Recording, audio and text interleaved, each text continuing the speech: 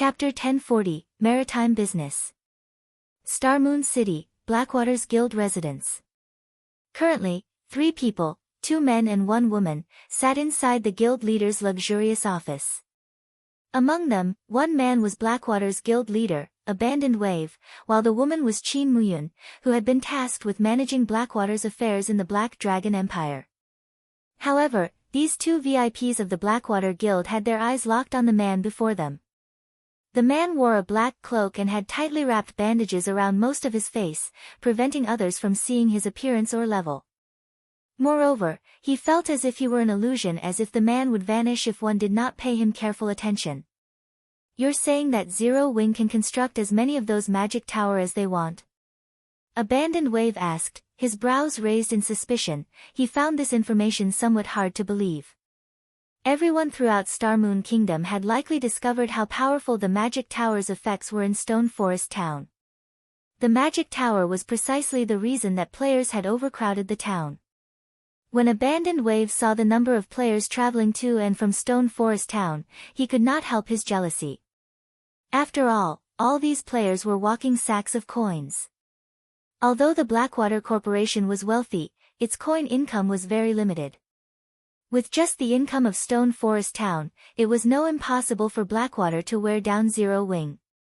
If what the bandaged man had said was indeed true, once Zero Wing captured another 1 or 2 towns, Blackwater would not be able to compete with the guild's financial strength. I can assure you that this news is true.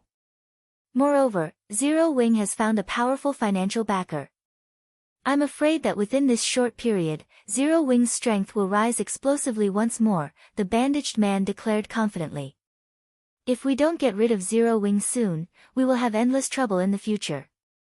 I understand. I'll send some men to help Heaven's Burial with the sealing magic array's construction immediately. But how are preparations coming along? Abandoned Wave understood that this matter could no longer be delayed. If they did not remove Zero Wing soon, it would become increasingly harder to defeat the guild in the future. Moreover, young Master Jing had grown somewhat impatient and instructed him to conclude the matter swiftly. Otherwise, Blackwater would soon have another guild leader. It won't take too long. A day at most. Even if the guild dispatches every player it has, nothing will save Zero Wing when the time comes, the bandaged man laughed coldly. However, once this matter has been resolved, don't forget about our agreement. You are aware of the consequences should you forget. Rest assured. I am always a man of my word. When it is time, I'll give you what we agreed upon, Abandoned Wave said. Hearing the bandaged man's tone, Abandoned Wave's confidence grew. The main force attacking Stone Forest Town this time would not be from Blackwater or Heaven's Burial at all. Rather, it would be this bandaged man before him. Guild leader, Big Sister Ling just sent a message stating that the situation with Pantheon is a done deal. Now, we only need to decide a date for the operation, Chin Muyun suddenly reported. Abandoned Wave grew ecstatic upon hearing this. Good. Muyun, lead a team to assist Heaven's Burial right away. Once the magic array is complete, we'll attack Stone Forest Town.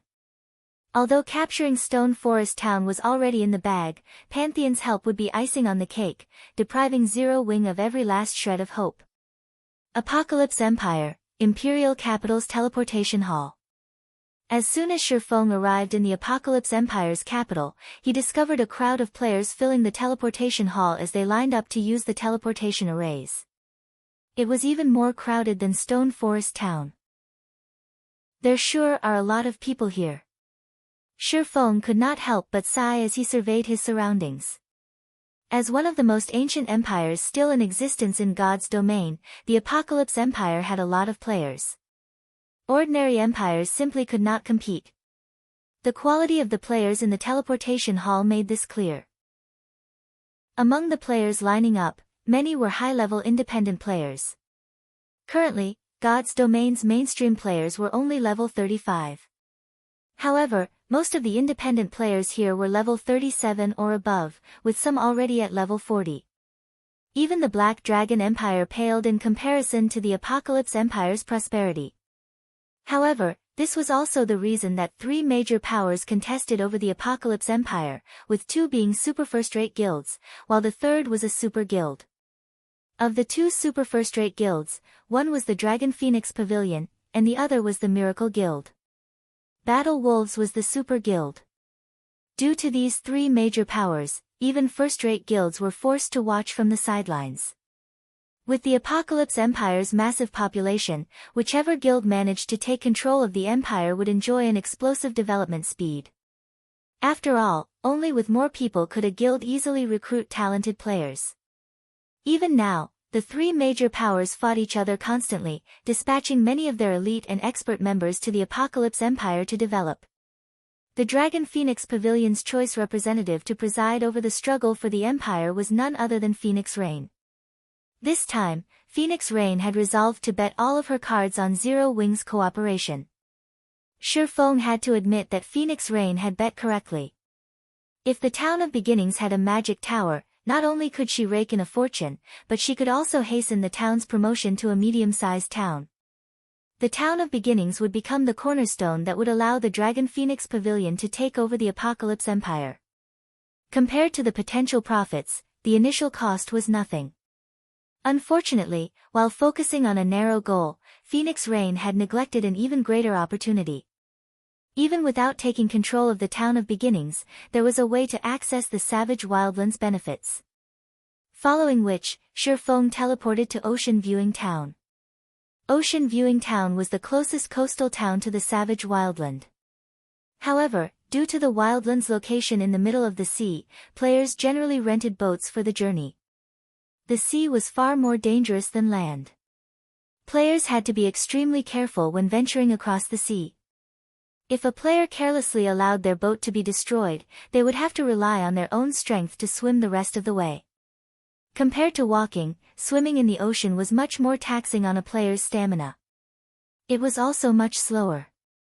After running out of stamina, players would ultimately drown. Due to this, despite Ocean Viewing Town's close proximity to the Savage Wildland, the trip generally took around 20 hours. When Shifeng reached Ocean Viewing Town, he did not immediately rent a boat. Instead, he visited the town hall. In the past, due to the many players rushing to the Savage Wildland, Ocean Viewing Town had also prospered. Eventually, it had even been promoted from a town to a city. The value of the town's lands had risen like crazy. However, trading these lands had not been the most profitable business. The true profits were from boat rentals. Boats were different from ordinary mounts. Although they were another mode of transportation and engineering players could construct them, their designs were exceedingly rare. Generally, players who wanted a boat of their own would use the designs that came with a shipyard. A shipyard also increased the speed of crafting boats. There were a total of 5 shipyards for sale in Ocean Viewing Town. In the past, those who had purchased these shipyards early had made a fortune when the Savage Wildland became popular. This was because the boats shipyards crafted were unlike the fishing boats that NPCs rented out. Fishing boats were slow and could only carry a few players at a time. The boats also had very low durability, and mishaps occurred easily. Hence, when traveling to the Savage Wildland, players generally rented boats that other players had crafted. With this, the normal 20-hour travel time could be cut in half. Not only could one save a lot of time, but it was also much safer to rent a player-made boat. However, it was not easy to purchase a shipyard in Ocean Viewing Town. The first requirement was a high enough reputation. Without that, the mayor would refuse to sell. The Dragon Phoenix Pavilion, which had only recently discovered the Savage Wildland, didn't have enough reputation to purchase one, even if it realized the value of shipyards. It was simply impossible for the pavilion to collect enough reputation points to become an Ocean Viewing Town baron within this short period. However, Shifeng was different. Upon entering the town hall, Shifeng switched to the City Protector title. The title allowed him to enjoy the benefits of a major noble, which was the equivalent of a viscount, in every human town and city. He now qualified to purchase a shipyard in Ocean Viewing Town. Chapter 1041, Medium Shipyard. When Shifeng entered the town hall, there were only a few other players in the building. They were all independent players, not guild players. The lands in God's Domain's NPC cities were very expensive. Generally, only guilds could afford them.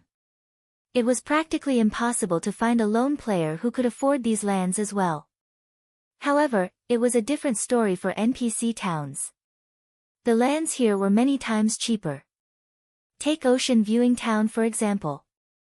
Its normal lands only cost 200 to 300 gold, while the lands around the town center cost 500 to 600 gold. Even the most expensive land, which had an excellent view of the ocean, cost around 900 gold. Generally, expert players of considerable skill could afford these lands after their Tier 2 promotion. In the past, many players who could not afford houses in NPC cities would build their houses on lands in towns with a good view or in prosperous towns. As a port town, even without access to the savage wildland, Ocean Viewing Town's lands were a valuable investment.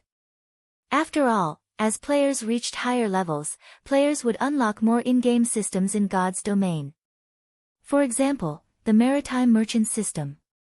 In God's Domain, one could earn money from other players as well as NPCs. Helping NPC merchants transport their goods was one way to do so, earning a sizable income. If one managed themselves properly, obtaining their own fleet of ships and gaining popularity among NPCs, they could make far more than expert players. This was precisely the reason that port towns had become so popular among independent players, particularly merchant players, in the past. Due to such systems, even players who were weak in battle could make a living in God's Domain. Sometimes, if one were lucky and encountered some miracle, one could obtain weapons and equipment that even expert players would envy. Currently, independent players capable of purchasing Ocean Viewing Town's lands were either merchants with some achievement or representatives from small-scale workshops that planned to invest. When the several cloaked players, who were choosing lands, noticed Shifeng enter the building, they all turned with cautious expressions. They looked at Shifeng as if he had come to steal their prey. Suddenly, an NPC administrator in a suit and tie approached Shifeng. The NPC administrator then asked respectfully, "Lord Protector, how may I serve you today?" "I want to purchase a shipyard," Shifeng said. "All right. Please follow me to the second floor. The information regarding the available shipyards will be brought to you right away."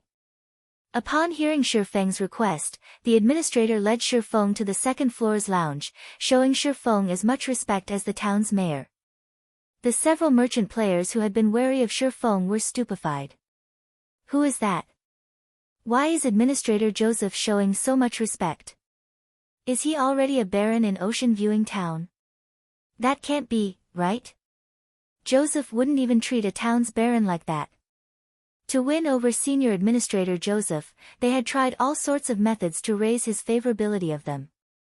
They had done so to persuade the Senior Administrator to show them more lands. Yet, Senior Administrator Joseph immediately led Shifeng to the second floor when he arrived. The second floor. Despite their struggles to become nobles of Ocean Viewing Town, they still didn't qualify to explore the second floor. These several merchant players could not help but envy Shifeng. Like anywhere else, one needed sufficient reputation to purchase Ocean Viewing Town's lands. Ordinary nobles had to remain on the first floor and choose from the town's most basic lands. Even then, not all ordinary lands would be available. Only by raising one's favorability with the senior administrator would the latter present more strategically situated lands. Generally, only the town's barons qualified to climb the stairs to the second floor. On the second floor, most of the town's lands were available for purchase. As a baron, one would even receive discounts.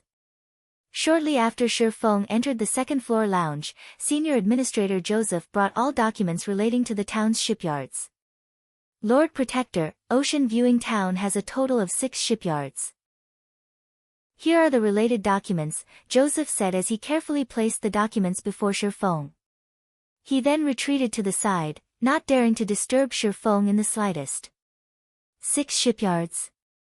Weren't there only supposed to be 5? Shifeng was somewhat surprised. He was relatively familiar with Ocean Viewing Town. In the past, he had visited the savage wildland multiple times. He could clearly remember that there had only been 5 shipyards. Lord Protector, there were only 5 shipyards before. However, due to the Far Ocean trading firm's bad luck and recent shipwreck, the firm had been forced to sell its shipyard to recuperate financially. The firm has asked us to help sell its shipyard. The mayor has stated that if this shipyard has not sold after a month, he will take the shipyard as collateral and issue the Far Ocean trading firm a loan. I have heard that the trading firm recently built this shipyard to produce its new cargo ship, Joseph explained in detail. New cargo ship. Shi Feng's interest was immediately piqued. Ship designs were almost as rare as fragmented legendary items. Moreover, owning a design was one thing, but producing the ship was another. Constructing a common ship wasn't a big deal. However, for high-quality ships, construction was extremely troublesome. Finding the raw materials alone was costly in both time and money. Most importantly, ship designs were similar to the Magic Tower design, in which both were limited-use items. Usually, one could construct 10 ships from one design. Even after 10 years, high-quality ships had still been considerably rare. God's domain's ocean was expansive. Moreover, many miraculous encounters and treasures were available on the ocean's islands and secret areas. Without a ship of considerable quality, death was likely when exploring the sea. Due to these 2 reasons, players in the past had been very willing to rent, even purchase, high-quality ships, even for an absurd cost.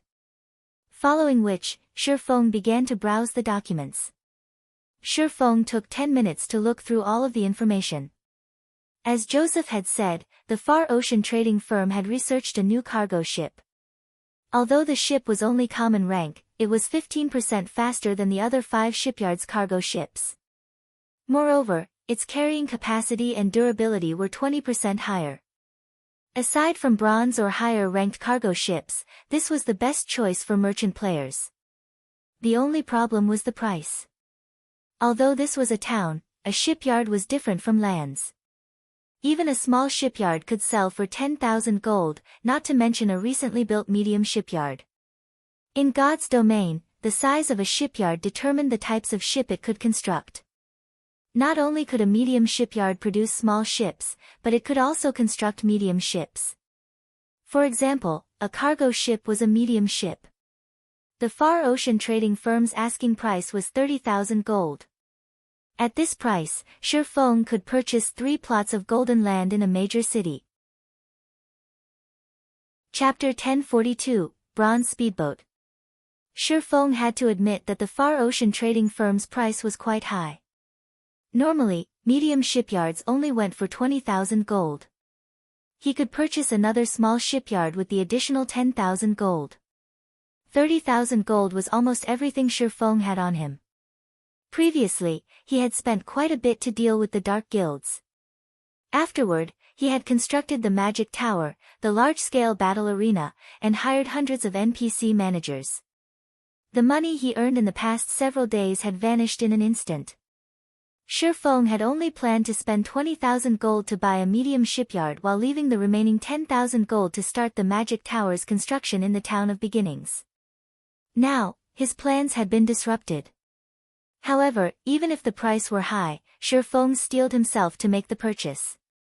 He had encountered a golden opportunity this time.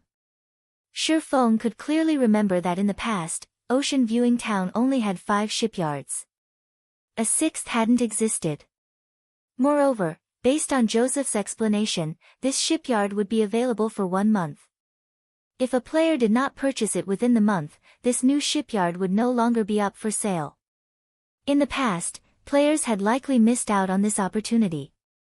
As for the Far Ocean trading firm's recent shipwreck, in Shi Feng's opinion, it was very likely due to the activation of the Savage Wildland. After the Savage Wildland activated, the nearby water became far more dangerous. If Shi Feng missed this opportunity, he would not have the chance to buy it again. In the past, among the 5 shipyards available, 1 had been a medium shipyard, while the other 4 had been small shipyards. A smart guild would purchase the medium shipyard as soon as possible. This way, Not only could it be used to craft small boats, which were a general means of transportation for players, but it could also craft cargo ships to do merchant work. Medium shipyards had far better facilities than their smaller brethren. The production speed medium shipyards was also 30% faster than small shipyards. Moreover, medium shipyards had a higher success rate when manufacturing small ships. With control of Ocean Viewing Town's medium shipyard, one would have control of nearly half of the town's maritime income, much less the Far Ocean trading firm's shipyard, which could produce a new kind of cargo ship. With that shipyard, Shifeng might be able to snag a share of the nearby town's market in addition to Ocean Viewing Towns. "I'll buy the new shipyard, then," Shifeng said softly after suppressing the excitement in his heart. Hearing this, Joseph quickly and carefully responded, "Lord Protector, as we do not own this shipyard and it has only been consigned to us, the most we can offer is a 5% discount. You will have to pay a total of 28,500 gold. A city protector's status was the equivalent of a major noble's. Even Ocean Viewing Town's mayor had to address Shifeng carefully. Shifeng was not someone a town administrator could afford to provoke. "All right, here's the money." Shifeng was not particularly surprised as he handed over the stated amount. A shipyard was not a land. Normally, a major noble would only receive a 10% discount when purchasing one. He was lucky to receive a 5% discount for a time-sensitive event like this. At the very least, he saved 1,500 gold. That was the equivalent of a poorly attributed epic item. However, he was now broke. He had less than 3,000 gold on his person. Shifeng suddenly felt as if he were drifting further and further away from his 150,000 gold target. A moment later, Senior Administrator Joseph brought Shifeng the deed to the Far Ocean shipyard. After Shifeng verified the information, he rushed to the town's port. He decided to set aside the Far Ocean shipyard's operations until Melancholic Smiles Group returned. Unlike producing weapons and equipment, which only required one player, the construction of even a small speedboat required 10 engineers. Medium ships required 30 to 40 engineers. Moreover, the engineers could be no lower than intermediate rank. Otherwise, the success rate would be too low and would result in losses. It was not easy to operate a shipyard. It was not a problem that could be solved with enough money. One needed a small army of engineers. Moreover, apprentice engineers were utterly useless for this task. To run a medium shipyard smoothly, one needed at least 100 intermediate engineers. If one wanted higher production success rates, it would be best to have at least 10 advanced engineers producing the ship's core components. As for the new cargo ship the Far Ocean shipyard had researched, it required even more than usual. The one ship required 50 intermediate engineers. In addition, the ship's core required 5 advanced engineers. Intermediate engineers did not qualify to touch the core component. Only after fulfilling these requirements could they manufacture this new cargo ship at the standard speed. Hence, Shifeng planned to wait until Melancholic Smiles Group returned. He needed 5 advanced engineers at the very least to begin the ship's construction. Otherwise, he would have to rely on small speedboats to earn money, wasting away the advantage of the new cargo ship. When he reached Ocean Viewing Town's port, Shifeng discovered many small fishing boats tied to the docks. Players could rent or purchase these boats. Only, they were somewhat expensive to purchase outright. Ordinary players couldn't afford them. Even the crappiest fishing boat, which could only accommodate a maximum of 4 people at a time, sold for 3 gold. A fishing boat that could hold up to 6 players cost 5 gold. As for fishing boats with a small sail, their prices were even more absurd, with the most common selling for 10 gold. However, one had to admit that it was worth every coin. Fishing boats with sails were 10% faster than those without. Moreover, they possessed the passive skill, sail along the wind. Players could increase their speed by another 20% with the wind in their sails. This way, players could escape sea monsters easily, avoiding the risk of losing both their lives and their ship. Renting a boat was far cheaper than purchasing one. One was only required to pay a deposit of half the value of the boat's selling price and a 5% rental fee of once every 3 days. If the boat were damaged, players were only required to cover the repair fees. In the event that the boat was destroyed completely, however, one was required to compensate the owner in full within a fixed time. If one failed to do so, the owner would place a bounty on their head. Moreover, the bounty contract would not expire, only letting the player rest once it was fulfilled. Hence, players were extremely careful with their rentals. At the same time, if they had the money, they would just buy one. Shipyard could already see quite a few small fishing boats sailing across the ocean. These boats all carried a party of players. With a full party, players had a higher chance of surviving while they explored the islands. Players rarely explored the islands by themselves. In God's domain, small islands were like party dungeons. However, there were both good and bad small islands. If players encountered a good island, they might find a treasure chest, instantly making a fortune. If players encountered a bad island, however, they might leave with nothing. Generally, the treasure chests on a small island could range from common to dark gold rank.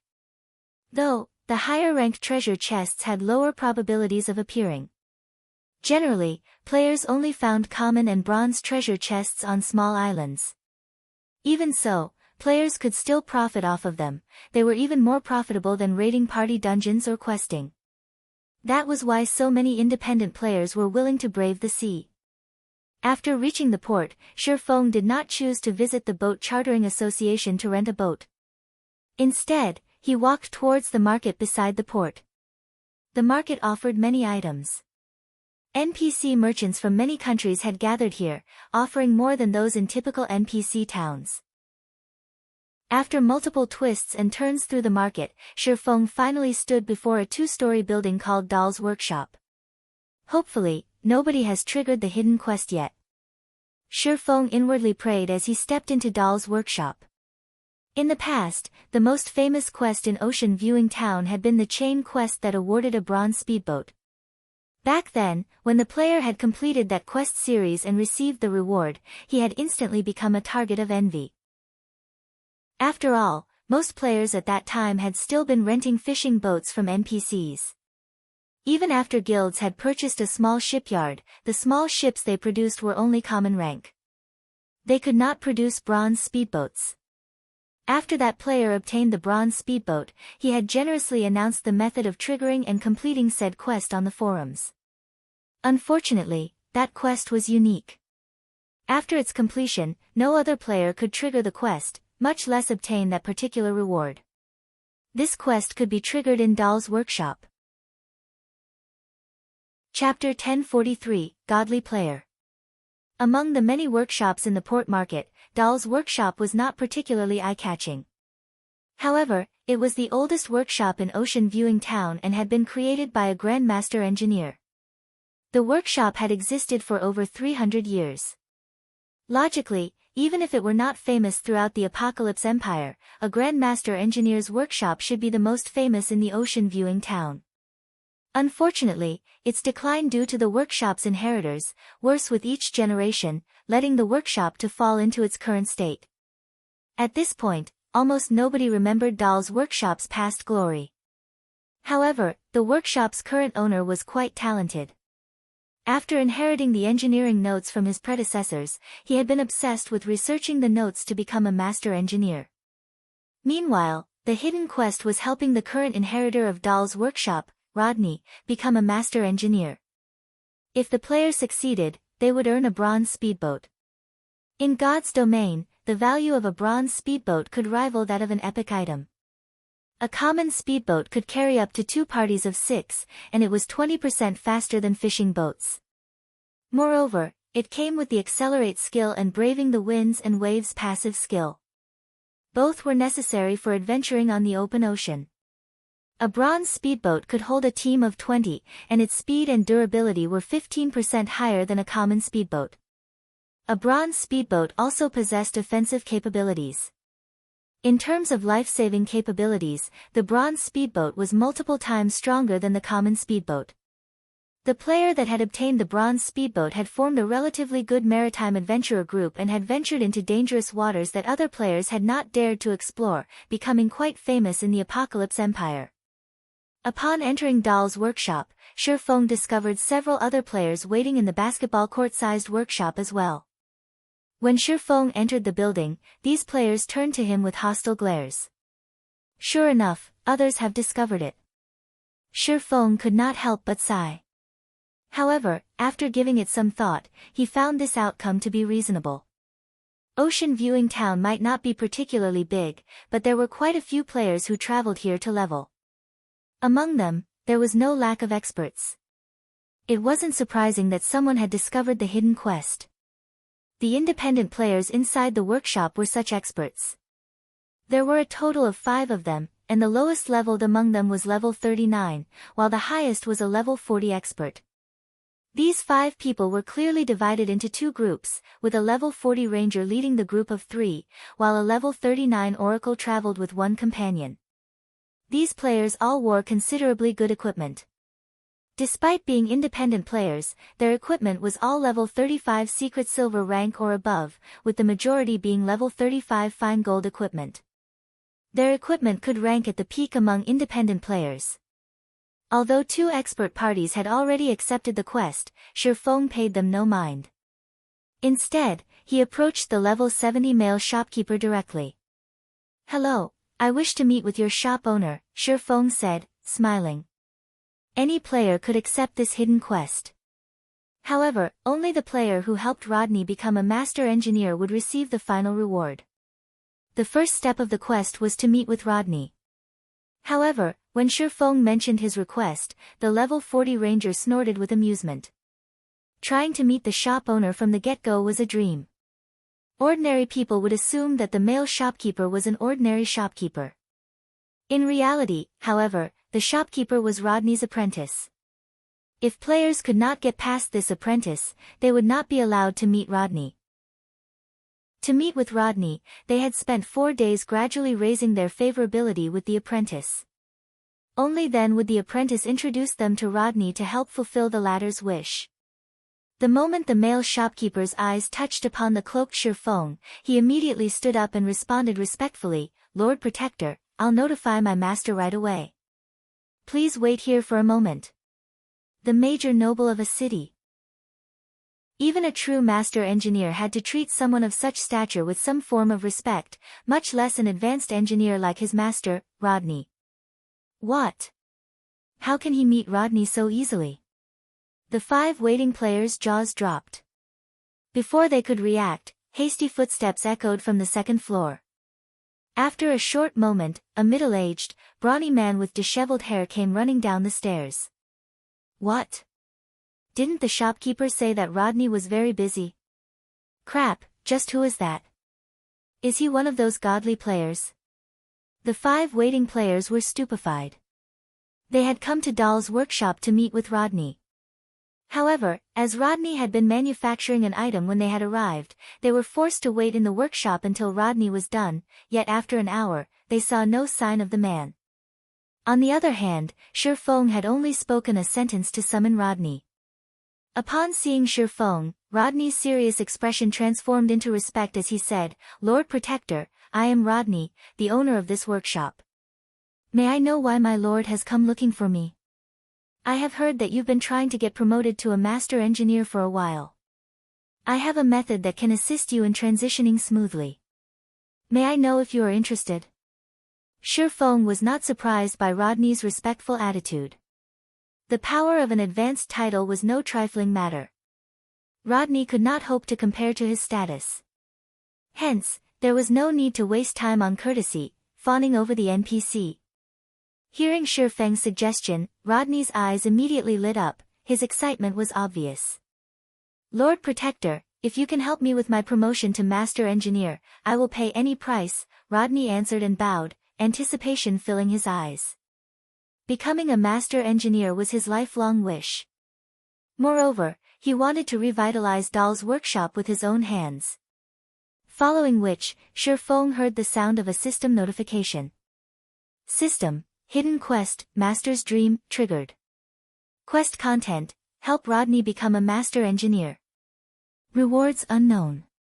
Let's continue our conversation upstairs, Shifeng laughed. Although his quest had a different name than the one in the past, the task was the same. My lord, this way, please. As soon as Rodney heard this, he led the way. That. Lord Rodney. What about us? The 5 independent players could no longer sit by. Wait there for a while. I have matters to discuss with my lord. Rodney dismissed them, annoyed. The 5 immediately fell silent, afraid that their quest would be revoked should they anger Rodney. Just who was that? He's impressive, even when accepting a quest. It would be great if I could make his acquaintance. I wonder if this god is accepting apprentices. Although they had accepted plenty of high-ranking quests, this was the first time they saw an NPC beg a player to accept one. After reaching the 2nd floor, Shifeng noticed all sorts of precious materials scattered around the hall. There were also plenty of engineering tools about. After taking a seat, Rodney asked anxiously, Lord Protector, may I know what I should do to become a master engineer? Chapter 1044, Promotion Condition. Despite Rodney's excitement, Shifeng did not hurry to answer the brawny man's question. Rather, he observed the 2nd floor quietly. While there were various precious materials present, the place was considerably shabby. The room's mana density was too low. The environment was nothing like that of a proper workshop. Take Ciliora's smithy for example. Although the woman's smithy looked shabby on the outside, numerous magic arrays coated the building's interior, constantly gathering large amounts of mana and keeping the workplace's mana density high. Yet, the 2nd floor Hall of Doll's workshop did not have any magic arrays. The density of the ambient mana in here was the same as the building's exterior. Even a player would have a difficult time gaining the promotion to Master Engineer, not to mention an NPC. Yet, despite working in such an environment, Rodney had eventually become a Master Engineer in the past. Rodney's talent was obvious. Back then, aside from relying on the super-rare materials players had collected, Rodney had become a master engineer because of his excellent engineering tools. These were similar to the hammer and flames forgers used. Despite Rodney's inheritance of Doll's workshop, his current tools were only bronze rank. Hence, the hidden quest's final phase was to collect a set of mysterious iron engineering tools for him. To put it bluntly, Rodney's promotion to Master Engineer had taken so long despite his great talent because he was too poor. What would the deceased Grandmaster Doll think if he learned about this? After catching a glimpse of Rodney's financial situation, Shifeng shifted his gaze back to Rodney and asked seriously, Your promotion is simple, but before that, may I know if you are interested in consulting for my trading firm? In God's domain, players were allowed to hire lifestyle NPCs in the same way that they were allowed to hire NPC managers to manage their shops. Only, hiring ordinary lifestyle NPCs was not particularly worthwhile. Lifestyle NPCs' production was slower than players. Although they had slightly higher success rates, when producing ordinary items, which already had considerably high success rates, speed was the focus. With the few items an ordinary lifestyle NPC could produce in a day, the profits wouldn't even come close to covering the employment costs. Hence, when players hired lifestyle NPCs, they usually only hired NPC masters as they could craft rare and valuable products. The income from these products was enough to make up for the NPC's slow production speed. Unfortunately, it was extremely difficult to employ an NPC master. Every NPC master possessed status roughly on par with city's major nobles. For example, when Ciliora was a master, even Weissman, White River City's Tier 4 magistrate, had to take her seriously. However, after Ciliora became a Grandmaster, her status surpassed Weissman's. Even Starmoon Kingdom's king had to treat Ciliora with respect. Because of this, it was extremely difficult to hire an NPC master. Generally, there were only 2 methods to employ such an NPC. The first method was very direct. Players simply needed to offer conditions that could even tempt NPC masters. However, very few individuals or guilds were capable of this method. The second method was to recruit and invest in a lifestyle NPC who was still at the advanced rank but had the potential to become a master. While this method was much cheaper than the first, luck would determine whether or not the NPC reached the master rank. Since Shifeng already knew Rodney's potential, he could not let this chance slip away. Whether it was manufacturing boats or the bronze engineering locomotive, a master engineer could achieve them with ease. If he had the help of an NPC like this, he could earn all the money he needed whenever he needed. Hearing Shifeng's proposal, Rodney's passionate gaze immediately cooled. Determinedly, he said, "Lord Protector, as the inheritor to Dahl's workshop, my only wish is to revitalize this workshop. Please allow me to refuse your offer." "Don't be in such a hurry to refuse. I'm not asking you to join my trading firm. I just want you to help me with producing some items." Shifeng had not expected it to be that easy. Hence, he took a step back and loosened his condition. "No matter how I look at it, Dahl's workshop will need a lot of money to grow strong again. I'll pay the normal employment rates even after I help with your promotion." Rodney hesitated. After pondering for some time, he said, "If my lord helps me become a master, I will promise to work for my lord for 3 months. How about it?" "All right, then. 3 months it is." Shifeng sighed helplessly. He had to admit that Rodney was a tough nut. If he hadn't had the city protector title, Rodney probably wouldn't have even offered 3 months. However, during these 3 months, on the holy city of Titan, the candlelight trading firm should be able to give birth to a master engineer. With Rodney's help, they could make it through the next few months. Following which, Shifeng took out a set of mysterious iron engineering tools and an old design that was as large as a table. He gave Rodney the tools to ensure a high success rate with the new item's production. As for the design, it was the basic mana-gathering magic array. This was something he obtained when he had killed Stone Forest Town's ruler, Saria. When activated, this item would increase the mana density within an area of 30 by 30 yards. However, it had an operating cost of 50 magic crystals per hour, and barely 2 players had enough room to spar within its coverage. Using it to train one's combat techniques regularly was too much of a luxury. Hence, Shifeng had never bothered with it. Now, however, the magic array was the perfect item to make up for Rodney's poor work environment. Following which, Shifeng spent 50 magic crystals to set up a basic mana-gathering magic array in the second floor hall before using the design to activate the magic array. Immediately, the floor's mana density began to rise. In a short moment, the mana density surpassed that of the Divine Colosseum's Trial Tower. What a high mana density! Rodney could not help his surprise. This was the first time in his life that he had experienced such dense mana. Even a casual breath cleared his mind. He could maintain his calm and focus like never before. "Try creating something now," Shifeng said as he pointed towards the workstation a short distance away. Before this, Rodney lacked both good tools and a good environment.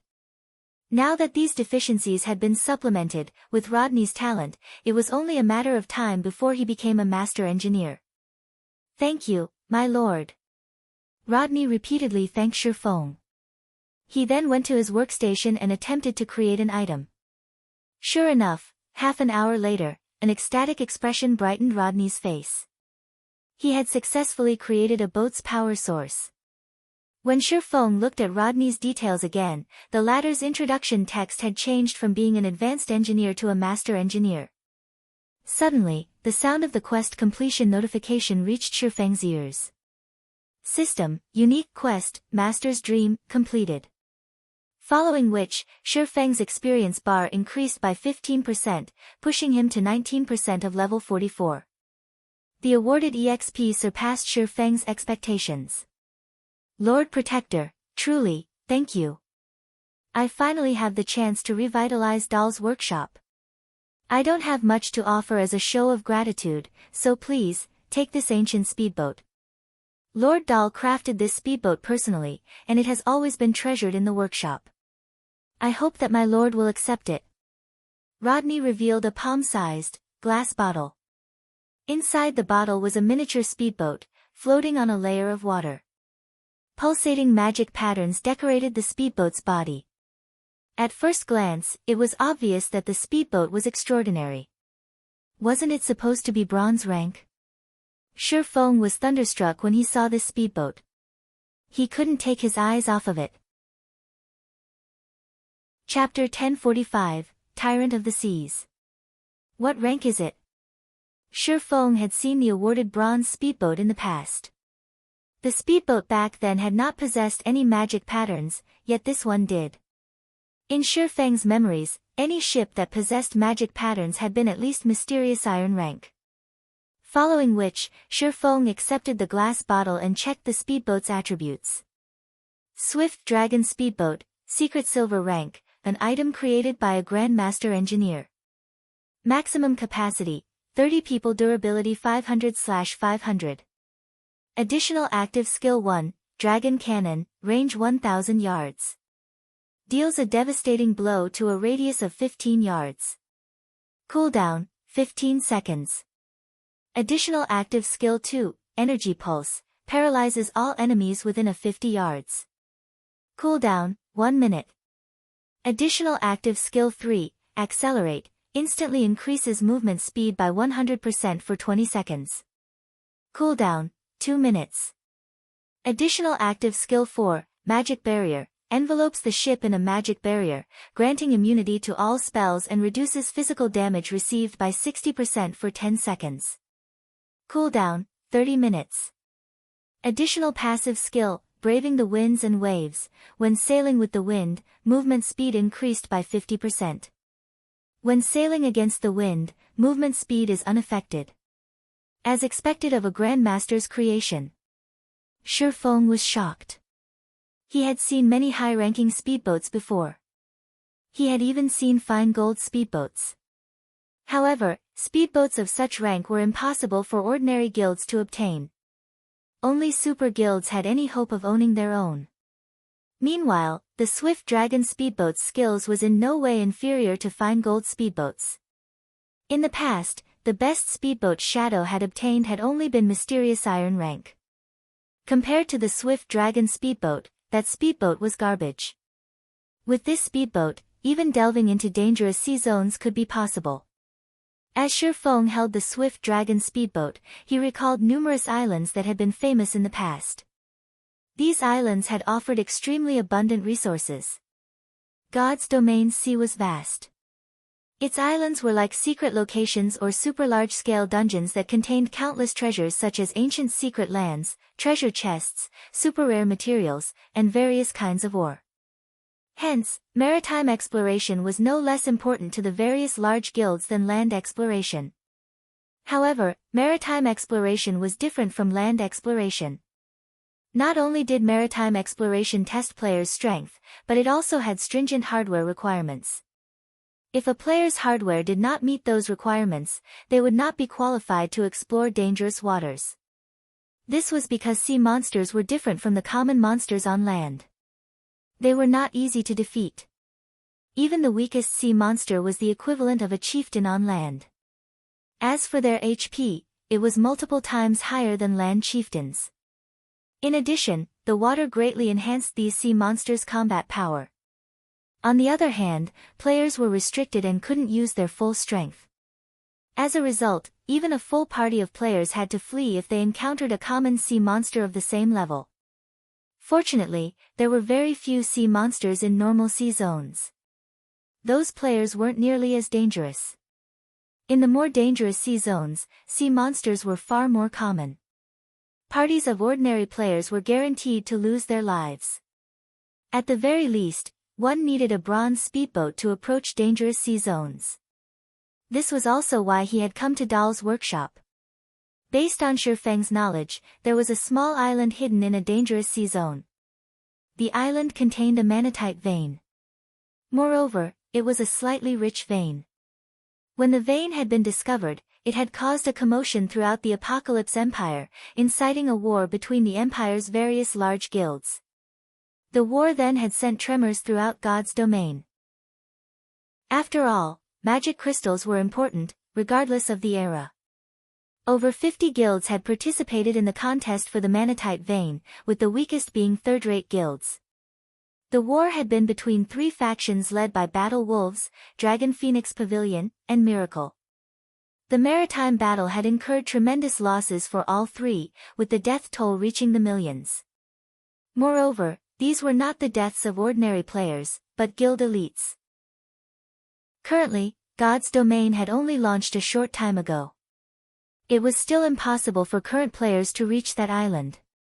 Hence, before completing the hidden quest, Shifeng had planned to try traveling there. If he succeeded and claimed the Manatite vein, the development issues that would plague his future city would vanish. One could not complete a city by simply constructing an empty shell. The money and resources involved in a city's operation were astronomical. Even super guilds could barely afford to run a city, much less the current Zero Wing. The most important resource, of course, was the mana crystal. Unlike the magic tower, whose daily operation only cost 500 magic crystals, the mana tower cost 4,000 magic crystals each day. There were also many other establishments that required magic crystals as a power source. Now that the town's safety had been dealt with, he had to deal with the city's construction and developmental problems. He needed to claim a Manatite vein. Originally, Shifeng had not been particularly confident of reaching the island. Now that he had the swift dragon speedboat, however, his confidence grew. Following which, Shifeng signed a contract with Rodney, stipulating that Rodney would work for Shifeng for 3 months. The first task he assigned the master engineer was to construct the power source of his shipyard's new cargo ship. After settling his affairs with Rodney, Shifeng left Dahl's workshop and prepared to make a trip to the savage wildland. As soon as Shifeng reached the docks, he discovered many players shouting to form parties.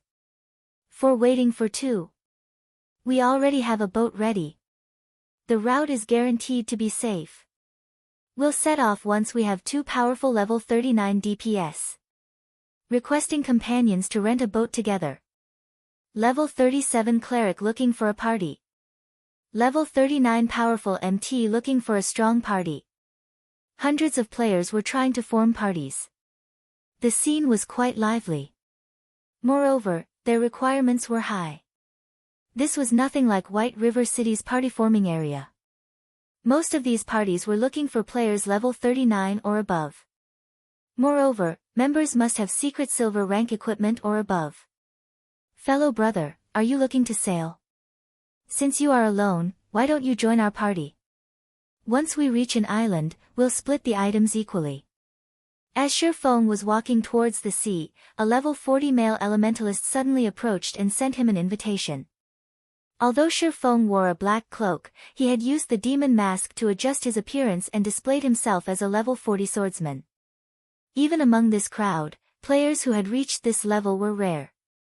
Originally, Shifeng had thought of rejecting the invitation.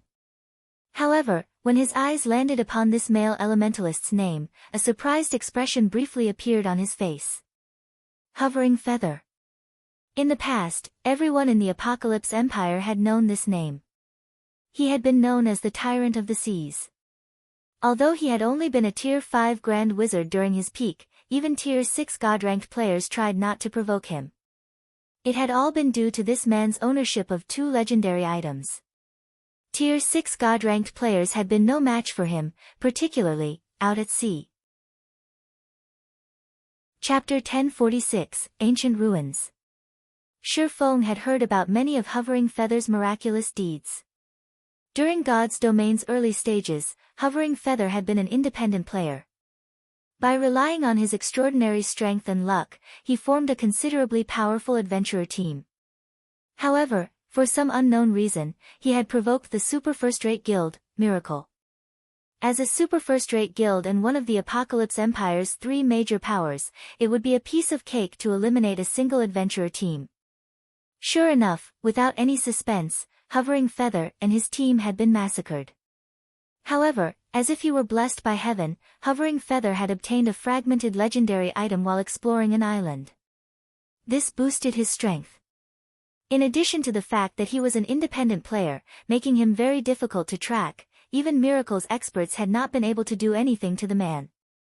Despite the guild having dispatched its apex experts numerous times, not only had they allowed Hovering Feather to escape every time, but the latter had also caused some damage. As Hovering Feather had risen to prominence in the Apocalypse Empire, one of his fellow brothers had sold him out and given his coordinates to Miracle. In the end, he had been surrounded, and the guild's experts had killed him. Not only had he lost his fragmented legendary item, but he had also lost nearly half of his equipment, decreasing his strength sharply. He lost the strength to contend with Miracle. As for the brother that had betrayed him, he had joined Miracle officially and became one of its core members. On the other hand, Hovering Feather's life in God's domain had hit rock bottom. Everyone had assumed that Hovering Feather had been finished. However, sometime later, the Elementalist had appeared in the public eye once again. Moreover, his strength had undergone an earth-shattering transformation as he managed to defeat over a dozen apex experts from Miracle in a row, instantly becoming famous throughout God's domain. This incident had enraged Miracle. In response, the guild had dispatched a party led personally by an old monster to annihilate Hovering Feather. Yet, no one had expected Hovering Feather to survive and escape from the old monster's pursuit. However, this incident was precisely the reason that everyone had learned about Hovering Feather's secret. It turned out that, while the Elementalist had hidden from the public eye, he had come across a legendary item. It was this legendary item that had allowed Hovering Feather to escape the old monster. Afterward, Hovering Feather had learned how to play wisely. He would not ashore unless absolutely necessary, practically living out his time in God's domain out at sea. The sea was both vast and extremely dangerous. Even Miracle could not reach the Elementalist. Sometime later, the Battle Wolves took a fancy on Hovering Feather's potential and extended an olive branch. To exact his revenge on Miracle, Hovering Feather agreed to join Battle Wolves and became one of the Super Guild's mainstays. In the end, he had harassed and caused Miracle plenty of trouble during the guild's maritime exploration. Many independent players had lauded Hovering Feather's exploits as classics in God's domain. Shifeng then glanced at the 4 players watching Hovering Feather from a distance. Among these 4 players, the lowest leveled was a level 38 Oracle, while the other 3 were all level 39 players. Including a level 40 Elementalist like Hovering Feather, the party was quite strong. "Which island are you guys heading to?" Shifeng asked. Based on the previous timeline, Hovering Feather should only be starting to form his adventurer team right about now. Although it was somewhat difficult to rope him into Zero Wing, there was no harm in getting acquainted. If his route happened to pass by Hovering Feather's destination, he could let the Elementalist's party tag along. "Our destination is the distant Golden Sands Archipelago. Although the way there is somewhat dangerous, very few players have headed that way. The resources are still abundant. Even if we don't find treasure chests or special party dungeons, we can harvest quite a lot of materials for money. As for the route to the archipelago, our party already has a safe route from the secret pavilion.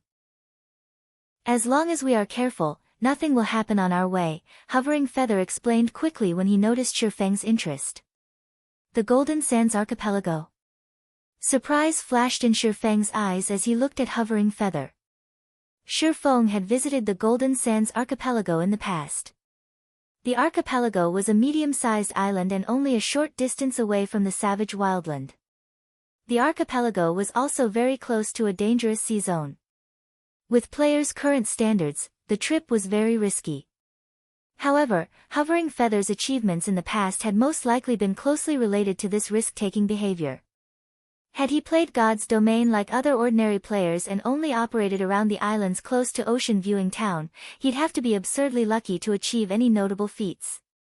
Risk and opportunity came hand in hand when exploring the sea. Meanwhile, the Golden Sands Archipelago included considerably resource-rich islands. The most famous were the ancient ruins in the archipelago's core. There was a mysterious merchant inside these ancient ruins. Every week, this merchant would sell rare items. If one were lucky, they might even find the merchant while he had epic items for sale. However, the only form of currency this merchant accepted was magic crystals. Moreover, the conversion rate was not even half of the market price, making the exchange not worthwhile. Although, the merchant sometimes sold items that were worth the harsh prices. Shifeng had planned to make a trip to the Golden Sands archipelago after he finished constructing the magic tower. However, making a trip to the archipelago before heading to the savage wildland wouldn't be a bad idea either. I can tag along with you. However, after we arrive at the location, I want to go off on my own. Will that be alright? Shifeng asked. After giving the matter some thought, Hovering Feather nodded and said, I have no issues with it. In reality, reaching the destination safely by working together was the purpose of forming parties before a voyage. As for whether the party disbanded or not afterward, that was not important.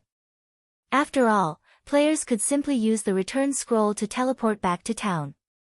Following which, Hovering Feather led Shifeng to convene with his other party members and introduced everyone.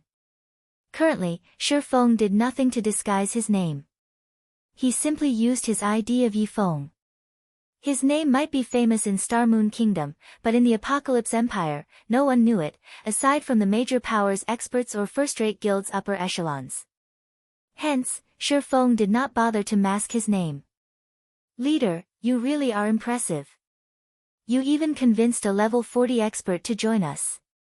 With this, we'll be much safer out at sea, a female oracle sporting a ponytail joyfully praised the man. The other three members also welcomed Shifeng's participation. Among the players forming parties on the docks, the majority consisted of level 39 players, while level 40 players were extremely rare. Once players reached level 40, they could equip level 40 equipment.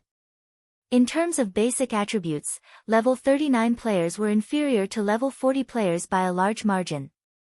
If a party had a level 40 player, it would increase the party's overall strength significantly. With two level 40 players, even if they encountered a common sea monster, they could buy enough time to escape. With this, their party would have a much higher chance the Golden Sands archipelago alive. Since everyone's here, let's rent a boat. I suggest we rent a fishing boat with sails. We encountered a sea monster the last time went out on a boat without a sail. If not for our scapegoat, we would have shipwrecked. If we choose a smaller boat this time, with my current reputation, we should be able to rent a boat for 4 gold. Since you're as willing to sail with us, Brother Yifeng, you don't need to pay for the deposit or rental fee, Hovering Feather said. Nobody in the party had any issues with Hovering Feather's proposal. In Ocean Viewing Town, those who reached level 40 were extremely powerful experts.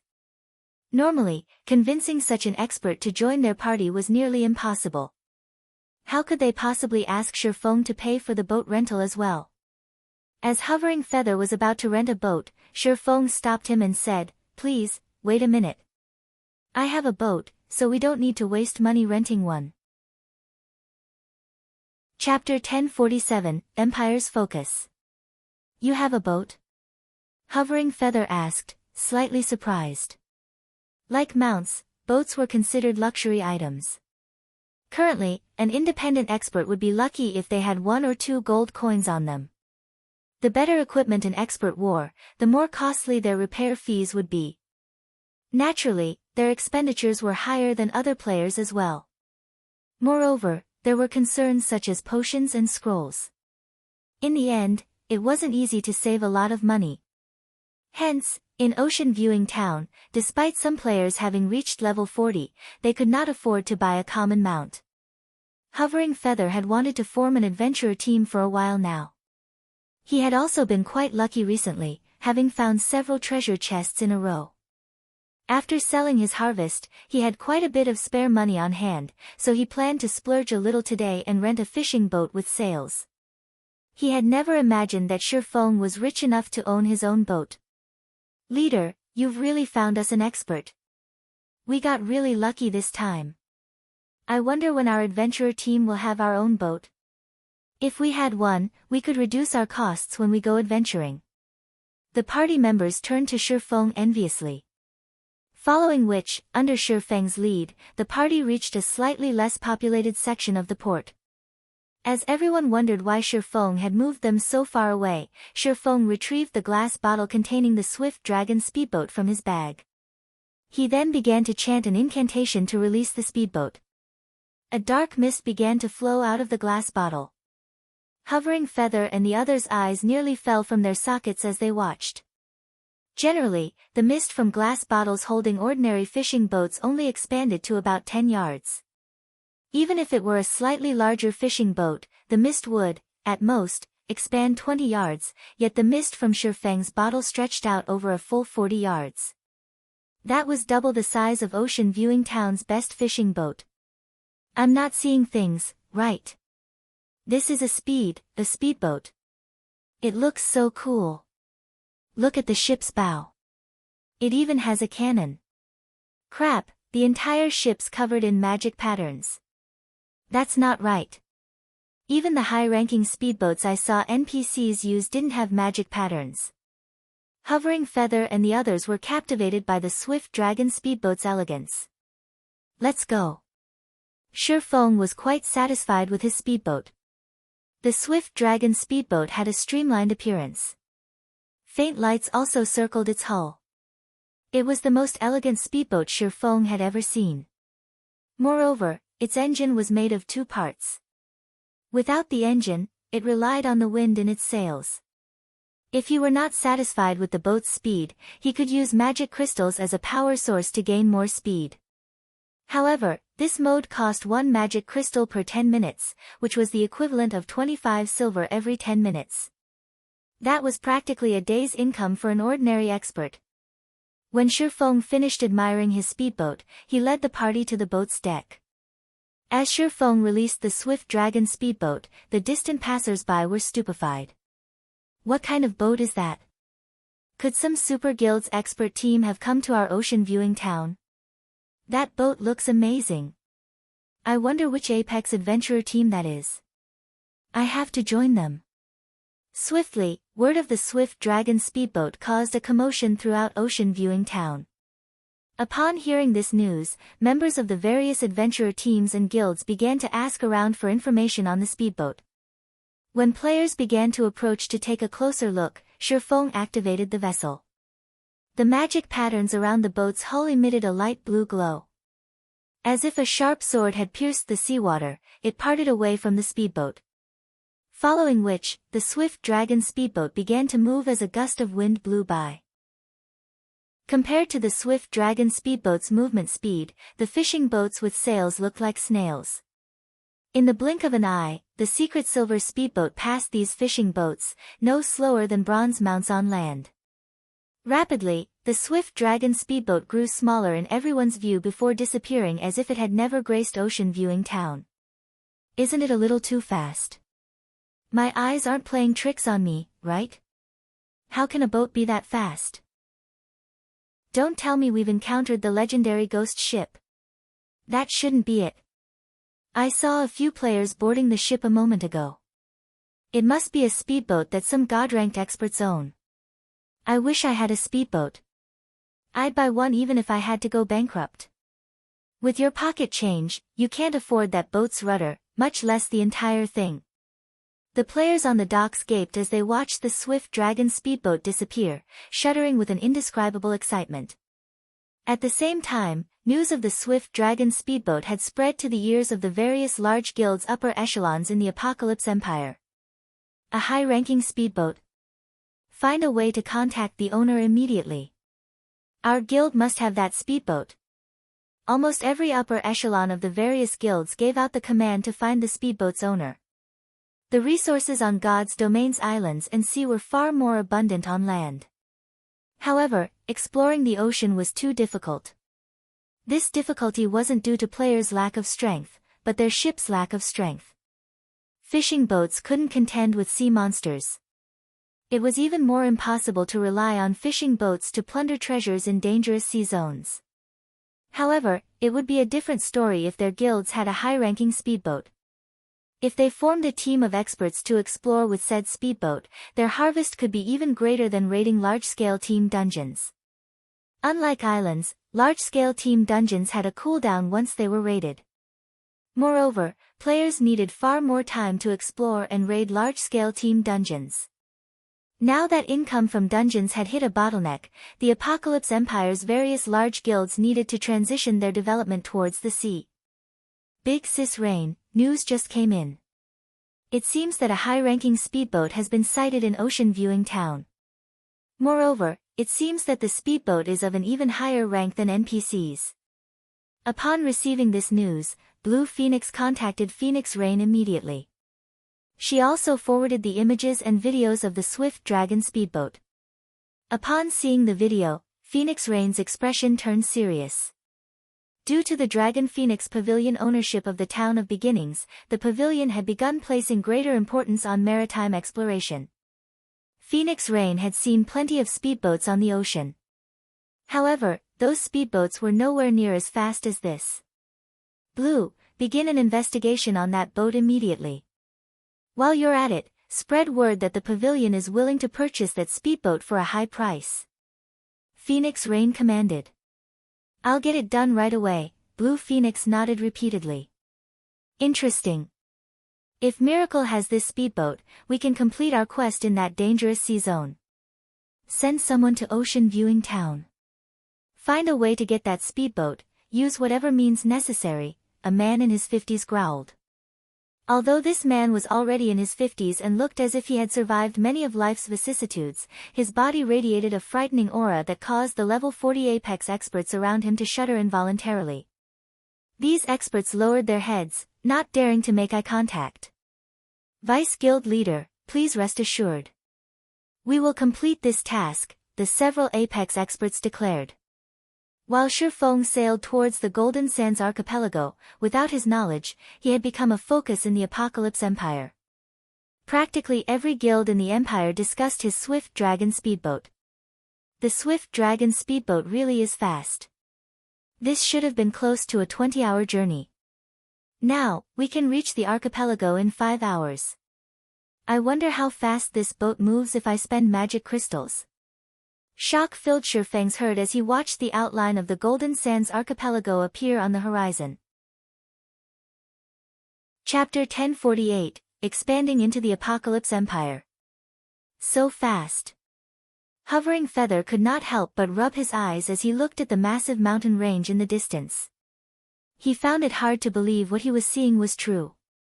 Although he could tell from the strong winds pushing against his face that the Swift Dragon speedboat was moving rapidly, he never imagined that the speedboat would actually be this fast. It was definitely much faster than the fishing boats they had used before. Time was money, this was a saying that the gnomes of God's domain loved saying the most. This saying was perfectly appropriate for adventurer teams like theirs, which made a living on the seas. Ordinary players might not understand this, but as a veteran player who frequently fought on the seas, Hovering Feather was quite aware of the terrifying consequences this sort of time savings could bring. Many islands possessed extremely abundant resources, even the high-resource maps on dry land could not compare. However, they had a very severe drawback: the journey to these islands was simply too time-consuming. Generally, players could remain in God's domain for only 30 hours or so and use the rest of the time for work, studies, and such activities in the real world. On land, guild players might need only 5 or 6 hours to travel to a high-resource map to level up. Afterwards, they would have over 20 hours to spend grinding at the map before having to return to a city to rest. On the other hand, maritime players usually spent around 20 hours just searching for a high-resource island, leaving only 10 hours to grind monsters. Yet, despite this gap in actual grinding time, maritime players still managed to keep up with guild players' levels.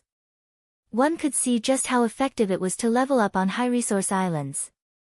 Meanwhile, players could also come across rare materials and good weapons and equipment more readily on high-resource islands. If one's travel time at sea got shortened to around 5 hours only, they could spend over 20 hours grinding on a high-resource island.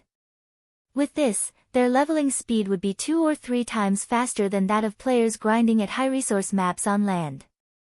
2 to 3 times the leveling speed of guild players. Just thinking about it excited Hovering Feather.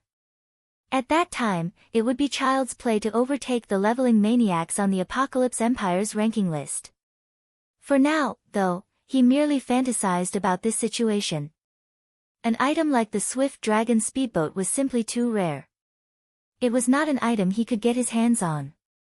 Just who is he?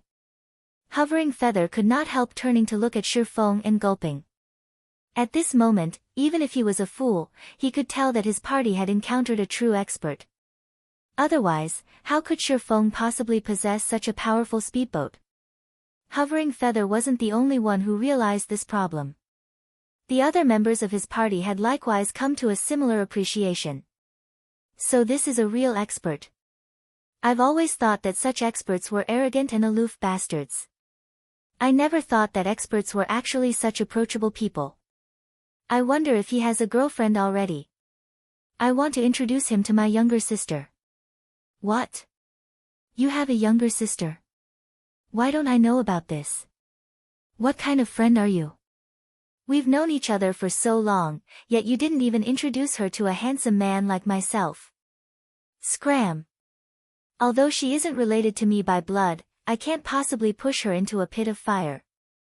Alright, enough. Be serious. The expert is walking over. Only after Hovering Feather interrupted their hushed discussion did everyone notice that Shifeng had already walked over to them. At this moment, when they looked at Shifeng again, they suddenly felt that Shifeng's figure seemed bigger than before. They also felt a heavy pressure bearing down on their bodies. We've arrived. I had a very good time chatting with you all during the journey. However, I still have some matters I need to attend to, so let's part ways here, Shifeng said. He could not help but smile as he looked at everyone suddenly taking a cautious attitude towards him. On their way here, they had not encountered any danger. Even when they met with sea monsters, it took very little effort to shake off the monsters with the swift dragon speedboat's speed. Hence, during their 5-hour journey, they had mainly been chatting and joking with each other.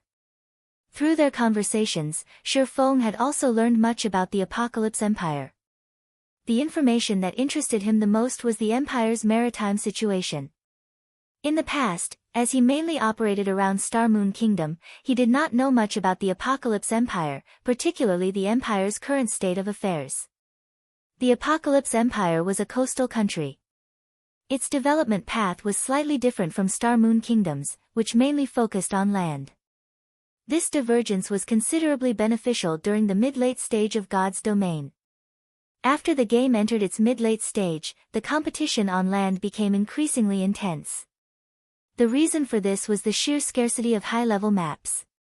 Moreover, high-level maps were usually located at the borders between countries, prompting the guilds of various countries to wage war for resources. With so many guilds fighting over a limited number of maps, one could just imagine how little resources each guild could obtain. However, it was a different story for the sea. There were far more islands than there were players and guilds to occupy and harvest them. For coastal countries that had long since developed their maritime power, gaining a large amount of resources and continuously improving their own guilds did not take much effort. As for guilds that realized this only then, how could they possibly contend against these coastal guilds? Hence, it was extremely important for Zero Wing to develop its strength at sea. However, developing a guild's maritime power was not an easy task. This endeavor required massive amounts of resources and manpower. At the same time, said guild also needed to have territory along the coast. The Apocalypse Empire had a total of 26 NPC coastal towns and cities. Of these, 3 were cities, while the remaining 23 were towns. Ocean Viewing Town was the most inconspicuous one. The 3 major powers of the Empire had already claimed the 3 coastal cities, leaving no room for other guilds to intervene. Fortunately, these 3 major powers did not pay much attention to the 23 coastal towns. Although other large guilds were contesting for control over these towns, it was not entirely impossible for Zero Wing to try and get a share of the pie. From Hovering Feather and his party members' conversations, Shifeng had found out that 6 of the 23 towns remained ownerless. Hence, he decided to have Immortal Light, Zero Wing's subordinate guild, come and develop at these towns. In any case, Sindhart, the guild leader of Immortal Light, had yet to decide where he would develop his guild next. Hence, he might as well serve as Zero Wing's spearhead. If Zero Wing abruptly expanded its influence into these towns, it would no doubt attract the attention of the 3 major powers. In that case, even before Zero Wing could start developing, it would have already been squeezed to death. However, Immortal Light was different. It was a small guild that was not even considered a third-rate guild. None of the local large guilds would pay attention to it if it expanded into these towns. As for the three major powers, Immortal Light's existence was no different from air to them. With Zero Wing's current foundations, it was definitely possible to let Immortal Light take advantage of the situation. If Immortal Light could establish its roots at these coastal towns, its presence would be of great help to Zero Wing's development in the future. Afterwards, Shifeng added Hovering Feather and the others as friends. He also mentioned to them that he was willing to purchase any rare materials the party found for a high price. He was even willing to exchange using high-quality weapons and equipment. This offer fanned Hovering Feather's gratitude towards him. To independent players like them, the most difficult things to obtain were high-quality weapons and equipment. If they had these things, their adventurer team would have a much easier time developing in the future. After parting ways with Hovering Feather's party, Shifeng found a deserted location and used the 7 Luminaries Ring's space movement. In the blink of an eye, he arrived before a small cabin beside a lake. This mundane cabin was none other than the most famous Golden Sands exchange shop, located in ancient ruins in the Golden Sands Archipelago's core area. In the past, this place had been crowded with players. Practically every large guild in the Apocalypse Empire would send people over daily to snatch up any rare items in the exchange shop as soon as they appeared. Now, however, there was nobody here to compete with Shifeng over these rare items. He could take his sweet time making his picks. Just as Shifeng's hand grasped the handlebar and was about to push the cabin's door open, the sound of a system notification entered his ears. System, congratulations. You are the first person to have discovered the Golden Sands exchange shop. Do you wish to pay 10,000 magic crystals to become a member of the exchange shop? Chapter 1049, Popular Battle Arena. Become a member. Shifeng's eyes immediately lit up with joy when he received this notification. The exchange shop operated by its mysterious merchant had 2 modes of exchange. One mode was available to all players. The other mode was limited to members of the exchange shop. In the past, Shifeng had yearned to become a member of the shop. Unfortunately, obtaining membership was not that easy. Based on his understanding, there were 2 ways to become a member of the exchange shop. The first one was very normal, and that was to achieve a certain number of transactions and trade volume with the exchange shop. One needed to make 30 consecutive transactions with the shop as well as attain a total trade volume of 5 million magic crystals. The number of transactions was not calculated based on the number of exchanges made but on the number of times the Golden Sands exchange shop refreshed its stock. The exchange shop would only refresh its stock of rare items once a week. In other words, one needed to visit the shop for 30 weeks in a row and make a huge purchase every week. If one were to stop even once midway, their count would have to start all over again. However, the number of transactions was only secondary. The key point was that the required trade volume was ridiculous. In reality, even if a player visited the exchange shop 30 times in a row and purchased plenty of items on every visit, they would still have great difficulty achieving the required trade volume. This was true even when they encountered valuable items up for exchange. There also weren't a lot of useful items up for exchange in the shop. Hence, unless one was willing to take a loss and purchase useless items at above market price, it was practically impossible to achieve the required trade volume. Moreover, magic crystals were a strategic resource to guilds. It would be foolish to spend them wastefully. Hence, Shifeng had never managed to become a shop member in the past. The other method to become a member was through killing the boss monsters inside the ancient ruins, which had a chance of dropping fragments of an ancient stone tablet. If one could complete a set of the fragments and hand it over to the mysterious merchant, one would likewise become a member of the exchange shop. Only, the drop rate for the tablet fragments was criminally low. In addition, there were very few bosses in the ancient ruins. The time they took to respawn was also very long. It was practically impossible for an ordinary large guild to gather enough fragments to complete a set. Shifeng could still clearly remember that in the past, a single tablet fragment had been worth at least 1,000 gold. Even so, the supply was far from enough to meet the demand. As long as a tablet fragment went up for sale, the various large guilds would buy it almost instantly. So there's also such a benefit for the first person to discover the exchange shop. Luckily, I came here before anyone else did. Shifeng inwardly celebrated. Players who became a member of the Golden Sands Exchange Shop would enjoy very excellent benefits. The first benefit was that members were allowed to enter the second floor of the exchange shop and exchange for the items there. For the second benefit, members would receive a 20% discount on all items on the first floor. For the third benefit, members would receive a teleportation crystal. In the future, they would no longer need to waste time traveling to the shop. Instead, they could teleport directly to it. Though the crystal had a cooldown of 12 hours, it would still provide great convenience. It could also help players travel quickly to the Golden Sands Archipelago, allowing much more time for players to spend on leveling up. Following which, Shifeng clicked Agree to become a member of the exchange shop. System: you do not have the required number of magic crystals. You have 48 hours to collect 10,000 magic crystals. If you are unable to collect them in time, it will be considered as you forfeiting this opportunity. What a short time limit. Shifeng smiled bitterly. Currently, Zero Wing's income for magic crystals was indeed considerable. However, its expenditure of the precious resource was also very high. He had prepared only 3,000 magic crystals for the trip this time. Having no other choice, Shifeng took out the Abyss Pendant and set a teleportation marker in front of the small cabin. He then took out a guild transfer scroll and activated it. Along with a white flash, Shifeng disappeared from the Golden Sands Archipelago. Star Moon Kingdom, Stone Forest Town, Zero Wing's residence. Why are there so many players here? Shifeng was surprised by the crowd of members in the main hall. Currently, Zero Wing's residence was extraordinarily lively. Normally, there would only be several hundred guild members lurking around the first floor hall.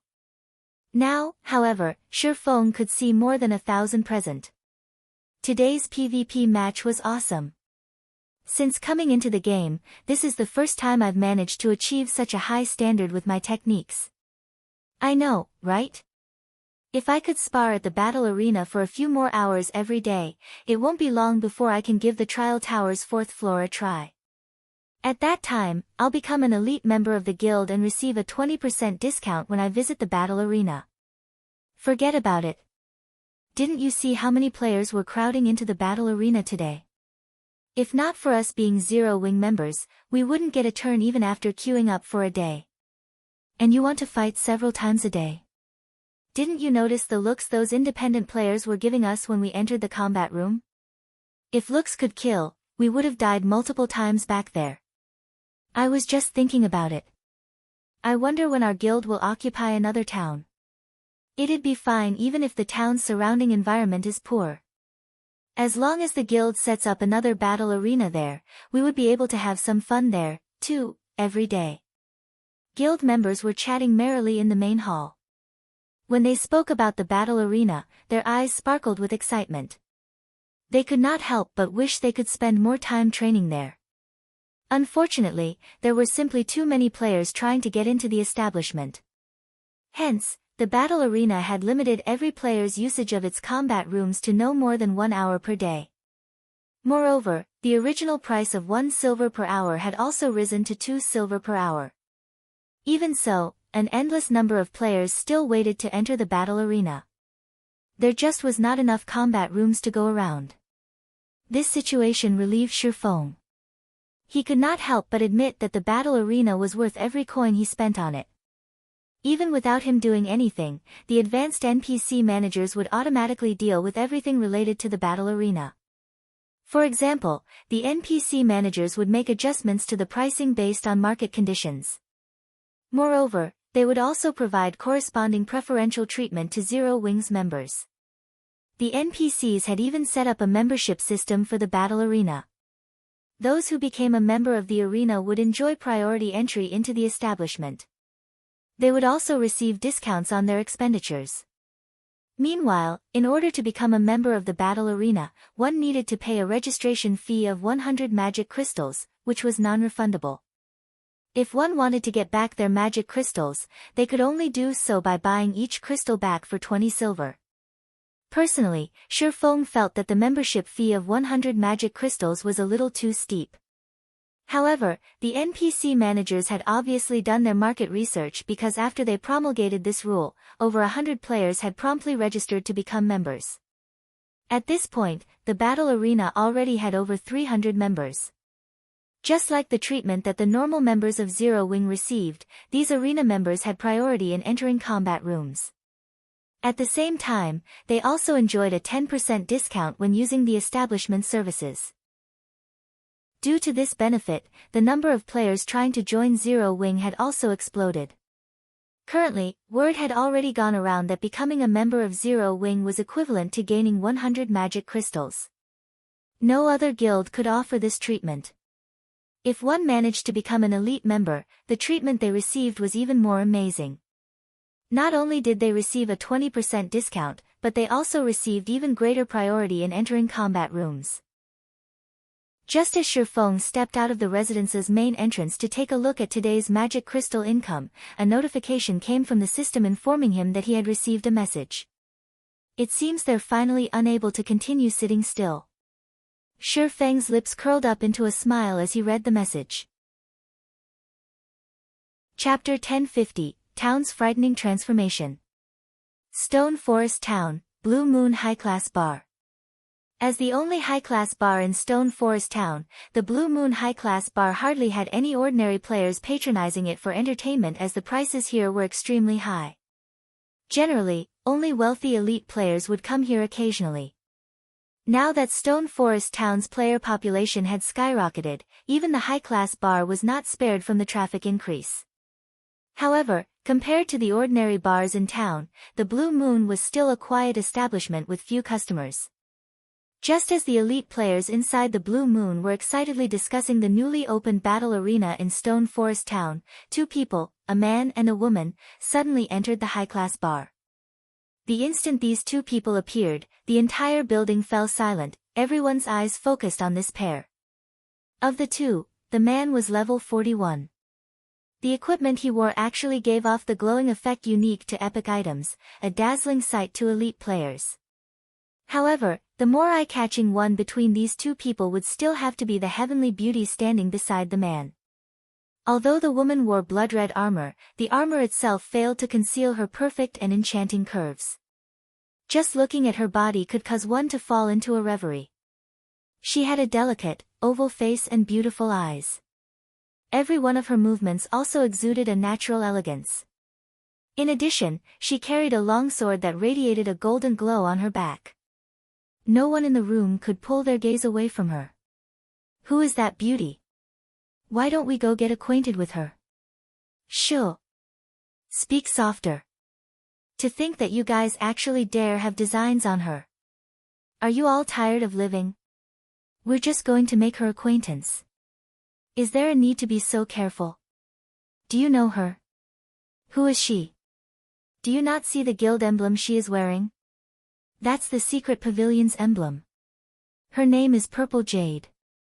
She is one of the pavilion's top experts and has been named a peerless genius by the pavilion. I heard that she managed to defeat Sacred Temple's Swordmeister, Ruthless Sky, a few days ago. Apparently, her next challenge is Miracle's Sword Freak, Miracle Dragon.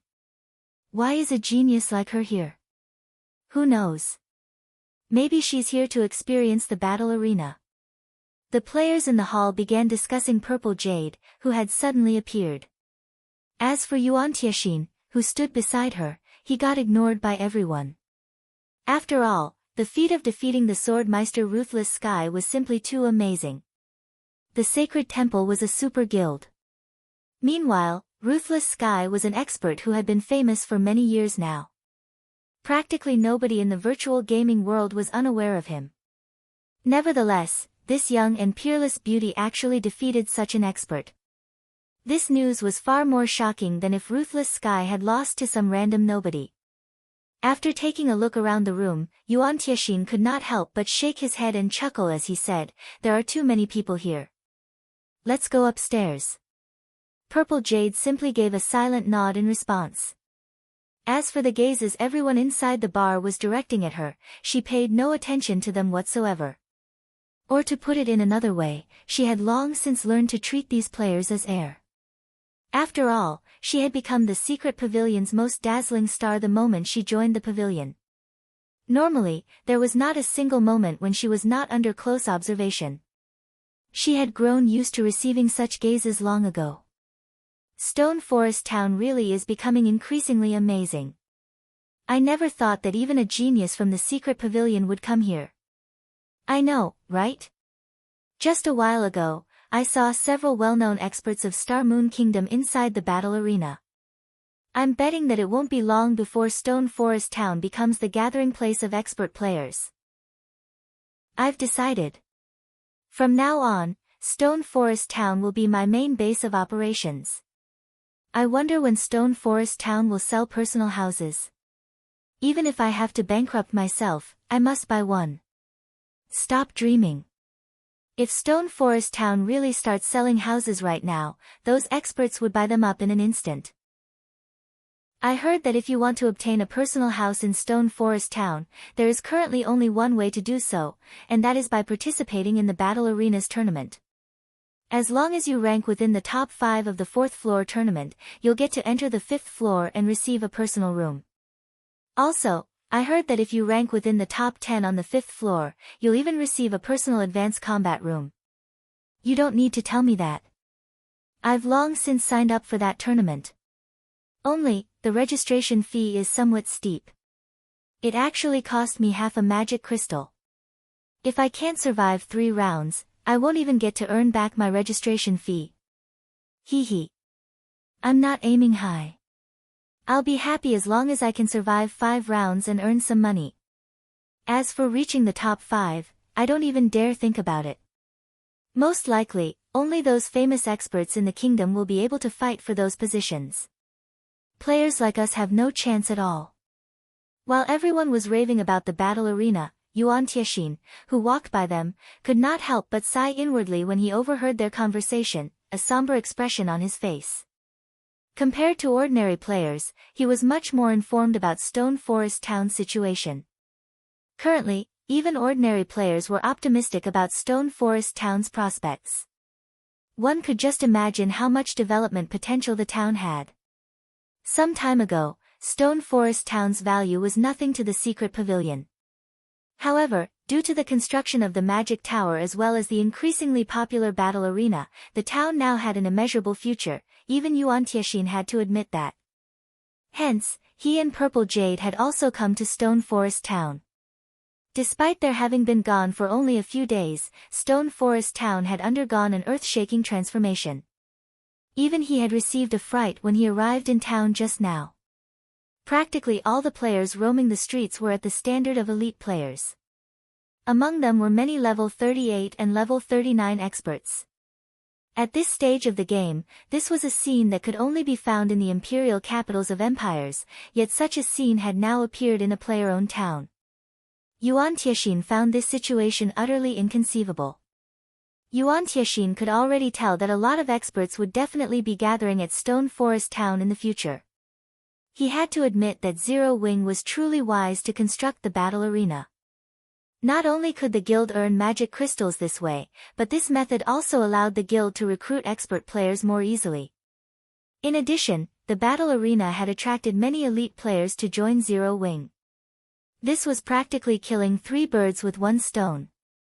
Right now, even the secret pavilion was incapable of such a feat. Uncle Yuan, do you think Zero Wing will really agree to the guild leader's conditions? Purple Jade asked curiously as she looked at Yuan Tianxin. Relax. Since the guild leader has already said so, he naturally is confident, Yuan Tianxin said, chuckling. Moreover, I don't think Zero Wing will refuse the offer either. It is indeed true that Zero Wing has grown a lot stronger. However, its foundations are still too poor. Not to mention, the Blackwater Corporation is fully intent on getting a share of God's domain. It is simply impossible for Zero Wing to continue developing in Star Moon Kingdom.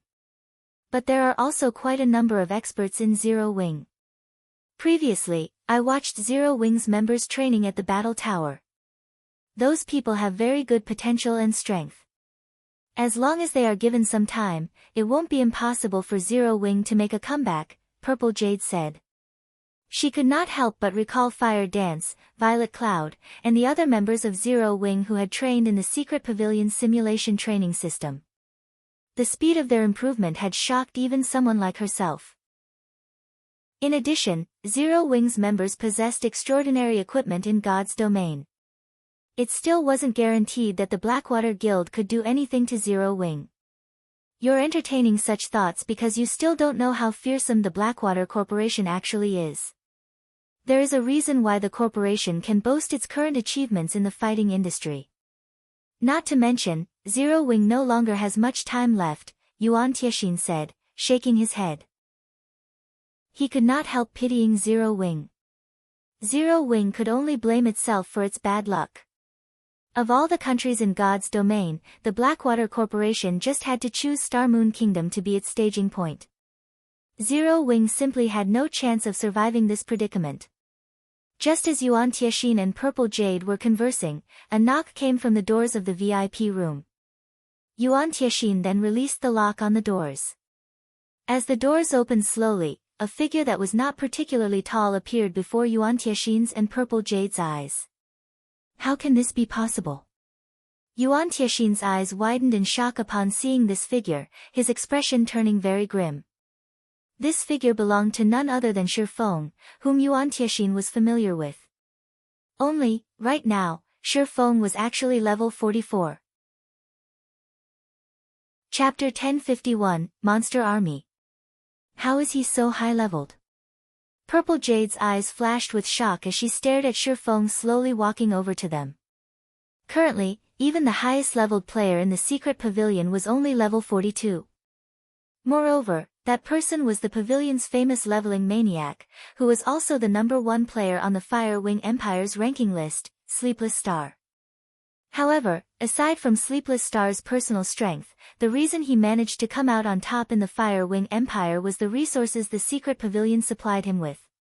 Yet, Shifeng, a member of Zero Wing's upper echelon who was frequently busy dealing with guild affairs, had actually managed to reach level 44. This was truly inconceivable. However, rather than Shifeng's level, what surprised Purple Jade the most was the danger she picked up from him. Moreover, her alarm bells rang increasingly louder, the closer Shifeng got to her. What a terrifying monster! Yuan Tiexin was much more experienced than Purple Jade, so he could tell very clearly just how much Shifeng had improved since they last met. Smiling bitterly, he could not help shaking his head as he said, "Jade, it seems it will be impossible for you to test Yifeng's bottom line this time. Right now, he is no longer just strong. His strength is already at an entirely different level from ours." Previously, when Yuan Tiexin had met Shifeng, the latter had contained his aura exceptionally well, proof that the youth's control over his body had already reached a realm of perfection. However, this time, Shifeng failed to contain his aura that well when he moved. What did this mean? The only explanation for this was that Shifeng's power was so strong that even an expert like himself could not adapt to it properly. Hence, he was unable to contain his aura completely. When Purple Jade heard this, disappointment flashed across her eyes. In reality, her purpose in following Yuan Tiexin to Stone Forest Town this time was so that she could spar with Shifeng and hopefully learn some of his techniques. However, if the gap in strength was too wide, Shifeng could easily defeat her even without utilizing any profound techniques. With this, rather than a spar, she would simply be asking for a beating. "Uncle Yuan, may I know why you have come looking for me this time?" Shifeng asked unhurriedly. Truthfully, he already knew why the secret pavilion had come looking for him. With the popularity of Stone Forest Town's battle arena right now, even a transcendental power like the secret pavilion would not be able to sit still and do nothing. Currently, Stone Forest Town's development was still in its early stages. Aside from its geographical advantage, which allowed players to save up on travel time, it did not possess any actual advantage over other towns. This made it very difficult for the town to turn a profit and attract players. Establishing a money-making venture like the battle arena to draw players to the town represented a much more advanced business model. Only, operating a successful battle arena would be very difficult without the magic tower. The secret pavilion wishes to conduct a trade with Zero Wing, Yuan Tiexin said as he retrieved a prepared contract from his bag. He then handed the contract over to Shi Feng and said, "The conditions stated inside are definitely what Zero Wing wants the most right now." Meanwhile, what the secret pavilion wants in exchange is the magic tower design. What Zero Wing wants most? Shi Feng could not help but take a curious look at the contract. After spending several minutes to scan through the contract, Shi Feng realized that it was indeed just a simple trade. In summary, the secret pavilion would provide a kingdom for Zero Wing to develop in so that it could avoid annihilation by the Blackwater Guild. Meanwhile, all Zero Wing needed to do was hand over the magic tower design to the secret pavilion. The contract had other minor conditions, but that was basically the long and short of it. This is the condition that the secret pavilion is offering? Shi Feng asked strangely after he was done reading the contract. Although Zero Wing's foundation was not comparable to the Blackwater Guilds, the current Zero Wing was no trifling opponent. It would not be so easy for Blackwater to remove Zero Wing from Star Moon Kingdom. It was especially true now that Stone Forest Town had the magic tower. Shi Feng truly could not understand why the secret pavilion held such an optimistic view of Blackwater's prospects. However, the secret pavilion's information gathering was matchless in the virtual gaming world. Since the pavilion was so assured of Blackwater's victory, it definitely had reasons to believe so. Shi Feng just did not know what those reasons were. That's right. This is the condition the secret pavilion is offering. This is a trade that will bring only good and no harm to Zero Wing, Yuan Tiexin said determinedly. I understand what you are thinking. It is impossible for Zero Wing to lose. But what will you think after looking at this? Saying so, Yuan Tiexin sent a few video recordings to Shi Feng. Shi Feng promptly clicked to view the videos.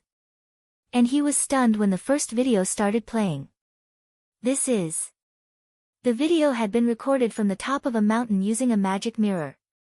Meanwhile, the location displayed was none other than Black Ridge Town, which the video showed as being infested with monsters that were level 50 and above. There were even level 60 and above lords and great lords among them, as well as the one-horned humanoid monsters that Shi Feng was extremely familiar with.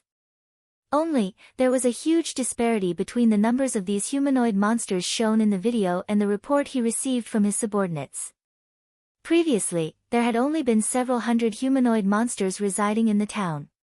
Now, however, there were over 4,000 of them. Moreover, a few of these humanoid monsters had even reached level 60 already, their HPs breaching 30 million, equivalent to a level 60 Great Lord, and there were actually 5 of them. The development speed of these monsters made even Shi Feng shudder.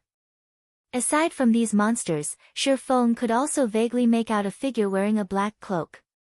Meanwhile, the next few videos showed a mysterious cloaked person conversing with Blackwater's guild leader, Abandoned Wave. Unfortunately, as the person recording these videos had been too far away, the video did not include the contents of their conversation. However, the appearance of this mysterious person was somewhat similar to the figure wearing a black cloak in Black Ridge Town. Are you trying to say that these monsters are under the Blackwater Guild's control? Shi Feng asked Yuan Tiexin. That's right. Although we're not sure what kind of relationship the two possess, those monsters should support Blackwater's overall direction. Moreover, just recently, we've also received news that Blackwater has secretly joined hands with Pantheon. Knowing this, how long do you think Zero Wing will be able to hold on? Moreover, the longer this stalemate lasts, the more disadvantageous it will be for Zero Wing. After all, those monsters are simply developing too quickly, Yuan Tiexin said earnestly. Not to mention Zero Wing, even the secret pavilion might not be able to hold off all those monsters. The common beast-type monsters might be manageable, but those one-horned humanoid monsters were a different story. They possessed not only very high combat standards but also similarly high intelligence. It would already be very troublesome dealing with one of those humanoid monsters at the level 50 Lord standard, let alone a level 60 Great Lord. With 5 of these Great Lords leading them, the 4,000+ humanoid monsters could easily flatten a player town. What was more, there was still the endless horde of beast-type monsters. This was a force that current players simply could not contend with. In addition, the Blackwater Guild had its own forces. Combined with the monster army, Blackwater was practically invincible in Starmoon Kingdom. The only way out for Zero Wing right now was to shift its base of operations to another location. Avoiding a confrontation with Blackwater was the best option. Chapter 1052, War Approaches. Yuan Tiexin had anticipated seeing an expression of fear on Shifeng's face after his explanation. However, even after some time had passed, Shifeng's expression remained unchanged. "Aren't you worried about Stone Forest Town's safety?" Yuan Tiexin asked. "You should know that Black Ridge Town is only a short distance away from Stone Forest Town. If those monsters take action, they need only 10 hours or so to gather at Stone Forest Town's entrance. With the strength of those monsters in addition to Blackwater's various experts, it is impossible for you to hold them off without level 150 guards, using just the defense turrets you've built. I believe you also know that the attacks of those turrets are very easy to see through, and are short range. At long distances, elite players will be able to avoid their attacks. Not to mention, even the most inferior of those monsters possesses the standards of elite players. The turrets will pose practically no danger to those monsters whatsoever. You should understand what those monsters are capable of. If Blackwater takes action now, Stone Forest Town has no chance of winning. If Zero Wing sells the magic tower design to our secret pavilion, we can provide you with a kingdom with a very safe environment to develop in. It will be enough to let Zero Wing recover back to its peak within a short time. Right now, the longer you delay your decision, the greater the losses you will suffer. Hopefully, Zero Wing makes a decision soon. If you wish to negotiate the conditions, contact us at any time." Following which, Yuan Tiexin left the VIP room together with Purple Jade. In Yuan Tiexin's opinion, Shifeng could not make a decision on such an important matter. The youth definitely needed to discuss things with that mysterious guild leader of Zero Wing, Black Flame. "Uncle Yuan, has Pantheon really joined hands with Blackwater?" Purple Jade could not help but ask. Pantheon was a bona fide super guild. If it had indeed entered into an alliance with Blackwater, Zero Wing would have no chance of victory whatsoever in the upcoming war. Although Zero Wing had a lot of powerful experts for an upstart guild, in front of Pantheon, a guild whose history spans several decades, that number of experts was not worth mentioning. The war this time would be different from when Zero Wing went up against the Star Alliance's elite army and the experts of the Flower of Seven Sins. Previously, Zero Wing's weapon of war had caught the Star Alliance's army by surprise. The Star Alliance's elite army had no way at all of defending against it. Currently, Pantheon could easily annihilate Zero Wing's experts by dispatching any one of its core legions. Moreover, Pantheon's resources were far superior to the Star Alliance's. The Super Guild would have no problem taking out a few weapons of war. In fact, just recently, Pantheon had relied on weapons of war to take down a town heavily protected by the Dark Forces, instantly establishing its position in an empire. Right now, Zero Wing's future was like a mirage that could disappear at any time. This information has already been confirmed. As long as Blackwater starts moving, Pantheon will dispatch 3 of its core legions to support Blackwater. If Zero Wing doesn't come to a decision in time, it will suffer even greater losses later on, Yuan Tiexin said, nodding. Hopefully, Zero Wing decides as soon as possible. It seems I've truly underestimated the Blackwater Corporation. Shifeng revealed a bitter smile as he scrutinized the information from Yuan Tiexin several more times. Not to mention the current Blackwater Corporation, even in the past, despite the corporation having had such a late start in God's domain, it had still managed to develop a super guild within a short time. Moreover, he never imagined that Pantheon would actually stick a hand in Star Moon Kingdom's business. With Zero Wing's current state, the guild truly did not possess many means of retaliation. It could only rely on the magic tower to defend Stone Forest Town now. However, defending against so many monsters was impossible with just a single magic tower. Fortunately, the situation was still salvageable. At the very least, he had found out the Blackwater Corporation's trump card in advance. Even if Blackwater decided to take action right this instant, its armies would need over 10 hours to reach Stone Forest Town. Following which, Shifeng contacted Melancholic Smile and instructed, Melancholic, have everyone return to the Candlelight Trading Firm right now. I have something that I need you all to do. But, Guild Leader, we still have quite a lot of time remaining. It would be a huge waste if we return now, Melancholic Smile argued, reluctance written her face. Living in Titan City felt like heaven. Their technical skills improved significantly every day. Advanced lifestyle players also emerged in their group one after another. It would truly be a huge loss to leave the Holy City before their time was up. Relax. You all still have chances to visit there in the future. Hurry up and have everyone return. Shifeng could very much understand what was going through Melancholic Smile's mind. However, they were in a race against time. In any case, he had the evolved Holy City's emblem. There would be many more chances to send players to Titan City. Really? Melancholic Smile immediately revealed an ecstatic expression. Alright, I'll notify the others right away.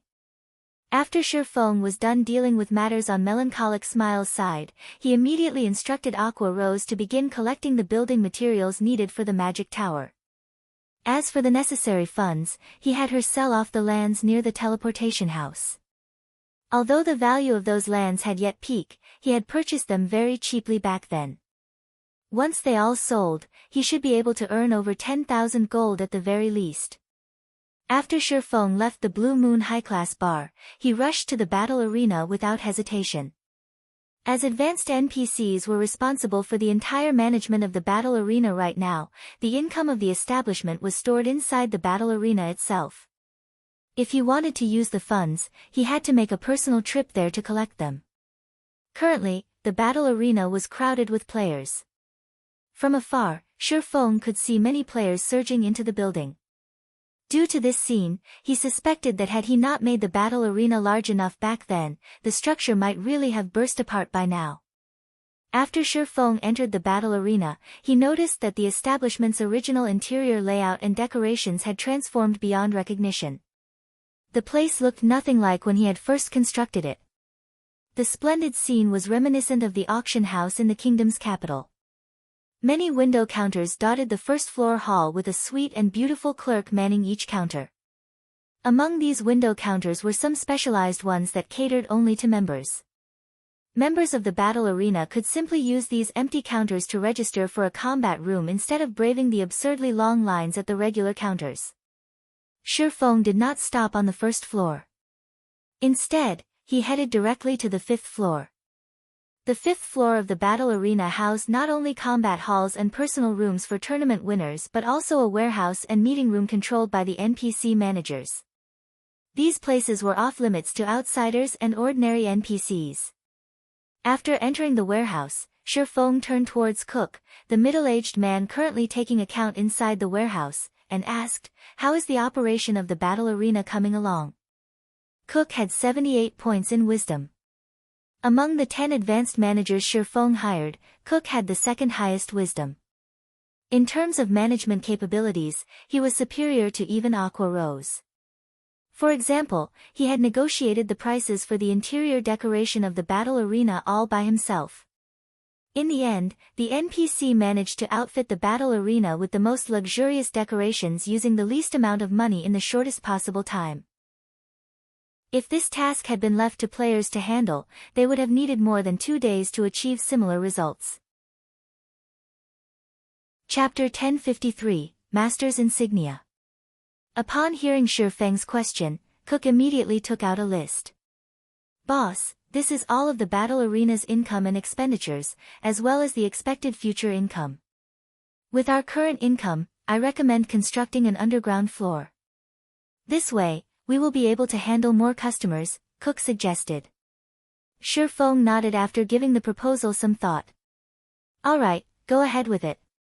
Buildings in towns could be constructed both upwards and downwards. Only, the cost of extending a building downwards was much higher than the opposite. Just constructing a single underground floor required 2,000 gold, which was 1,000 gold more expensive than a normal floor. Hence, Shifeng had never considered extending the battle arena downwards. However, the popularity of the battle arena exceeded his expectations. If they constructed a basement floor, they could also make it more spacious than the first floor hall. With the battle arena's current popularity, it would take only a short time before they earned back their cost. Following which, Shifeng passed 2,000 gold to Cook and had him arrange for the construction of an underground floor. Meanwhile, Shifeng himself took a look at the list of accounts Cook had given him. What? It's been less than a day, yet we've already received so many magic crystals. Shifeng gaped in shock as he looked at the list. Currently, the battle arena already had 416 registered members. Shifeng found this situation truly inconceivable. With the prerequisite registration fee of 100 magic crystals, he had obtained a total of 41,600 magic crystals from the 416 members. He had earned many more magic crystals from the registration fees than he had from Raven. There was also the profit of 539 magic crystals from combat room rentals. If they constructed an underground floor now, there would be additional combat rooms available for players to rent. The battle arena's income at that time would become even more frightening. With this, Shifeng now had an extra 42,139 magic crystals on him. If he invested this amount into the teleportation house. Just thinking about it exhilarated him greatly. However, he had no intention of investing that many magic crystals into the teleportation house. After all, he simply had too many things that he needed to spend magic crystals on right now. Following which, Shifeng took these magic crystals and directly teleported back to White River City. White River City, Teleportation Hall. The moment Shifeng returned to the city, he could see many teams of guild players, who were all very high-leveled. The players leading these teams were even level 40 experts. Among these guilds were first- and second-rate guilds based in other kingdoms and empires. Why would so many large guilds from other kingdoms suddenly run all the way to White River City? Shifeng was stunned as he looked at all the guild players crowding the teleportation hall. Could they be here to take advantage of Zero Wing's predicament? However, Shifeng promptly rejected this thought of his. Currently, the Blackwater Guild was only planning to deal with Zero Wing. It had not actually started taking action yet. As for the matter of the monsters at Black Ridge Town being under Blackwater's control, this was something he had learned from the secret pavilion only because the latter was trying to negotiate with him for cooperation. Hence, it was practically impossible for the large guilds of other countries to have found out about this matter. As for Blackwater's alliance with Pantheon, Pantheon obviously intended to keep this matter a secret. Otherwise, it would have long since caused a huge commotion in Star Moon Kingdom. Leader, I just received news stating that Zero Wing is willing to sell the lands around the teleportation house. Excellent. We'll hurry over there immediately. As long as we obtain a plot of land there, Freedom Wind will be able to dispatch many more members over. Our guild will then gain more opportunities at the ancient ruins over at the Twin Towers Kingdom, a tall level 40 ranger with an erect bearing said, his eyes glowing with excitement at hearing this news. The ranger wore dark gray armor and carried a blue longbow on his back. Without hesitation, the ranger led his 100-man team out of the teleportation hall. Why is Freedom Wind here as well? Shifeng was astonished when he overheard the conversation of these players. The guild known as Freedom Wind might be foreign to the players of Star Moon Kingdom, but for those residing in the Sacred Hymn Kingdom, near the central region of the Continent of God's domain, it was definitely a household name. The reason for the guild's fame was the thrashing it gave the only first-rate guild to settle down in the Sacred Hymn Kingdom, despite being only a second-rate guild.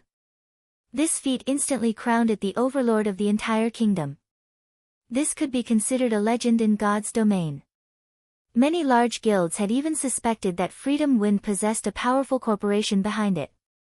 In fact, as far as Shifeng knew, Freedom Wind's backers included not only a major corporation but also a well-known dojo in the real world. The guild could nurture experts rapidly, batch after batch. Even a relatively strong first-rate guild would readily fall to Freedom Wind. However, the Sacred Hymn Kingdom was very far from Star Moon Kingdom. The distance between the two kingdoms was even greater than that between Star Moon Kingdom and the Apocalypse Empire, which made the teleportation fee extraordinarily expensive. Despite that, Freedom Wind had still dispatched a team of 100 players over ancient ruins over at the Twin Towers Kingdom. Shifeng could not help but silently ponder on the words of Freedom Wind's members. If we're talking about ruins that can attract so many large guilds over, it seems the heaven-worshipping maze has been activated, then. The Twin Towers Kingdom was very close to Star Moon Kingdom. Hence, he was quite knowledgeable about it. There were not many ancient ruins in the Twin Towers Kingdom. In fact, Shifeng could count them on the fingers of both hands. If he had to name the ruins that current players could explore, then it could only be the heaven-worshipping maze. Since the heaven-worshipping maze was ancient ruins, the drops inside were naturally impressive. Particularly, players could exchange for mounts inside the maze. This was one of the methods for obtaining high-ranking mounts. However, entering the heaven-worshipping maze was not that easy. The maze had a very high requirement for players' individual strength. At the very least, players needed to be capable of clearing the Trial Tower's 6th floor in order to enter the maze. This requirement was impossible for many expert players. In other words, only large guilds could dispatch some players to the maze. As for small guilds, they could only stare at the maze from outside. That's right. There's still the heaven-worshipping maze. An idea popped into Shifeng's head. The heaven-worshipping maze was divided into 3 layers. The layer with the lowest difficulty was the outer area. Players could obtain tablet fragments, which they could then exchange for high-ranking mounts, from the monsters killed there. After the outer layer was the Black Fog area and the Temple area. At the Black Fog area, players could exchange for siege weapons used during ancient times as well as for even better high-ranking mounts. Although these were no match for current siege weapons, they were still much better than low-end tools like the defense turret. The only problem was the large number of tablet fragments required to exchange for these siege weapons. Thinking up to this point, Shifeng continued on his way to the Candlelight Trading Firm. Currently, the meeting room on the Candlelight Trading Firm's 7th floor was filled with lifestyle players, who had just returned from the holy city of Titan. At first glance, Shifeng discovered that the number of advanced lifestyle players had already increased to as many as 40. The rest might have been able to become advanced lifestyle players as well, if not for them having been asked to leave the holy city ahead of time. As for Melancholic Smile, Cream Cocoa, and the others who had already been advanced lifestyle players, they had experienced plenty of transformations as well. Despite them having been separated for only 2 days or so, the auras surrounding their bodies had undergone earth-shattering changes. A Master's Insignia. Chapter 1054, Odds. Shifeng was astounded when he looked at a tall and thin youth named Burning Abyss. On this young man, Shifeng noticed a lion head emblem that was giving off a golden glow. This emblem was none other than the symbol of lifestyle masters, the Master's Insignia. Aside from being a symbol of one's status in God's domain, the emblem also had some good additional functions. Among them, one function increased the wielder's production success rate. Although the Master's Insignia was not comparable to the black steel insignia Shifeng obtained through a quest, it still provided a 3% increase in success rate. In addition, when producing items of the same level, one's production would be 10% faster. When producing items of lower levels, the increase in one's production speed would be 30%. Due to the existence of this Master's Insignia, the role of Master Lifestyle players became even more important. Guild leader, you couldn't have imagined it, right? Burning got promoted into a master engineer some time ago. Moreover, he is God's domain's first master engineer. We planned to surprise you with this news, so we didn't tell you all this time, Melancholic Smile said softly. In reality, she, too, was very shocked that Burning Abyss was actually the first player in the candlelight trading firm to become a lifestyle master. She had expected it to be Cream Cocoa. However, like a dark horse, Burning Abyss improved by leaps and bounds as soon as he entered Titan City. He was able to create new items and tools one after another, shortly becoming a lifestyle master. On the other hand, she and Cream Cocoa were still researching the properties of various raw materials.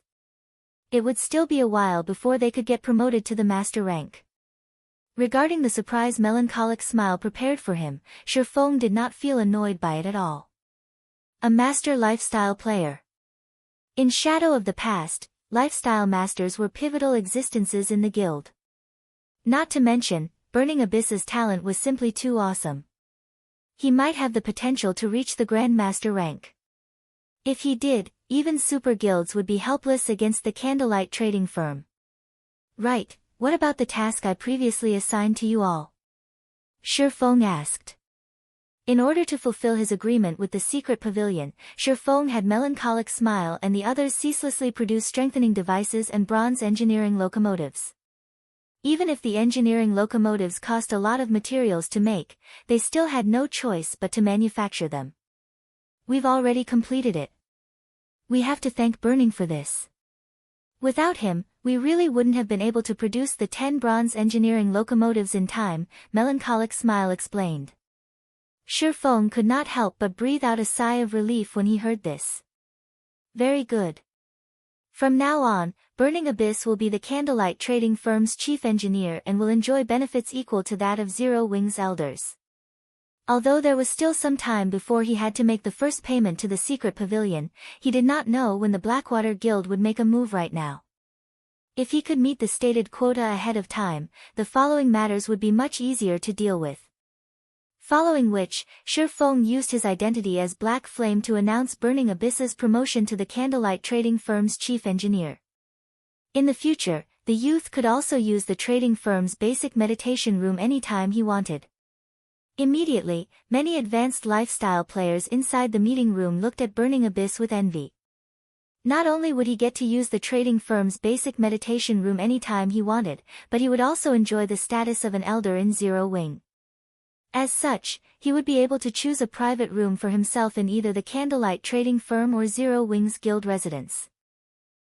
What was more, the candlelight trading firm's private rooms were located on the shop's 7th floor, providing a view overlooking the entire trade district of White River City. That was a treatment that many people dreamed of obtaining. Since everyone's already here, I'll tell you what you all will be making next, Shifeng said. He then took out a very large design from his bag and placed it in the center of the circular wooden table. Everyone's jaws dropped when they saw the design, their breathing becoming a little ragged. A miniature ballista. This item might not be as popular as the bronze engineering locomotive among the masses, but to a guild, its value was not one bit lower than that of the locomotives. The miniature ballista boasted an extremely long attack range of 3,000 yards, an attack range that no player could achieve. Most monsters did not have such a long attack range either. Thus, the siege tool was the perfect weapon to raid towns. Moreover, it was very simple to operate, requiring only 3 people to move and use it. Guild leader, are we really going to make this item? Melancholic Smile asked in surprise. The miniature ballista was a considerably advanced tool. Even with advanced lifestyle players like themselves manufacturing it, the production success rate would still be frighteningly low. Meanwhile, the production cost for the siege tool was quite high. After a cursory look of the materials required, Melancholic Smile estimated that a single miniature ballista would cost at least 1,000 gold to manufacture. Meanwhile, she judged that their production success rate would be less than 20%.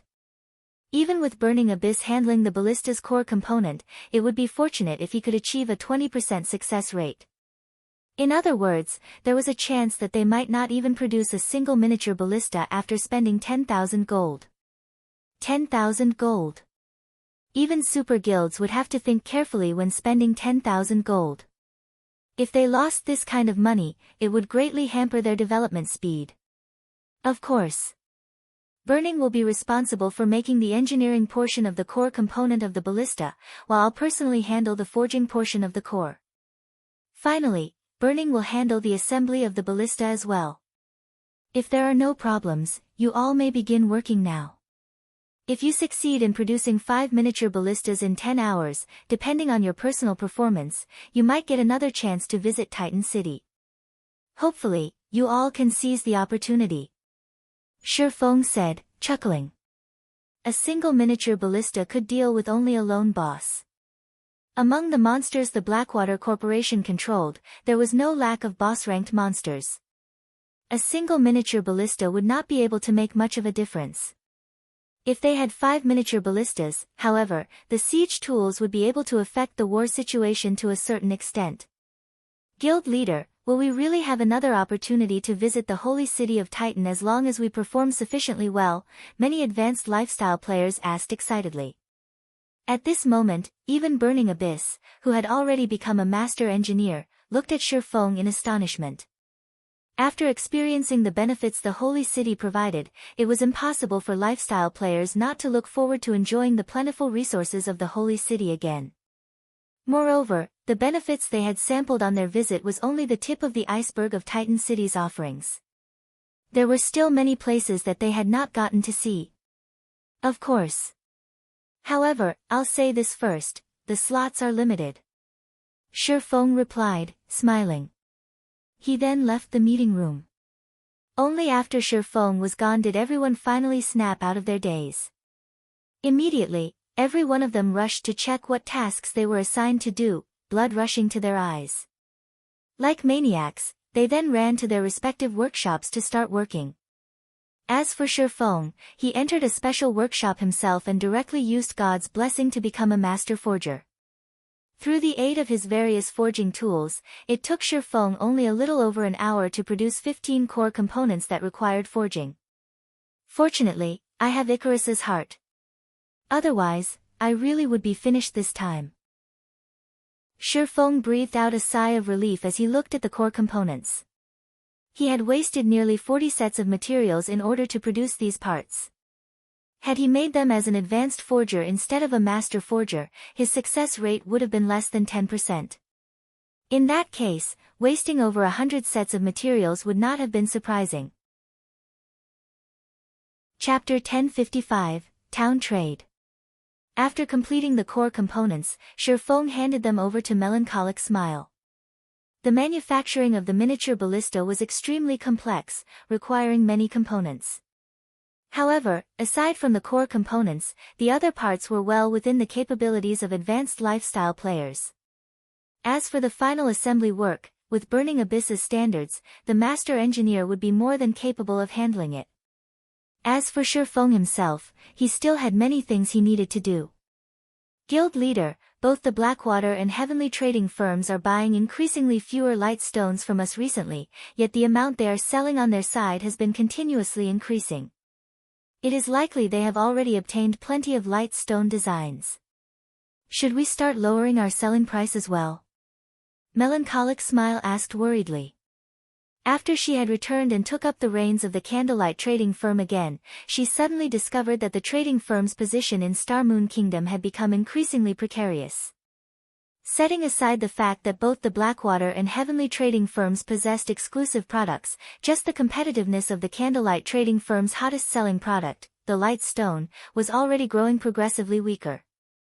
In addition, unlike the candlelight trading firm, which only had shops covering several of Star Moon Kingdom's important NPC cities, both the Blackwater and Heavenly trading firms had shops covering the entire Star Moon Kingdom. At this rate, it would only be a few days before they overtook the candlelight trading firm. If that happened, Candlelight's income would take a significant hit. So even the light stones are unable to hold out any longer. Looking at the list Melancholic Smile handed to him, Shifeng smiled as he said, since it's no good already, it's about time we switch to a new main product. Change our main product.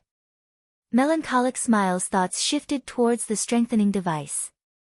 The strengthening device was currently very popular on the market. However, due to its exorbitant price, only larger guilds could afford to buy it. In terms of market size, it was nowhere close to the light stone. Take this and have some trustworthy alchemists learn it. From now on, our main product will be this item, Shifeng said as he took out the alchemy secret journal from his bag. The exotic stamina potion recorded inside the journal possessed effects that all players dearly needed. Moreover, the materials used to craft the potion were not particularly precious. Hence, its selling price would not be very high either. Even ordinary players would be able to afford it easily. Guild leader, you're too amazing. You actually managed to get your hands on this thing as well. Melancholic Smile exclaimed in excitement after taking a brief look through the journal. If we have this potion, I want to see just how the Blackwater and Heavenly trading firms are going to compete against us. When consumed, the exotic stamina potion increased a player's maximum stamina by 10% and stamina recovery speed by 80% for 10 hours. This was a must-have item for players seeking to level up quickly. Moreover, the total cost of the materials required to make the potion was roughly only 2 silver. If advanced alchemists crafted the potion, they would have a success rate of 50%. In other words, the total cost of making a bottle of exotic stamina potion was around 4 silver coins. With the excellent effects of the potion, even if they sold each bottle for 10 silver, there would still be swarms of players willing to buy it. Meanwhile, at 10 silver, it would still be cheaper than the mana mixture introduced by the Blackwater and Heavenly trading firms. In addition, the exotic stamina potion was suitable for a much wider market than the mana mixture. With this, there was no way Blackwater and Heavenly could bring down the Candlelight trading firm. The players of God's domain earned a limited income every day. As would be expected, they could spend their scant funds on only a small number of items. Hence, when players were choosing which trading firm to shop at, they would naturally choose the trading firm with the lower prices and more useful products. Meanwhile, 10 silver coins was a considerable sum to ordinary players. Even elite players could just barely afford this price. Hence, if these elite players purchased the exotic stamina potion, they would no longer have any money left for other items, which would definitely have a significant impact on the business of both the Blackwater and Heavenly trading firms. Following which, Melancholic Smile happily took the alchemy secret journal and left the special workshop to select people to learn the exotic stamina potion's recipe. As for Shifeng, he used the Abyss Pendant's teleportation skill to return to the Golden Sands archipelago. At the same time, 2 major incidents had occurred in Stone Forest Town. Moreover, both situations greatly excited the local players. The first incident was that Stone Forest Town's battle arena had constructed an underground floor housing combat rooms. Moreover, the new floor's area was considerably larger than the first floor's. Since the battle arena only had combat rooms set up for rent in the first 3 floors of the building, the addition of the underground floor was equivalent to increasing the capacity of the battle arena by more than 1/3. Meanwhile, the second and more exciting incident was that the first group of wandering merchant NPCs had finally arrived at Stone Forest Town. Wandering merchants were a privilege that only player towns enjoyed. This visit was something that would never occur in NPC towns. Unlike ordinary NPC merchants, these wandering merchants would sell rare items that were not available anywhere else, even rare tools that were very useful to players, such as magic scrolls or special potions. However, attracting wandering merchants to a town was not an easy task. To do so, a town needed extremely safe trade routes. Otherwise, these wandering merchants, who were highly risk-averse, would not travel to said town. There's no stopping Stone Forest Town from rising now. Ha ha ha. I've profited big today. I only spent 3 silver to purchase a swamp scroll. With this scroll, if I party up with 2 more people, we will be able to thrash a field chieftain. That's nothing. Didn't you see that a guy managed to purchase a lucky potion for a mere 12 silver just now? I heard that the lucky potion will raise a player's luck attribute by 10 points for half an hour. He then resold that potion for 10 gold coins. What a pity. By the time I reached those wandering merchants, their products had already sold out. The arrival of the wandering merchants gave rise to discussions among the players in town about the NPCs. The merchandise of these NPCs completely surpassed everyone's imaginations. They had all kinds of rare and strange goods up for sale. The only unfortunate part was that they sold only a limited amount of the products each day. Moreover, the items they sold every day were not fixed. However, it was also precisely because of this restricted supply that many players chose to live in Stone Forest Town. Meanwhile, this situation was a boon to Stone Forest Town, since it levied a 10% tax on all local sales. Although that was not a lot of money, the income from taxes would increase as the number of NPC merchants gathered in the town rose. At the same time, word about the wandering merchants also began spreading in Star Moon Kingdom's official forums. Stone Forest Town's thrilling wandering merchants. Purchase lucky potion resold for 100 times the purchase price. News regarding the wandering merchants immediately piqued the envy of many players throughout the kingdom. Ordinary players would consider themselves rich if they had 1 gold coin on their person, all the more 10 gold coins. If they could encounter such fortuitous situations several times, they would be able to buy a common mount for themselves by the time they reached level 40. Many expert players were too poor to purchase mounts even after reaching level 40. Star Moon City, Blackwater's guild residence. At this time, the elegant and beautiful Qin Muyun suddenly entered the guild leader's office. With a slightly gloomy expression, she said, "Guild leader, young Master Jing is already dissatisfied with your performance because of this matter regarding Stone Forest Town. He says that you need to settle this matter as soon as possible. If you can't get even such a small matter done." Chapter 1056, Grandmaster Magic Array. Abandoned Wave, who was seated behind his desk, frowned slightly when he heard Qin Muyun's words. In reality, he was also uncomfortable with Stone Forest Town's present situation.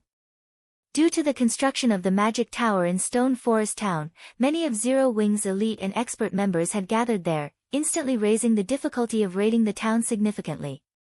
With the addition of the wandering merchants now, most likely, there would be many more independent players trying to join Zero Wing. As long as these players became Zero Wing's members, not only would they enjoy the membership perks at the battle arena, but they would also have the convenience of much shorter travel times to Stone Forest Town due to the guild transfer scroll. The time savings from joining Zero Wing had tempted many independent players with good standards and strength. He had already received news that soon after the battle arena appeared, the number of players trying to join Zero Wing had started increasing exponentially.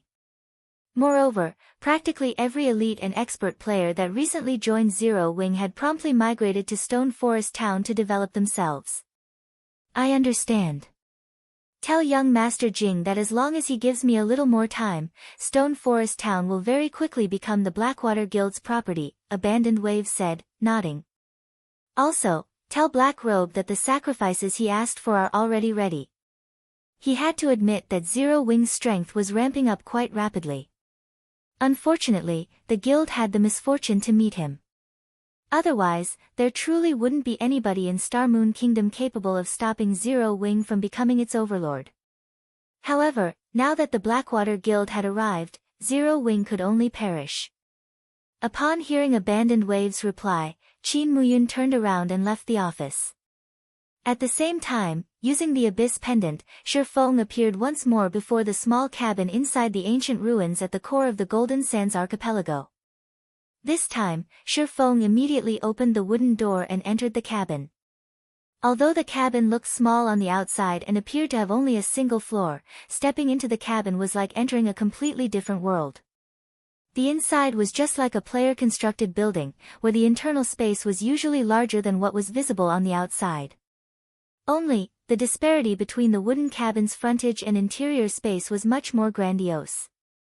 Upon entering the cabin, Shifeng came upon an elegant hall the size of 2 basketball courts. Exquisite glass cabinets dotted the hall. There were all sorts of rare items on display inside these cabinets, and no lack of items that could tempt even expert players. Meanwhile, 10 level 200 NPCs stood guard around the hall, with 4 stationed by the staircase leading up to the cabin's second floor. In addition to these guards, there was also a handsome and beautiful young man who seemed to be the manager of the establishment. The youth's appearance could fascinate even men. When Shifeng looked at the youth, he could only see the youth's name, Harold, displayed. He could not see any other information about him. However, if one used an advanced identification skill on the youth, they would discover that the young and beautiful Harold was not a human at all. Harold, High Elf, Grand Wizard, level. HP. / In the past, many players often discussed which NPC in God's domain they thought was the strongest. They would also make strength rankings for NPCs, according to the NPC's tiers.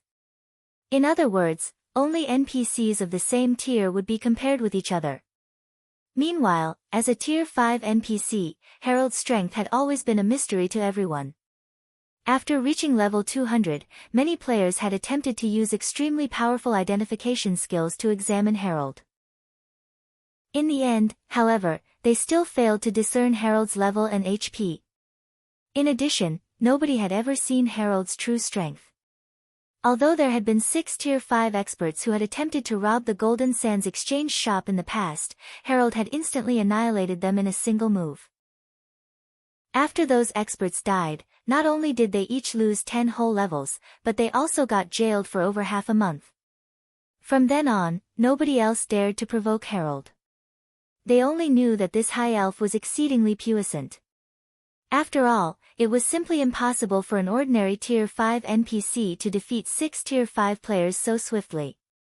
Even the Windbreaker, Kite, had not possessed this kind of strength at his peak. Hence, Harold's strength had always been a mystery. Regardless, his strength was publicly acknowledged to rank within the top 5 among the various Tier 5 NPCs of God's domain. After Shifeng entered the exchange shop, Harold slowly made his way over to him.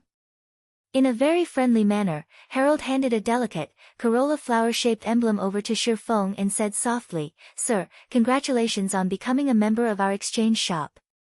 Here is our establishment's member's emblem. In the future, you may use this emblem to visit our shop anytime you want. In addition, you may visit our shop's second-floor hall. The items up for exchange there are all treasures carefully selected by our shop. Thank you. I wish to take a look at the second floor, then. May I know what are the best products available for exchange this week?" Shifeng asked, speaking as if he were an old customer after storing the exchange shop's member's emblem. After he had obtained the large quantity of magic crystals from the battle arena, he had directly paid 10,000 crystals to the system. Although he had felt a slight sting at the loss, compared to using the other methods to become a member of the exchange shop, it was already the best option. "Please follow me, sir," Harold said before leading Shifeng upstairs. The size of the second floor's hall was somewhat smaller than the first floor's. Moreover, the number of glass display cabinets here was only 1/10 of that of the first floor halls. Even so, the 30,000 plus magic crystals Shifeng had on him right now was most likely insufficient to buy even 1/10 of the items displayed here. Even the cheapest item on display was priced at 2,000 magic crystals. Taking a casual glance around, Shifeng had also discovered many items priced above 10,000 magic crystals. Sure enough, the second floor isn't a place for normal people. Shifeng was rendered speechless by what he saw. Currently, 100 magic crystals could be used to exchange for 25 gold coins on the market. 10,000 magic crystals would be equivalent to 2,500 gold. In other words, among the items displayed, there were many valued above 2,500 gold. 2,500 gold. With that kind of money, one could already purchase an epic item. "Sir, of the many products that have arrived in our shop this week, these 5 items are the ones our shop is proudest of. Hopefully, they are to your liking," Harold said very confidently as he brought Shifeng over to a glass cabinet protected by a magic array. "This is a Grandmaster magic array." Shifeng could not help his shock when he saw the magic array protecting the 5 items. He had done his fair share of research into magic arrays in the past and could even draw intermediate magic arrays. Although he was not a master at crafting magic arrays, he could more or less discern their standard. As for the magic array Shifeng was currently standing on, he had only seen the likes of this around the palaces in imperial capitals. Even a group of Tier 5 NPCs would have difficulty breaking through a Grandmaster magic array within a short time. If it were an even more powerful Grandmaster magic array, those Tier 5 NPCs might meet their end. Yet, right now, one such Grandmaster magic array was actually being used to protect 5 items. This was entirely too extravagant. Chapter 1057, Divine Beast's Descent. Sir, it seems that you are considerably knowledgeable about magic arrays, Herald addressed Shifeng, who had focused on the magic array protecting the glass cabinet for quite some time. Chuckling, he continued, if you are interested in magic arrays, we happen to have a few designs for sale at the moment. I believe that you will be satisfied with our selection. Hearing this, Shifeng's eyes shone with excitement. Hurriedly, he turned to Herald and asked, you actually sell magic array designs here? In God's domain, magic arrays were considered secrets. Normally, players could not purchase them. At most, players could purchase some unimportant magic scrolls or gain some basic understanding of them in libraries. Players almost never found an opportunity to encounter magic array designs. Shifeng had only obtained the 9-star Polar Domain magic array design by completing an epic quest. He had never imagined that he could purchase magic array designs on the Golden Sands Exchange Shop's second floor. If Shifeng had known that he could buy such items in his previous life, he would have tried to become one of the exchange shop's members regardless of the cost. Magic arrays might not help players much during the game's early stages, but as players reached higher levels, their impact would increase. This was especially true for guilds. In guild wars, only those who were at least elite players could affect the tide of battle. Ordinary players were simply risking their lives if they participated. They would only increase their guild's losses. However, as players understood more about magic arrays, their use became more widespread. Casting large-scale, group spells was one such example. A single magical class player might not be able to use extremely powerful spells, but powerful magic arrays could combine the mana of tens or even hundreds of magical class players to cast an intensely destructive spell. Furthermore, producing such magic arrays was far easier than producing magic scrolls that contained Tier 4, or even Tier 3, large-scale destruction spells. Because of this, even during God's Domain's later stages, ordinary players could play a considerable role in large-scale wars. Although, how well a guild utilized its normal members depended on their magic array research. If one wanted to research magic arrays, they first needed enough of the designs. Hence, in the past, the various large guilds had tried desperately to collect all sorts of magic array designs. If he could obtain the designs for large-scale group spells right now, Zero Wing would not have to fear any guild in God's domain. Current players had no hope against large-scale, group spells. At the very least, one needed a Tier 4 Great Wizard on their side to counter such destructive power. Sir, are you not going to consider our shop's top 5 recommended products first? Herald asked disappointedly. Glancing at the 5 items inside the glass cabinet before him, Shifeng shook his head and replied, thank you for your kindness, but I think that the magic array designs are far more attractive. The 5 items inside the glass cabinet were as precious as Herald claimed. An epic staff even rested among them. Unfortunately, the prices were simply too high for Shifeng to accept. The exchange shop sold these items far above market price.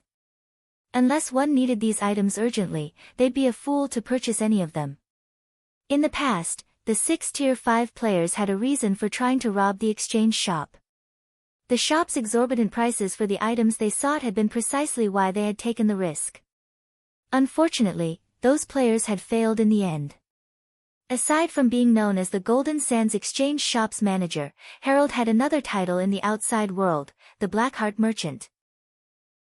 Among the 5 items displayed, the cheapest cost 24,000 magic crystals, while the most expensive, the glowing black and white staff, cost 52,000 magic crystals. If converted to coins, that staff would be worth 13,000 gold. If the staff were only 1 or 2,000 gold above market value, Shifeng would have considered purchasing it. However, Shifeng was not willing to pay 13,000 gold. Seeing Shifeng's disinterest, Harold dismissed his hopes of promoting the items. Instead, he led Shifeng to a corner. 3 small glass cabinets occupied the corner, each cabinet containing a thick, solid book cast in gold. These were none other than the magic array designs. "May I know if you are satisfied with our products, sir?" Harold asked, smiling.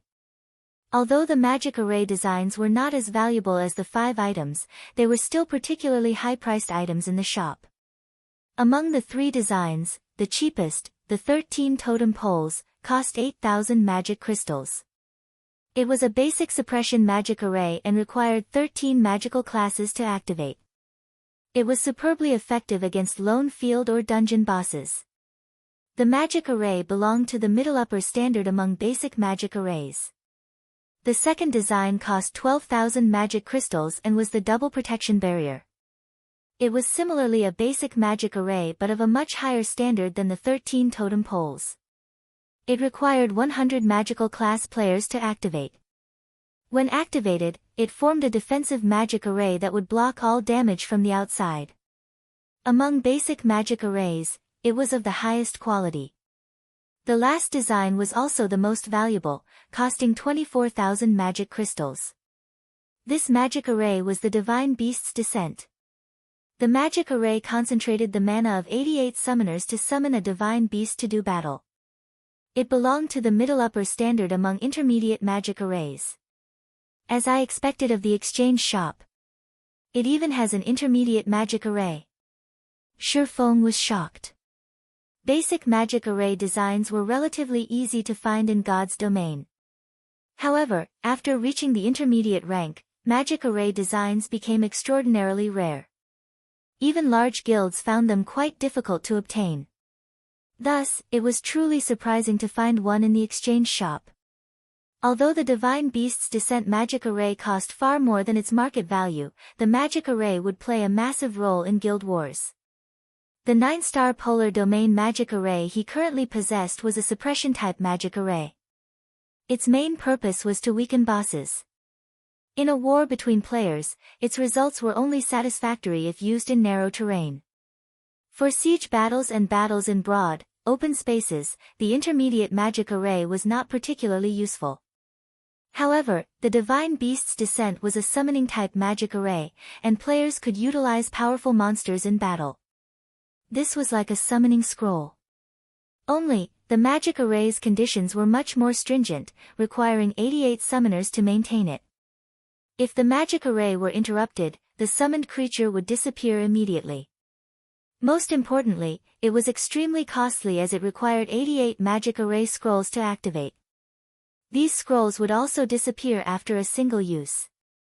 Even so, it was an extremely powerful tool of war. After all, ordinary players' role in these wars was simply too small. They were practically negligible. However, combining their power and transforming them into a devastating force would be terrifying. After all, ordinary players comprised the majority of a guild's members. Chapter 1058, Change in the Capital. Have any of these caught your eye? Harold asked Shifeng once more, still smiling. Although there were only 3 magic array designs and the most powerful was only intermediate rank, they were not easy to find elsewhere. Magic array designs were particularly valuable after reaching intermediate rank. Shifeng hovered between the 3 magic array designs. Although the 13 totem poles was only a basic suppression magic array and far from being comparable to the 9-star Polar Domain, as a basic magic array, more players would be capable of producing it. Even now, Shifeng was the only person capable of producing the 9-star Polar Domain.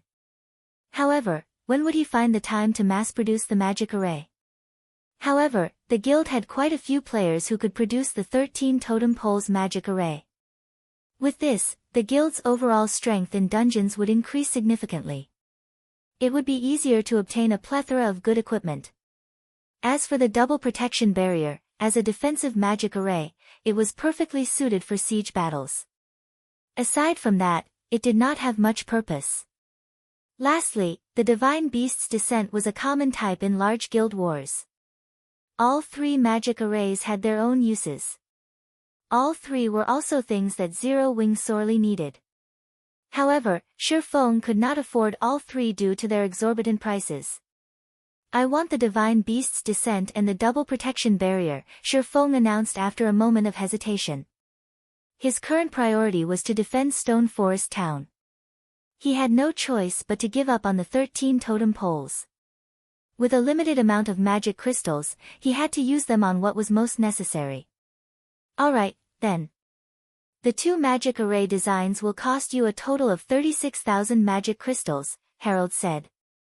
Following which, Shifeng handed over the last of the magic crystals from the battle arena. Only after including some of the magic crystals from the Candlelight Trading Firm's warehouse could he barely afford the total cost. This is truly fraudulent. Shifeng could not help but feel a slight sting as he handed the magic crystals over. With all of these magic crystals, he should be able to purchase 4 or 5 magic array designs from the market. Here are your magic array designs, sir, Harold said, his smile becoming even more cheerful after receiving the magic crystals. As you are a member of our exchange shop, for every 10,000 magic crystals you spend, you'll obtain 1 point. When you've accumulated 500 points, we can raise your membership status to an advanced member. You'll receive a 10% discount on all purchases on the second floor hall and a 20% discount on the first floor hall. You'll also qualify to enter our exchange shop's main branch. Currently, you've spent 36,000 magic crystals, so you have obtained 3 points. If you spend another 4,000 magic crystals right now, you'll receive 4 points instead. For a moment, Shifeng was at a loss for words. He had to admit that Harold was a crafty merchant. Fortunately, he didn't have any more magic crystals on him. Otherwise, Harold might have persuaded him to purchase another item for 4,000 magic crystals. However, this revelation confused Shifeng slightly. He hadn't expected an additional membership rank. And the advanced members even had access to the main branch. However, as far as he could remember, there had never been any mention of an advanced membership in the past. Although rare, some players had become normal members of the Golden Sands Exchange Shop. Moreover, there was no real benefit in hiding this fact. Excuse me, but can every member of the exchange shop be promoted to an advanced member?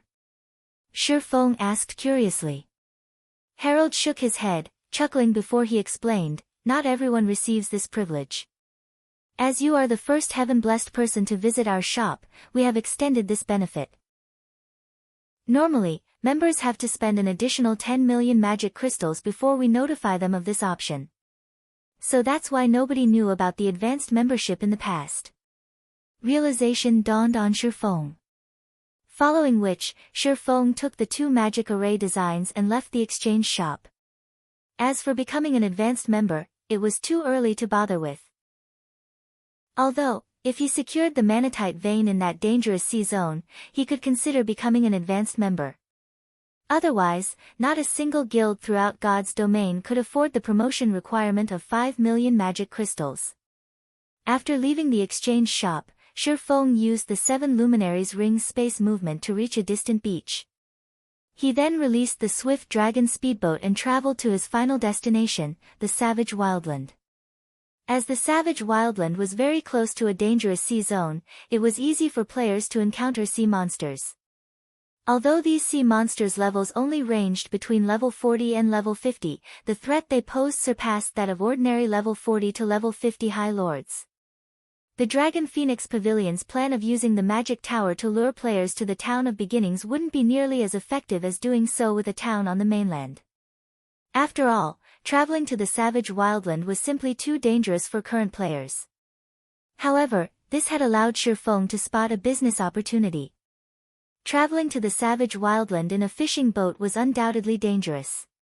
However, if one used a speedboat, the danger would decrease significantly. What he needed to do was to open a sea route between Ocean Viewing Town and the Savage Wildland, starting a transportation business. If he charged each person 2 silver, a flood of players would brave the journey. Even if there were only 10,000 players trying to reach the savage wildland each day, he could still earn 200 gold daily. However, this was a conservative estimate. Take Stone Forest Town for example. Even though the town was over 10 hours away from the nearest teleportation point on foot, a large number of players made the trip. Moreover, by the time the Town of Beginnings developed into a medium-sized town and unlocked the savage wildland's true value, at that time, it would not be surprising if hundreds of thousands of players attempted the trip every day. The income he could gain from the transportation business might even match the income from the Town of Beginnings. Shifeng could still remember that, when the Town of Beginnings had developed into a small-sized city, the city's permanent player population had already neared 1 million. As for city's floating population, that was well over 5 million. If that came to pass once again, counting each day's earnings would become laborious. Time passed quickly. The trip, which should have taken over an hour, was over in only 10 minutes or so thanks to the swift dragon speedboat. From a distance, the savage wildland looked like a new continent. At first glance, the island seemed to have no end. The island was roughly the size of a major city's jurisdiction on the mainland. However, even the island's outer region was not easy to reach. Following which, Shifeng found a place to dock before storing the swift dragon speedboat. He then unsheathed the abyssal blade and activated Phantom Kill, his doppelganger splitting from his body.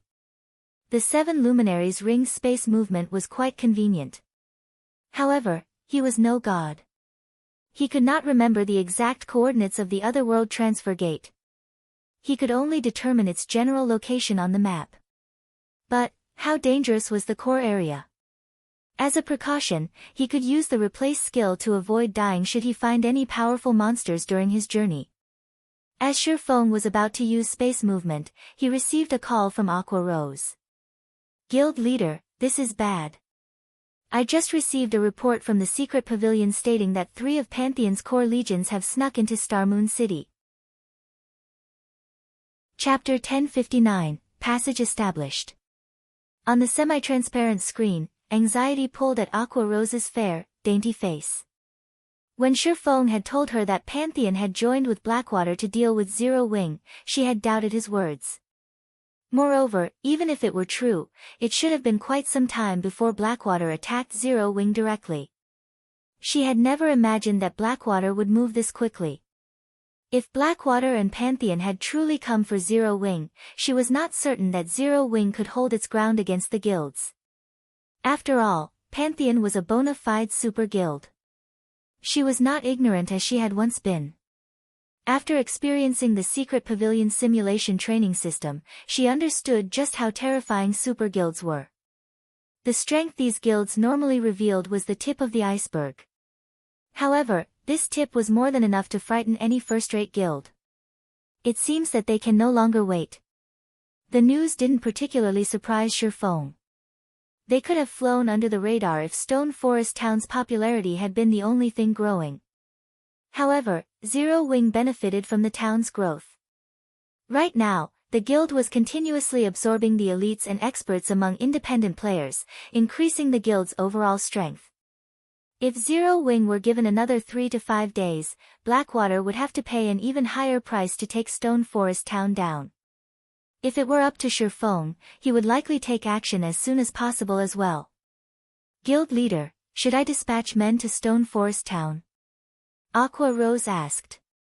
Try to do it as quietly as possible to avoid arousing their suspicion, Shifeng instructed after giving the matter some thought. Use the money we earned from the lands we sold to purchase the building materials for the magic tower and send those as well. This way, they won't realize that we're already on to them. Have some people start construction of the magic tower's framework. I'll try to be there as quickly as possible. This war was no trivial matter. Zero Wing could not afford to lose. It would be best if he constructed more magic towers to defend Stone Forest Town as a precaution. If he could not even defend Stone Forest Town, his future city would also be finished. He would also have to figure out how to defend his city without magic towers. Understood. Aqua Rose disconnected the call and quickly saw to the necessary arrangements. Following which, Shifeng immediately used space movement and crossed the savage wildland to its core area. However, as soon as Shifeng stepped out of the spatial tear, he came face to face with a Tyrant that stood over 10 meters tall. The vines that stretched from the Trent's body were like iron whips. Despite one of these vines just casually striking a massive rock, the stone shattered. Over 100 vines surrounded the Trent's body. Old Forest Tyrant, Elemental Creature, Lord, Level 110 HP. When Shifeng saw this Old Forest Tyrant, his expression turned gloomy. Against a Level 110 Lord, even a relatively skilled, Tier 2 player of the same level would have to run for their life. Roar! Upon noticing Shifeng, the old Tyrant released an angry roar. Immediately, over a dozen vines shot towards Shifeng as quick as lightning. Peng! Peng! Peng! After the vines' attacks passed, the ground split into dozens of segments. The horrific scene looked as if an earthquake had shaken the island. Fortunately, Shifeng had managed to activate the replace skill in time, avoiding the intended execution. Shifeng's doppelganger, however, had not been as fortunate as the vines had obliterated it instantly. That was a close one. Shifeng was shaken by his doppelganger's sudden death. Not only were the vines very fast, but their movements were also cunning. The vines had attacked from his blind spots, enveloping him. The only option to cope with the attacks was to face them head-on. However, if he chose to do that, he would end up as nothing more than a gory mess. The difference between their attributes was simply too large. Techniques could not make up for that gap. After 5 minutes, Shifeng used Phantom Kill once more. Readjusting his transfer coordinates, he activated space movement. With the knowledge he had gained from his first transfer and some minor adjustments, he accurately teleported to the Otherworld transfer gate. The transfer gate was massive. Standing over 100 meters tall, it looked like a towering skyscraper. Magic arrays, which had existed since ancient times, surrounded the transfer gate. With these magic arrays, even the final boss of the Savage Wildlands core, the demonic golden elephant, could not approach the transfer gate. As long as players entered the magic array, they would be in a safe zone. Monsters wouldn't chase them once they reached that point. However, the magic array had one disadvantage. Magic arrays could not be superimposed over one another. If Shifeng wanted to establish a teleportation array, he needed to do it outside of the magic array protecting the Otherworld transfer gate. However, several monsters, all over level 100, drooled as they waited for him to leave the magic array's safety. In God's domain, setting the transfer coordinates for a teleportation array generally required 30 seconds. It was practically impossible to set the coordinates in the monster-infested core area. In the past, players had only established the coordinates for a teleportation array because Super Guild's members had cleared the area's monsters. Once the coordinates were established, Super Guilds had stationed experts near the Otherworld transfer gate to contain the monster population, allowing players to reach the transfer gate safely. Shifeng wasn't yet strong enough to kill the surrounding monsters, much less clearing them out periodically. Although Shifeng wasn't strong enough, he did have the Monster Repellent Scroll. The Monster Repellent Scroll would disperse the monsters within a fixed area. Once the monsters were gone, establishing the transfer coordinates would be easy. The only problem was that, when players teleported here in the future, they still had to deal with the Guardian monsters. However, if players reacted quickly enough and could cross into the Otherworld in time, those monsters would be helpless to stop them. Scatter! Shifeng unfurled the Monster Repellent Scroll.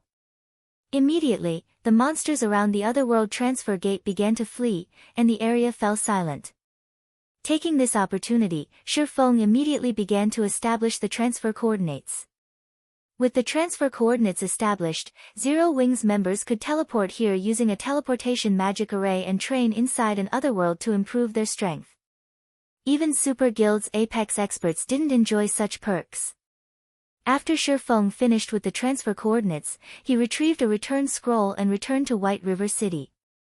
Now that Blackwater had shown signs of movement, he needed to use what little time he had left to produce magic array scrolls. Unfortunately, when Shifeng arrived before the candlelight trading firm, Aqua Rose called. When the video call connected, Shifeng noticed the woman's grim expression. What happened? I'm not sure what's going on exactly, but just a moment ago, our guild members couldn't use their guild transfer scrolls to transfer to Stone Forest Town. Players in Stone Forest Town couldn't use their transfer scrolls to return to White River City either. Even their return scrolls have stopped working. Aside from that, Blackwater has surrounded the closest NPC town. And in Lake Heart City, the Dragon Phoenix Pavilion's members have begun to slaughter ours. Gentle Snow's people have been badly pummeled. Aqua Rose was extremely anxious. Although she had sent a lot of the guild expert and elite members to Stone Forest Town, there was still too few members there right now. Now that their members couldn't use their guild transfer scrolls, Zero Wing couldn't send more reinforcements.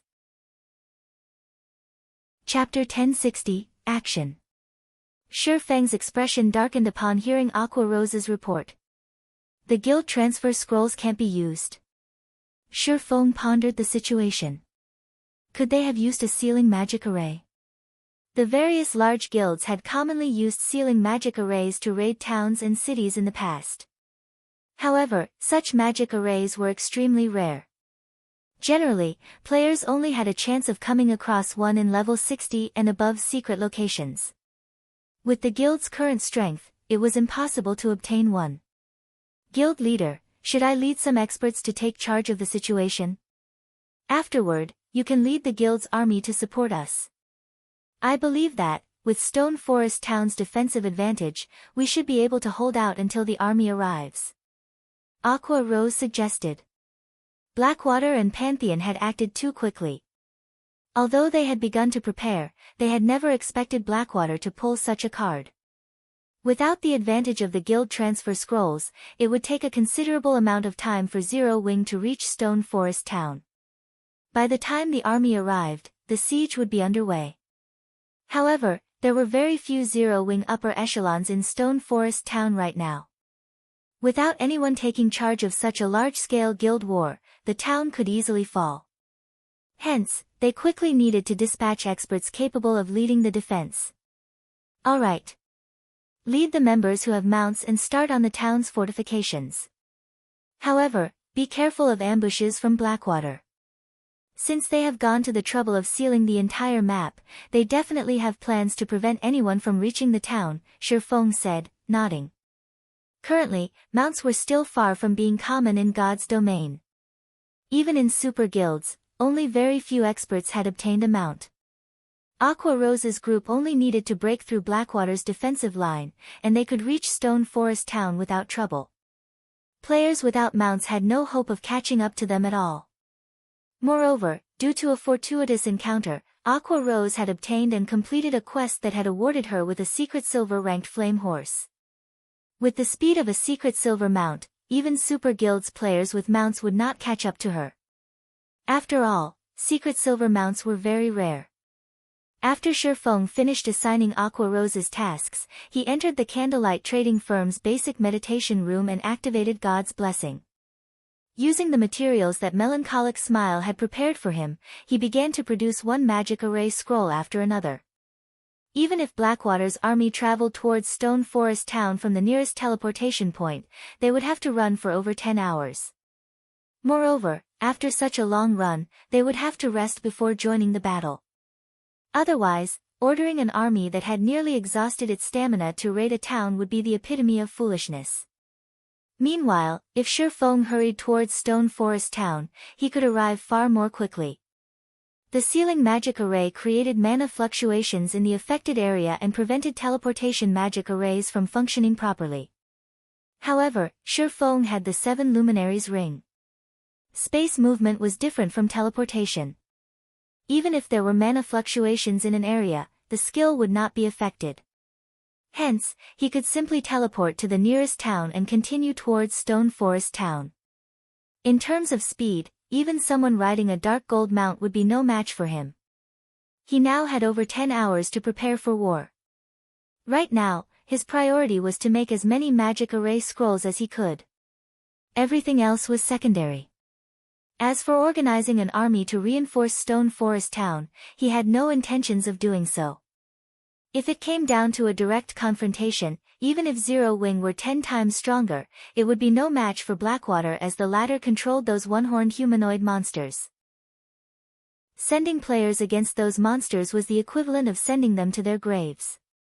Furthermore, how could Zero Wing outmatch Pantheon's expert count? Zero Wing's only hope relied on magic array scrolls and the town's defenses. Shortly after Blackwater sealed off the map surrounding the Stoneclaw Mountains, many players noticed the scent of gunpowder in the air.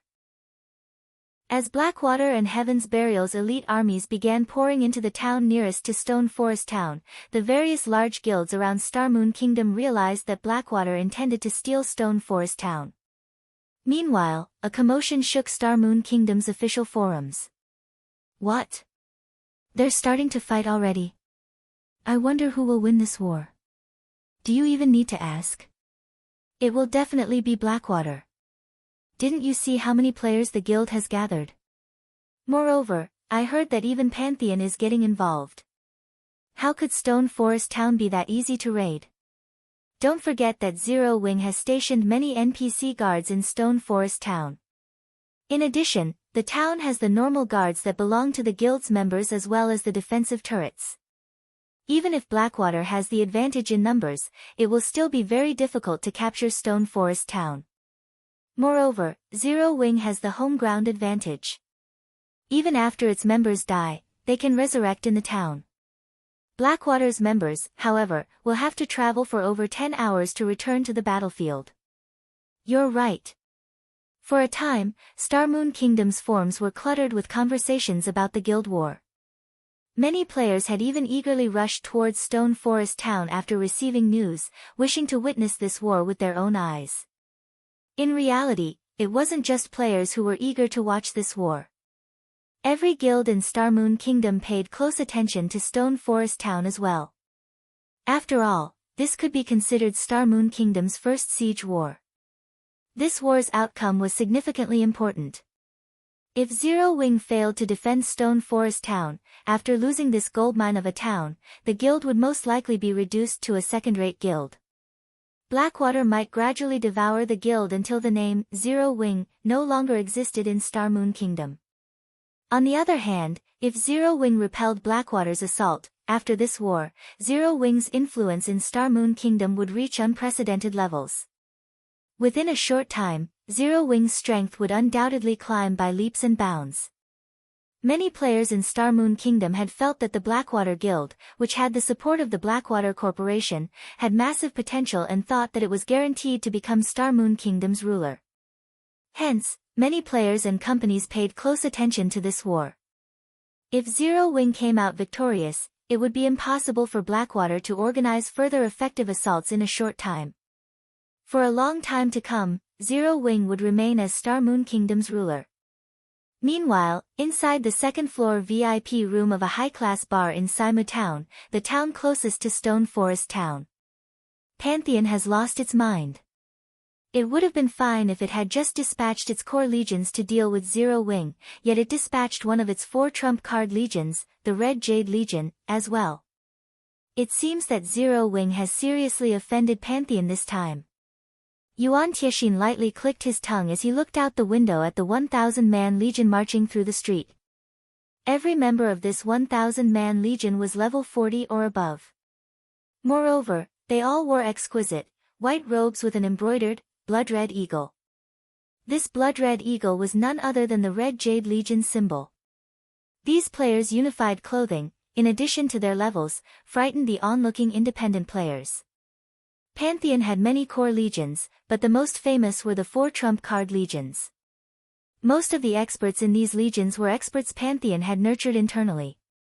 Outsiders who wished to join these legions had to pass multiple tests. These trump card legions generally dealt with super guilds or super first-rate guilds. Until now, Pantheon had never once used these legions to deal with smaller guilds. Chapter 1061, Divine Hand. Why is he here? Yuan Tiexin's expression froze when his eyes fell upon a middle-aged man standing with the Red Jade Legion. The middle-aged man's appearance depicted strength, and he carried a bow of bones across his back. Noticing Yuan Tiexin's suddenly stern expression, Purple Jade immediately followed his gaze from her seat beside him.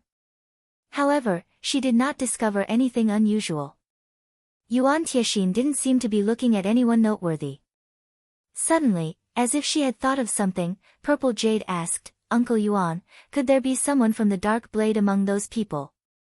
Even a super guild like Pantheon had its secrets. Hence, the guild had established a secret department called the Dark Blade. The Dark Blade specialized in tasks that others who walked in the light didn't want, such as assassinations and banditry. This department's members would also assassinate other guilds' upper echelons, disguising the deed as another guild's work and causing strife between other guilds for their profit. However, these tasks were secondary. The Dark Blade's true purpose was to assassinate enemy commanders during guild wars. To achieve this, when Pantheon nurtured these players, the selection of skills, weapons, equipment, tools, and attribute allocation were specially catered towards killing individual players. Although this was an extreme method of combat, it was suitable to deal with players who sought balance. In a one-on-one battle where both sides had equal combat standards and similar quality of weapons and equipment, the Dark Blade's members could trample such players. Of course, with such an extreme combat method, the members of the Dark Blade fared poorly against monsters in the field or a dungeon. This, in turn, greatly impacted their leveling speed. Hence, they needed other players to power level them. That's right. I'm familiar with the man wielding the massive bone bow. He is the vice commander of Dark Blade, Divine Hand 9 kills. Yuan Tiexin said, rage filling his gaze as he watched the distant, bow-carrying player. The bow-carrying man's name was 9 kills, while Divine Hand was a title he had been given by others in the industry. In a past large-scale virtual reality game, due to 9 kills successfully assassinating the Secret Pavilion's third vice guild leader at the time, the pavilion had lost a major war against Pantheon. Yuan Tiexin had been one of the guards protecting the third vice guild leader. In the end, however, 9 kills had pulled off the assassination attempt. Due to that loss, the Secret Pavilion had been forced to withdraw from that virtual reality game. That incident had become one of Yuan Tiexin's lifelong embarrassments, and he had hungered for revenge. However, the trail of Pantheon's Dark Blade members was too difficult to track. Yuan Tiexin had not expected to encounter the man here. Although 9 kills had modified his appearance somewhat, Yuan Tiexin recognized him. So, he is the rumored Divine Hand. Purple Jade carefully observed 9 kills as well. However, no matter how much she watched 9 kills, she could not sense anything special from the man. He looked like any other expert in the Red Jade Legion. Since 9 kills is making a move, the other members of the Dark Blade should be hidden among the Legion as well. Zero Wing has no chance of victory, Yuan Tiexin said, sighing. Setting aside the army of high-intelligence monsters, just the presence of Dark Blade could ruin Stone Forest Town. If the town didn't have any commanders, it would be a piece of cake for Blackwater to raid the town. Although he believed that Shifeng was quite strong, the Dark Blade's members, who had undergone special training to kill other players, were no trifling opponents. The Secret Pavilion's vice guild leaders were not just figureheads. Without sufficient strength and talent, it was impossible to achieve this position, not to mention becoming the third vice guild leader. Yet, even with 3 guards by his side, the third vice guild leader had been killed. Although the 3 guards had eventually killed the Dark Blade member, their victory had held no meaning. Outside of Saimu Town's entrance, a large number of elite members belonging to both Blackwater and Heaven's Burial waited for their orders. These players were all level 37 or above. The independent players watching from afar were shocked by this scene. There should be at least 100,000 players, right? 100,000? Aren't you underestimating Blackwater and Heaven's Burial too much? Both guild recruited that alone during their last 2 recruitment campaigns. Not to mention, Blackwater annexed Ouroboros. Many of the experts I know are now wearing Blackwater's emblem. What's going on? The Blackwater Corporation is supporting Blackwater. The guild isn't hurting for money at all. Moreover, the Blackwater Corporation is prepared to invest into God's domain fully. If one joins the guild and obtains a good position, their future could be limitless. The income of the guild's core members already rivals the Blackwater Dojo's newly hired instructors. Do you know how many people are vying to become an instructor in the Blackwater Dojo each year? It's a pity that only a handful of people get chosen. I guess you're right. It's a pity that I'm not strong enough right now. Otherwise, I would try to join Blackwater. I know, right? I have heard that, since Blackwater established its guild, several thousand of Star Moon Kingdom's independent players have joined. However, they only received the treatment of elite members. It is extremely difficult to become a core member. This war is a good opportunity for them to display their skills. If they perform well, they might even be promoted to a core member. At that time, they could afford to live without worrying about basic necessities. I have also heard that the team leaders and vice-team leaders among Blackwater's core members received incomes that rival the Blackwater Dojo's basic and intermediate instructors. If one manages to reach those positions, they wouldn't have to worry about money for the rest of their lives. Just as the players in Saimu Town discussed the current atmosphere, a row of players atop high-ranking mounts began to lead the elite army towards Stone Forest Town. Even the most inferior among these mounts was bronze rank, while the two people in the lead rode mysterious iron mounts. Miss Muyun, I have truly underestimated your Blackwater Guild. I had never thought that you would dispatch so many elite members. I believe that even Zero Wing will be surprised, Singular Burial, who rode a black cheetah, commented, laughing. Previously, Singular Burial had thought that Blackwater could dispatch at most 100,000 elite members. After all, the guild still faced many management issues after annexing Ouroboros. The guild still needed some elite members to maintain order in the towns and cities it ruled over. However, contrary to expectations, Blackwater had dispatched 200,000 elite members. It was very hard to imagine that Blackwater already possessed such strength, despite establishing only a short time ago. In terms of the number of elite members, even the Star Alliance was no match for Blackwater. Blackwater also had plenty of experts. If the guild were already this strong after recently joining God's domain, it was hard to imagine how powerful it would become in the future. Whether Zero Wing is shocked or not is no concern to Blackwater. In any case, ours won't be the main force raiding the town. We are simply here to pick up the pieces, Qin Muyun said indifferently. If Zero Wing uses everything it has against us, excellent. As for hindering Zero Wing's reinforcements, I'll leave that to Guild Leader Burial. Please, rest assured. Heaven's Burial will prevent Zero Wing's army from setting foot in Stone Forest Town, Heaven's Burial confidently declared. Although Blackwater had dispatched an army of elite members, Heaven's Burial had dispatched quite a few of its own. With a total of 120,000 elite members in addition to their terrain advantage, the town would have new owners before Zero Wing's army reached it. After that, Heaven's Burial simply needed to work with Blackwater to encircle and annihilate Zero Wing's army. Guild Leader, a report just came in. Several cloaked players riding mounts have been sighted leaving Saimu Town. By the looks of it, they seem to be heading towards Stone Forest Town. Daybreak Fog, who stood to a side, suddenly announced. They should be Zero Wing's upper echelons. Should we dispatch some of our experts to get rid of them? Chapter 1062, Forceful Breakthrough. Hearing Daybreak Fog's deduction, Singular Burial fell into deep thought. Have Ghost Shadow's group stop them. Remember, don't let a single player escape. Singular Burial said strictly. We're sending Ghost Shadow's group. Daybreak Fog was momentarily stunned. Aren't we making a big fuss over something so small? Ghost Shadow was Heaven's Burial's #1 expert. He was already considered a top-tier expert in previous virtual reality games. Now, during his time in God's domain, he had come across a fortuitous encounter which allowed his techniques and strength to undergo a qualitative change. Only, Ghost Shadow had been improving himself away from the public eye all this time, so not many people knew about his current strength. They had originally planned to use him to surprise Zero Wing's army. Yet, Singular Burial intended to expose Ghost Shadow's strength to hunt down a few players. I don't think so. Even now, Zero Wing has yet to arrange an army to head over to Stone Forest Town.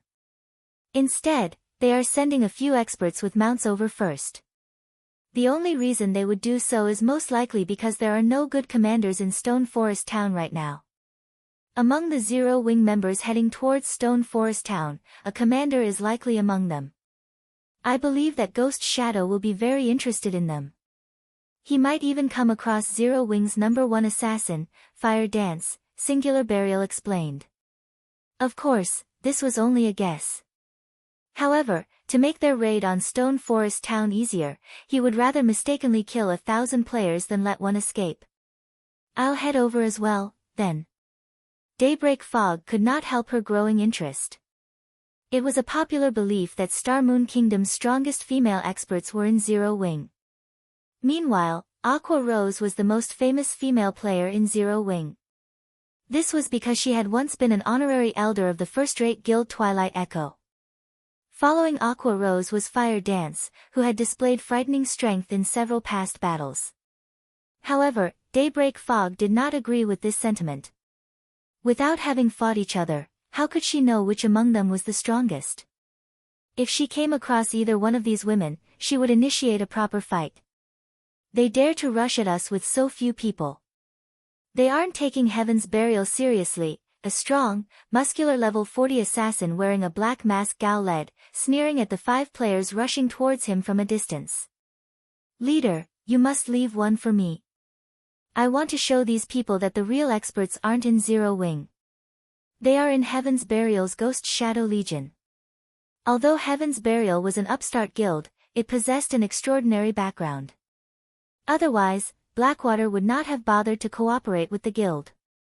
Meanwhile, in Heaven's Burial, the Ghost Shadow Legion consisted of experts from many well-known workshops. Only, this matter was never made public. The Ghost Shadow Legion's members leveled up and trained in secret. The guild had even invited some of the virtual gaming world's apex experts to spar and train them. In the real world, the Legion's members specifically gathered in a training complex, which Heaven's Burial used to nurture its experts. There, members of the Legion sparred with other members and underwent all sorts of vigorous training methods each day. It felt like a living hell. Correspondingly, however, their strength had undergone earth-shattering changes. As for the experts who had made a name for themselves in Star Moon Kingdom, they paid no attention to these people whatsoever. After all, even the best among those experts was only strong enough to reach the 6th floor of the Divine Colosseum's Trial Tower. On the other hand, even the weakest members of the Ghost Shadow Legion were 6th floor experts, with many of them having reached the 7th floor. As for the Legion's commander, Ghost Shadow, he had reached the late stage of the 8th floor. He had long since surpassed the record Zero Wing's members had set. Only, he had kept his record hidden all this time. Sure. You'll deal with the magical classes. However, if there is a female assassin among them, leave her to me. Ghost Shadow laughed. In reality, he didn't care about the several Zero Wing members heading towards him. If not for Daybreak Fog stating that Fire Dance might be among these players, he would not have bothered coming. During the rank competition between guilds in the Trial Tower, Fire Dance had humiliated him. He had been a top-tier expert in the virtual gaming world for many years, yet this little girl had defeated him. After that incident, he had vowed that he would, sooner or later, pay back the humiliation he had suffered. After a fortuitous encounter, not only had his combat standards improved greatly, but he also wielded epic-ranked weapons. This was why he was so confident of defeating Fire Dance. He had walked the line between life and death to complete that quest. He had even sacrificed the lives of thousands of the guild's elite members. In his current state, he would even dare to challenge Zero Wing's guild leader, Black Flame. Big Sis Aqua, I used eagle eyes and discovered a team of 100 players hiding along the sides of the forest path ahead. Should we circle around them? Minor Wind asked. Heaven's Burial's army was positioned all over the place. The guild had sealed off practically all of the official paths leading from Simo Town to Stone Forest Town. However, as the map was quite massive, it was impossible for Heaven's Burial's elite army to be everywhere. As long as they moved through the forest, their party could avoid detection. The only problem was that they could attract monsters' attention. If that happened, they would have to waste a lot of time. However, fighting Heaven's Burial's members would similarly put them in a bind. We don't have that much time. Moreover, they don't have a large group. We'll force our way through. Aqua Rose decided. Oh yeah. I was waiting for you to say that. Minor Wind said, grinning. Minor Wind rendered the other 3 party members speechless. It was obvious that Minor Wind had purposefully asked that question. The ranger clearly wanted to test out the advanced mana armor kits he had recently equipped. 3 advanced mana armor kits provided an increase of roughly 10% to one's basic attributes. To players with excellent equipment like themselves, that was the equivalent of an additional piece of level 40 dark gold equipment. Ready the magic array. Ghost Shadow commanded upon seeing Aqua Rose's party of 5 approach. Once they are within 50 yards, activate it. Don't let even any of them get away. Leader, rest assured, the magic array has an effective radius of 100 yards. As long as we activate it in time, they'll have no hope of escape, a level 40 elementalist said confidently.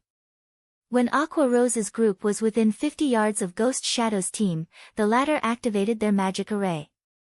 Suddenly, a red magic barrier that was 30 yards tall and covered a radius of 100 yards appeared in the forest. When active, the 6-star Crimson Array would lock an area within a barrier. It was a basic magic array meant for ambushing enemies. The only way to break free was to attack the barrier and deplete the caster's mana. Charge! Ghost Shadow shouted in the team chat. Following which, he activated his stealth skill and made his way to his targets. Immediately, the shield warriors and guardian knights hidden on either side of the small road took the lead and charged at the enemy's mounts, hoping to knock Aqua Rose and her teammates down. Meanwhile, the ranged classes hidden a distance away began to launch one attack after another. Chapter 1063, The Power of 5. The rangers, elementalists, cursemancers, and summoners hiding in the forest numbered several dozens. The spells and arrows they shot out formed a wall that drove towards Aqua Rose's party, leaving the 5 with no space to dodge at all. Boom! Boom! Boom! As a series of explosions rang out, dust and dirt went flying into the air. Everyone from the Ghost Shadow Legion felt a strong gust of wind blowing in their faces. It's over. Daybreak Fog quietly looked at the dust cloud before her in doubt. Did I guess wrong, and these people aren't Zero Wings upper echelon at all? Although their frontal attack had been overwhelming, expert players could simply avoid them altogether rather than receive the attacks directly. After all, ranged attacks were not instantaneous. There was a small time lag between the launching and landing of the spell. Moreover, there was also the system-provided ballistic prediction lines. So they're just a bunch of trash. It seems Zero Wings experts only amount to that much after all. When the Ghost Shadow Legion members saw the rising dust cloud, smug smiles appeared on their faces. However, as the dust cloud dissipated, the faces of those who were still feeling proud of themselves immediately darkened. After the dust settled, what appeared was a large crater in the ground. However, this crater was actually in the shape of a semicircle. At the flat end of this semicircle, as if an invisible wall stood before Aqua Rose's party, no damage had reached Aqua Rose and the others at all. They actually blocked all those attacks. Daybreak Fog's eyes turned serious as she took in this unbelievable sight. With a closer look, she could faintly make out a translucent barrier erected before Aqua Rose's party. A moment later, this barrier shattered like glass, its fragments scattering to the ground before vanishing out of existence. Violet, this absolute barrier of yours really is strong. It actually managed to block off all those attacks. With this, we'll have to rely on you to block the ultimate moves of bosses in the future, Minor Wind said, chuckling. My absolute barrier is only a tier 1 skill. It can block tier 2 skills at most. Right now, it is only useful in fights against other players, Violet Cloud said, shaking her head. Although Violet Cloud had said so, this feat had still dealt an enormous blow to the Ghost Shadow Legion's mental state. They had considered the possibility that Aqua Rose's party would directly dodge their attacks. However, they never imagined that the latter would actually be able to receive their attacks straight on. At this moment, Daybreak Fog noticed that the elementalist standing behind Aqua Rose was in the midst of chanting an incantation. Hurriedly, she shouted, "Not good. Everyone, scatter." As an elementalist herself, Daybreak Fog had a deep understanding of the class. Even without the spell's magic array taking form, she could tell what kind of spell it was just through the amount of mana the incantation was gathering. Even if it was a spell she was not familiar with, she could still judge the power of the spell. Meanwhile, Daybreak Fog's senses were currently telling her that the elementalist standing behind Aqua Rose was casting a large-scale destruction spell, and that it was already too late for them to interrupt the spell. Hearing Daybreak Fog's reminder, everyone in the Ghost Shadow Legion immediately broke into a sprint. At this time, the alarm bells in their minds were also going off, warning them that they would die if they did not flee. "Don't you think it's a little too late to run now?" The elementalist behind Aqua Rose giggled softly before pointing a finger to the sky. A blue streak of lightning promptly shot towards the clouds. Following which, a gigantic twofold magic array appeared in the sky, covering a 100-yard diameter. In the next moment, the blue magic array shot out a blue pillar of light that directly bombarded the rear line of the Ghost Shadow Legion. Then, the light pillar began expanding in size and devouring the escaping players one after another. Damn it! It's too fast. Although Daybreak Fog had used Blink to get away, she still could not escape the expanding light pillar. In the end, she had no choice but to use Ice Barrier, becoming immune to all damage. However, her body also couldn't move as a result. As the light pillar faded, it left a plot of scorched earth in its wake. Black smoke wafted up from the blackened ground. This scene stupefied the Ghost Shadow Legion members standing at the front lines. This scorched landscape was simply too terrifying. If not for them charging ahead, they would have already turned into ash and dust by now. Isn't this a little too strong? Minor Wind fell breathless despite himself. Big Sis Aqua, just what kind of person is your friend? This was his first time seeing a large-scale destruction spell that could expand to cover such a large area so quickly. Just this single attack had annihilated over half of the 100-man team before them. Aqua Rose looked over her shoulder to give Alluring Smile a glance. Chuckling, she said, "She's just a battle maniac." Upon hearing this, Alluring Summer could not help but stretch out her hand and pinch Aqua Rose's waist. Not only had her friend forcefully dragged her all the way out here, but she also actually called her a battle maniac. "Alright, enough. We don't have much time to waste here. Let's hurry up and move," Aqua Rose said hurriedly as she tugged on her mount's reins. At this moment, the members of the Ghost Shadow Legion were already frightened stiff by Alluring Smile's attack. Although they had seen videos showing large-scale destruction spells in use, experiencing one in person was something else altogether. When they felt the might of the large-scale destruction spell, a feeling of helplessness overwhelmed their bodies. Everyone, get a grip. Large-scale destruction spells are extremely rare. They can't possibly have another one. Even if they do, as long as we close in on them, they won't be able to use it. Daybreak Fog shouted as soon as her ice barrier ended. Although Aqua Rose's party had caught them off guard, their advantage remained unchanged. Moreover, now, she was even more certain that someone of Zero Wing's upper echelon was definitely among the party of 5. Otherwise, it would simply have been impossible for them to use a large-scale destruction spell. As long as they managed to hold back these 5 players, they would have a much easier time conquering Stone Forest Town later on. At Daybreak Fog's words, everyone from the Ghost Shadow Legion immediately snapped out of their daze. The melee players standing at the forefront started moving once more. Charge! Previously, it was a wall of spells and arrows that had assaulted Aqua Rose's party. Now, it was a wall of players, with shields defending them from attacks and the healers in the rear line providing them with heals and protection buffs. Even minor wind's arrows could do little against them. At this time, Shadow Sword, who was in front of Aqua Rose, took the initiative, saying, "Let me." Shadow Sword unslung the blood-red greatsword hanging on his back. This greatsword was the new weapon Shadow Sword had obtained after saving up guild contribution points every way he could.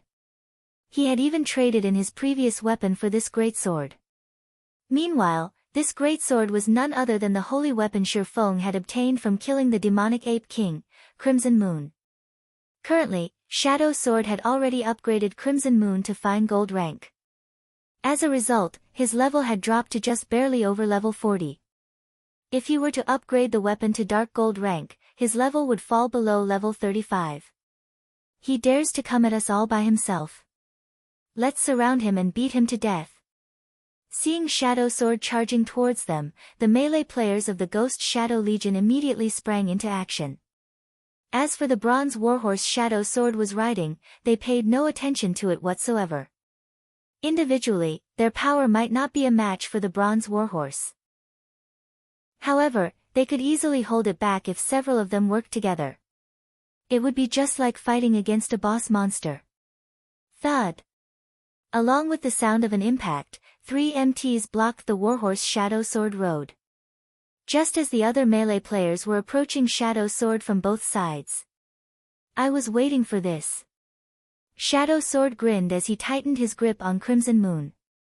He then abruptly swung it. Whirlwind Slash. Immediately, a crimson storm sent the 8 melee players approaching him flying. Even the 3 MTs blocking the warhorse had to retreat 3 steps, damage of over -2,000 points appearing above their heads. Such powerful strength. Daybreak Fog was stunned. The members of the Ghost Shadow Legion were not your ordinary expert. Whether it was in terms of combat standards or weapons and equipment, they were top-notch. Yet, now, Shadow Sword actually beat these powerful experts and sent them flying by as if they were common monsters. However, the Ghost Shadow Legion members were all experts. After their first assault got repelled, they coordinated their movements even more closely with each other for their second assault. Moreover, with Shadow Sword's Whirlwind Slash on cooldown, how was the Berserker going to defend against an attack coming from all sides? Scram! Seeing his enemies crowding around him once more, Shadow Sword brandished Crimson Moon again. Unlike the previous attack, Crimson Moon radiated a faint red glow this time, having successfully triggered the blood boiling effect. At fine gold rank, the blood boiling effect increased Shadow Sword's strength by an additional 1,000 points for 12 seconds. With Shadow Sword's current strength, even a high lord of the same level would be no match for him.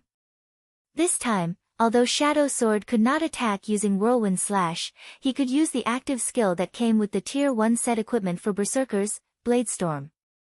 In the next moment, a red storm raged. All players within a 15-yard radius got blown into the air, invisible wind blades cutting their bodies time after time.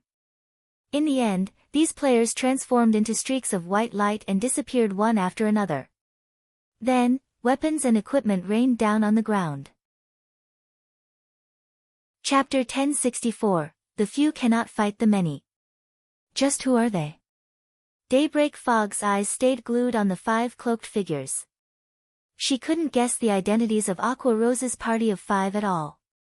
Among the information she collected, there were no records of such a powerful elementalist or berserker in Zero Wing. Particularly, the berserker's strength was truly incredible. With just a single attack, he had directly killed over a dozen nearby melee players, including several MTs with over 20,000 HP.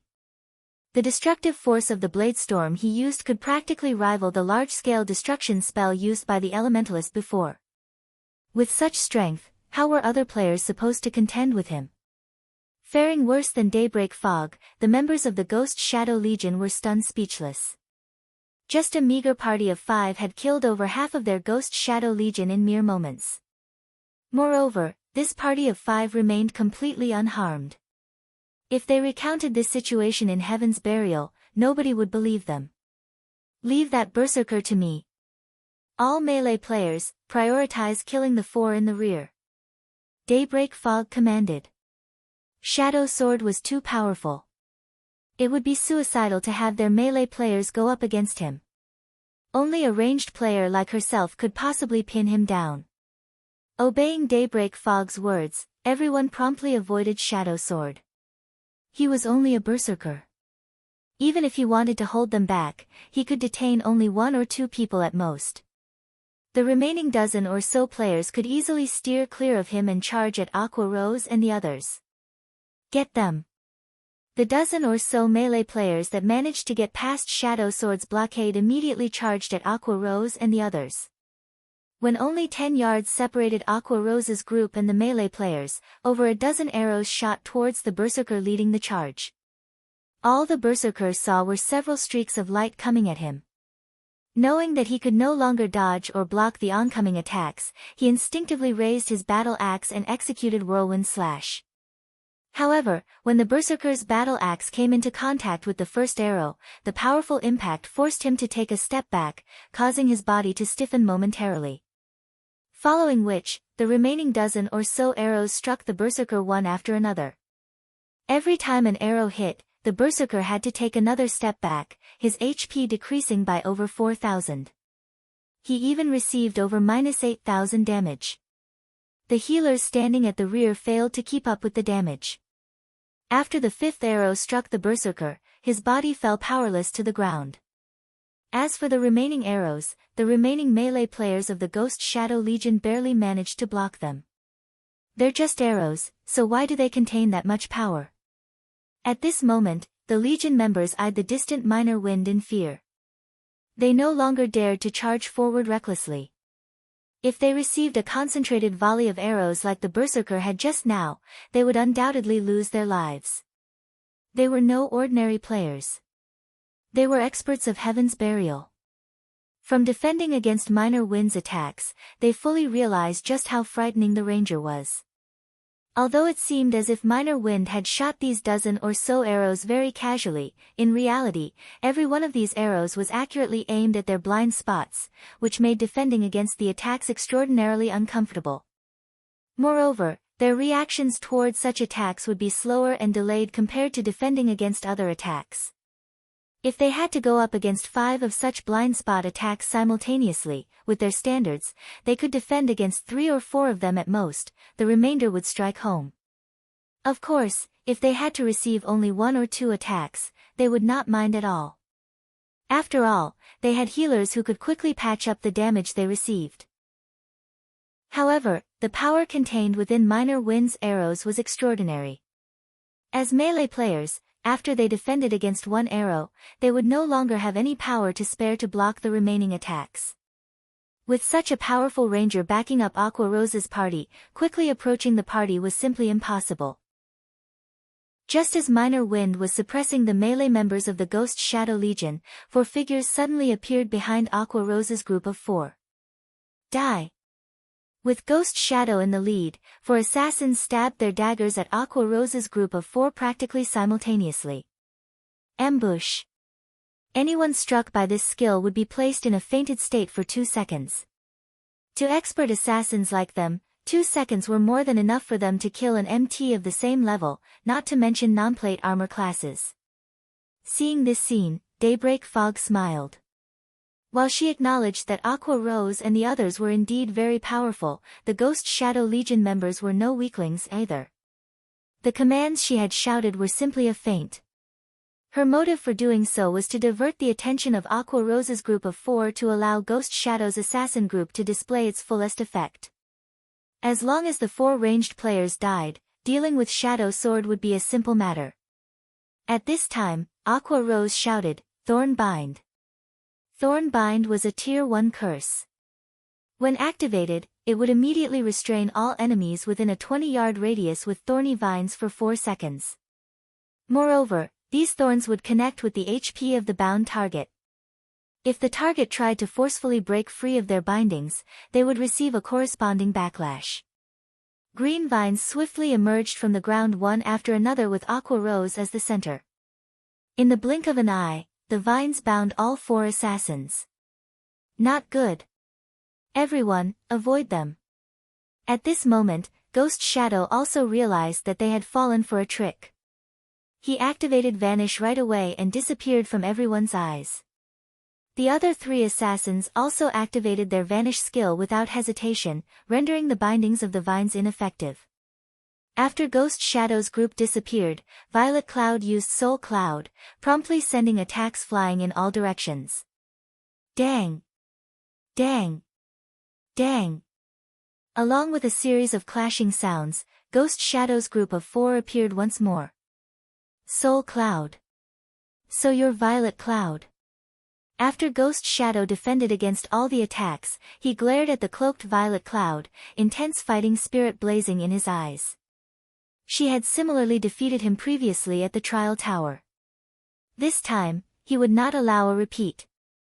However, immediately after Violet Cloud's attack, Alluring Summer used Flame Barrage and attacked the 4 assassins from their blind spots.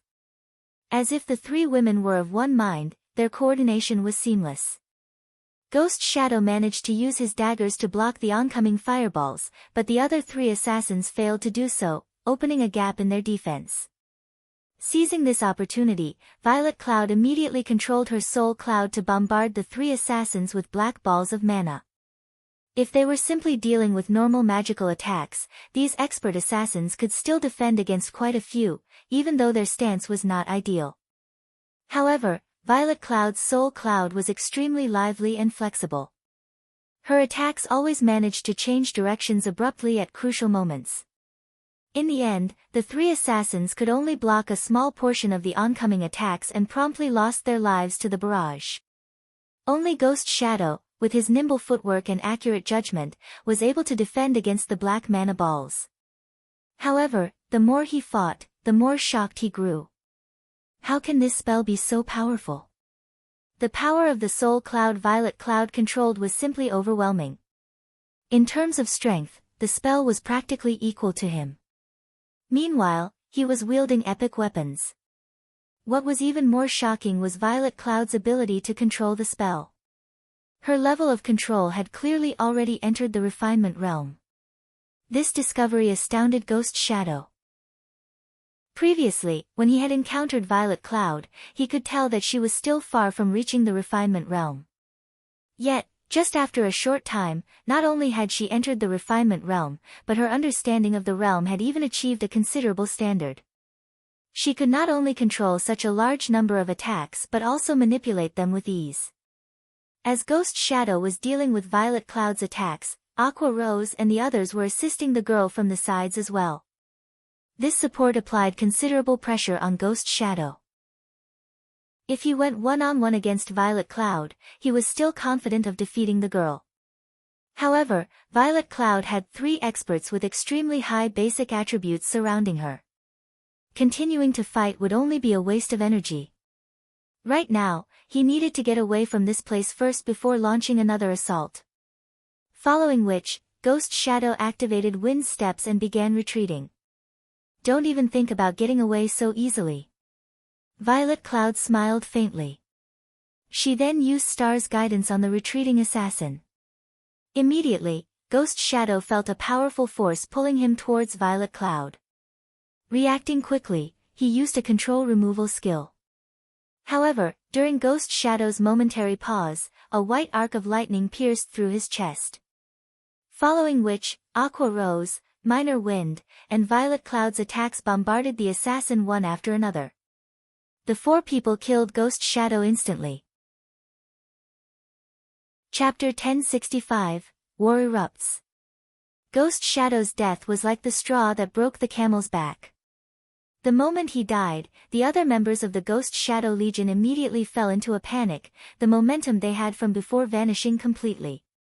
The dozen or so melee players that originally were still rushing forward stopped cold, their eyes filled with fear as they looked at Aqua Rose's group of 4.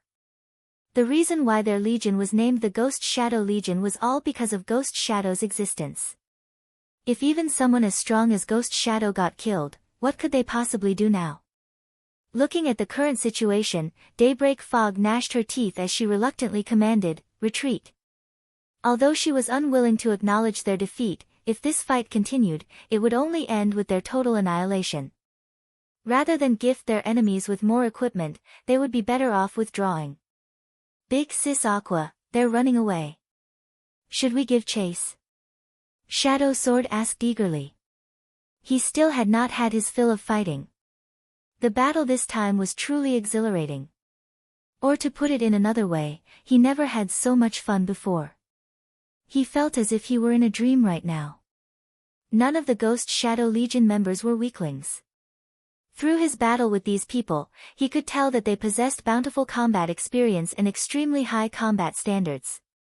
Unfortunately for them, his combat experience still surpassed theirs. In the secret pavilion simulation training system, he had fought against all kinds of experts. Although the refinement realm experts there bullied him to no end, these fights allowed him to develop a penetrating insight. As a result, he could easily see through the weaknesses of attacks on the level of the Ghost Shadow Legion members. With that insight added to his huge advantage in basic attributes, killing the experts of Heaven's Burial was as easy as chopping up vegetables. Previously, he had been wondering whether or not he had improved at all. After all, no matter how many battles he fought in the simulation training system, they always ended with his defeat. Now, however, after tangling with these expert players, he finally realized just how much he had improved. No need. Heaven's Burial's members are everywhere. If we let them surround us, we'll have to waste even more time. Our priority right now is to reach Stone Forest Town, Aqua Rose said, shaking her head as she watched Daybreak Fog's group remove the magic barrier and escape into the forest. Following which, Shadow Sword and the others swiftly collected their loot before getting back on their mounts and hurrying towards Stone Forest Town. Shortly after Aqua Rose left, several assassins appeared from the forest. These assassins did not bear any guild emblems on their persons. They were all independent players who were planning on sneaking to Stone Forest Town to observe the upcoming war. The first siege war in Starmoon Kingdom, one which pitted Blackwater and Heaven's Burial's joint army of 300,000 elite players against Starmoon Kingdom's number 1 guild, Zero Wing, was a major event. If they did not personally witness this war, they would surely regret it for the rest of their lives. Only, due to them coming across Aqua Rose's party on their way to Stone Forest Town, they decided to follow after the party and take a look at what the party was up to. However, they never imagined that they would actually encounter such an expert battle on their journey. Did you guys record everything? Do you take me for a fool? Of course, I've recorded everything. What about your side? Relax, I didn't miss out any of the exciting moments. Our luck is really good. I never thought that we would come across such a fight. Zero Wing's members are too cool. Just 5 of them managed to go up against a team of 100 experts. I really wonder, just how strong are those 5 people? If I can become as strong as any one of them, I wouldn't have wasted my time playing God's Domain. Alright, enough dreaming. Let's hurry up and post these videos on the forums. This message will definitely shock everyone. Following which, these several assassins posted their recorded videos on Starmoon Kingdom's official forums. Moreover, they even gave their post a very eye-catching title. 5 Zero Wing experts shockingly massacre Heaven's Burial's 100-man expert team. Published along with this post were several video clips showing the fight between Zero Wing and the Ghost Shadow Legion from several different angles, the videos thoroughly reproducing the entire battle from before. As soon as the post was published, it immediately created a commotion in Starmoon Kingdom. Nobody would have ever thought that a measly 5 people would be able to turn the tables on an encirclement of 100 experts. Moreover, they had even done so in such an overwhelming manner. Whether it was the weapons, equipment, skills, or coordination of these 5 Zero Wing members, all were aspects that inspired everyone's admiration. Particularly, Alluring Summer's large-scale destruction spell made the blood of all the viewers boil with passion. In addition, there was Shadow Sword with his horrific strength. The fight was truly an unforgettable one. This is simply inhuman. Over half a team of 100 experts were killed just like that. Who in Starmoon Kingdom could possibly stop Zero Wing now? Hooray for Zero Wing! It seems Blackwater will have trouble taking down Stone Forest Town this time. Due to the appearance of these videos, many players who initially did not have an optimistic view of Zero Wing's prospects were stupefied. Meanwhile, the various large guilds that were happily and eagerly anticipating Zero Wing's fall could not help but start re-evaluating Zero Wing's strength now. However, the ones most affected by these videos would still have to be Zero Wing's members. Previously, they all thought that Stone Forest Town was finished. However, after seeing at the performance of Aqua Rose's party of 5, they finally understood the views that their guild leader, Black Flame, advocated. Quality was much more important than quantity. Due to this reason, Zero Wing had always walked the path of the elite. Zero Wing might not be a match for Blackwater and Heaven's Burial in terms of member count, but in terms of player quality, Zero Wing was definitely superior. Was it amazing to have a lot of people? Zero Wing only needed 5 people to trample over 100 experts. While everyone was discussing this topic on the forums, Singular Burial had an extraordinarily chilling expression on his face. Kill them. I want them all killed. Notify the teams in hiding. Think of a way to stop them. Once their whereabouts are discovered, gather at their location right away. Singular Burial commanded angrily. Originally, he had dispatched the Ghost Shadow Legion and Daybreak Fog precisely because he was worried that the regular experts couldn't take down Zero Wing's members. Now, however, Heaven's Burial had become the biggest laughingstock of Starmoon Kingdom. Those were 100 experts. The team even had apex experts such as Daybreak Fog and Ghost Shadow leading it. He found it truly hard to accept that Daybreak Fog and the others would lose so miserably. However, from the battle video, Singular Burial was able to clearly identify 2 of the 5 players. One was naturally Violet Cloud, whom Ghost Shadow had also identified, while the other one was Aqua Rose. If the Cursemancer leading the party wasn't her, then Singular Burial truly could not figure out which Cursemancer in Zero Wing had the qualifications to command Violet Cloud. As long as they managed to hold back Aqua Rose, not only would they be able to repay the humiliation they suffered, but taking down Stone Forest Town would also be a piece of cake. Nevertheless, after watching the battle video, Singular Burial felt a deep chill crawling down his spine. Zero Wing's experts were improving much too quickly. The rapidity of their improvement was to the point of being staggering. Only after paying a huge price did Heaven's Burial manage to nurture a batch of experts. However, compared to Zero Wing's experts, those experts Heaven's Burial nurtured were practically garbage. If so many Apex experts had already appeared in the current Zero Wing, if they really gave Zero Wing a little more time, then the consequences would be unimaginable. Unfortunately for Heaven's Burial, its pursuit and interception mattered very little to Aqua Rose and the others. Their speed when riding mounts was unmatchable by players running on foot. Moreover, the mount Aqua Rose rode was a secret silver mount. In the end, the party of 5 managed to arrive at Stone Forest Town safely, and they promptly began commanding Zero Wing's members in Stone Forest Town to take the appropriate defensive measures. As time went by, the atmosphere in Stone Forest Town also grew increasingly more oppressive. The usual liveliness in the streets was no longer present. To avoid getting dragged into the war, many players had chosen to leave Stone Forest Town and observe the battle from a distance. Only some daring players remained in town.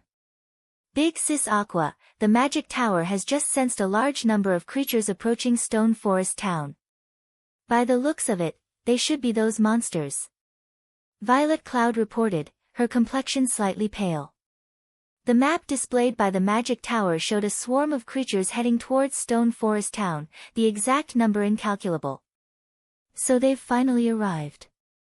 Aqua Rose, who stood atop the town's defensive walls, turned to look into the distance. She knew plenty regarding this upcoming war. Rather than the player armies of Blackwater and Heaven's Burial, their true enemies were the endless number of monsters. Immediately notify the guild leader. Inside the distant White River City's candlelight trading firm, Shifeng was still desperately making the magic array scrolls for the double protection magic array and divine beast's descent. They've arrived already. After receiving the message, Shifeng had to stop his actions, a slight frown appearing on his face. Blackwater's monster army had arrived much sooner than he expected. He immediately used a return scroll to teleport to the city's teleportation hall, then took a teleportation array to Sima Town. Chapter 1066, Black Flame Appears. Standing at the top of Stone Forest Town's magic tower, Aqua Rose and her companions noticed dust clouds rising in the distance as they finished taking care of the town's defense. Upon closer inspection, they would discover swarms of monsters beneath the dust. How can there be so many monsters? Blackie watched the black patch approach Stone Forest Town from a distance, shock filling his heart. It looked as if a swarm of locusts was advancing on the town. Blackie wasn't alone in his surprise. All players that witnessed this scene were frightened. Although they had seen high-level monsters before, this was the first time any of them had seen so many high-level monsters moving as a unit. The earth even shook as the monsters moved. Players were nothing in front of these monsters. These monsters were all level 60 and above.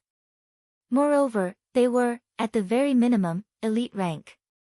There were also plenty of massive chieftains, lords, high lords, great lords, and grand lords that were over 30 meters tall. Crap, what are those? Minor Wind cried out after using Eagle Eyes, which enhanced his vision far beyond that of normal players.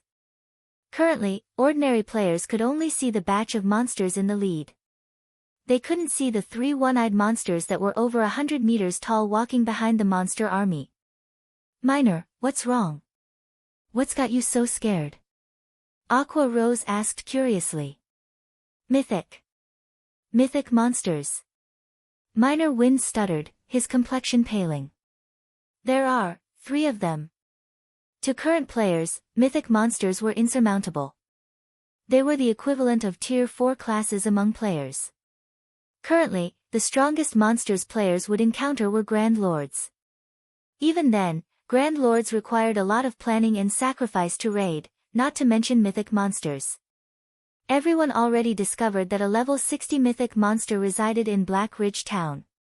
They were forced to realize just how powerless they were against such an existence. Even 10,000 players were nothing in front of the mythic monster. All 3 mythic monsters were level 65. They were even stronger than the mythic monster in Black Ridge Town. How can this be? Wasn't there only supposed to be one of them? Aqua Rose frowned. To ensure their victory against Blackwater's mythic monster, she had used her connections to obtain 5 Tier 3 summoning scrolls. She had even negotiated with the secret pavilion and traded a large amount of Tier 3 gemstones for 3 Tier 3 summoning scrolls. With 8 Tier 3 summoning scrolls, they should be able to pin down a mythic monster. Yet, now, there were 3 of them. Big Sis Aqua, Blackwater's vanguard has arrived, Minor Wind reported. There seem to be 50 of them, and the leader looks like Blackwater's guild leader, Abandoned Wave. Pantheon's members are also with them. Ordinary players needed to run for over 10 hours to reach Stone Forest Town. However, players could reach the town in around 4 hours on mounts. As soon as Minor Wind announced the incoming army, everyone saw over a dozen massive magic arrays appear in the distant sky. As these massive magic arrays began to gather a frightening amount of mana, monsters that were around 20 to 30 meters tall emerged from these magic arrays. Why do they have so many Tier 3 summoning scrolls? Blackie could not help but panic. Zero Wing had only obtained 8 of such scrolls after much difficulty, yet Blackwater had easily prepared a total of 17 Tier 3 summoning scrolls. Moreover, unlike the monsters in the monster army, players controlled these summoned creatures. The threat they posed to Stone Forest Town far surpassed that of an ordinary Great Lord. Standing atop a hill some distance away from Stone Forest Town, Abandoned Wave and Peerless, the commander of Pantheon's various legions for this war, laughed as they watched the monster army before them. Against so many monsters, even an NPC city would fall. I want to see how Zero Wing deals with this. Abandoned Wave revealed a confident smile. Brother Wave, you are too excited. How can an NPC city possibly be that easy to raid?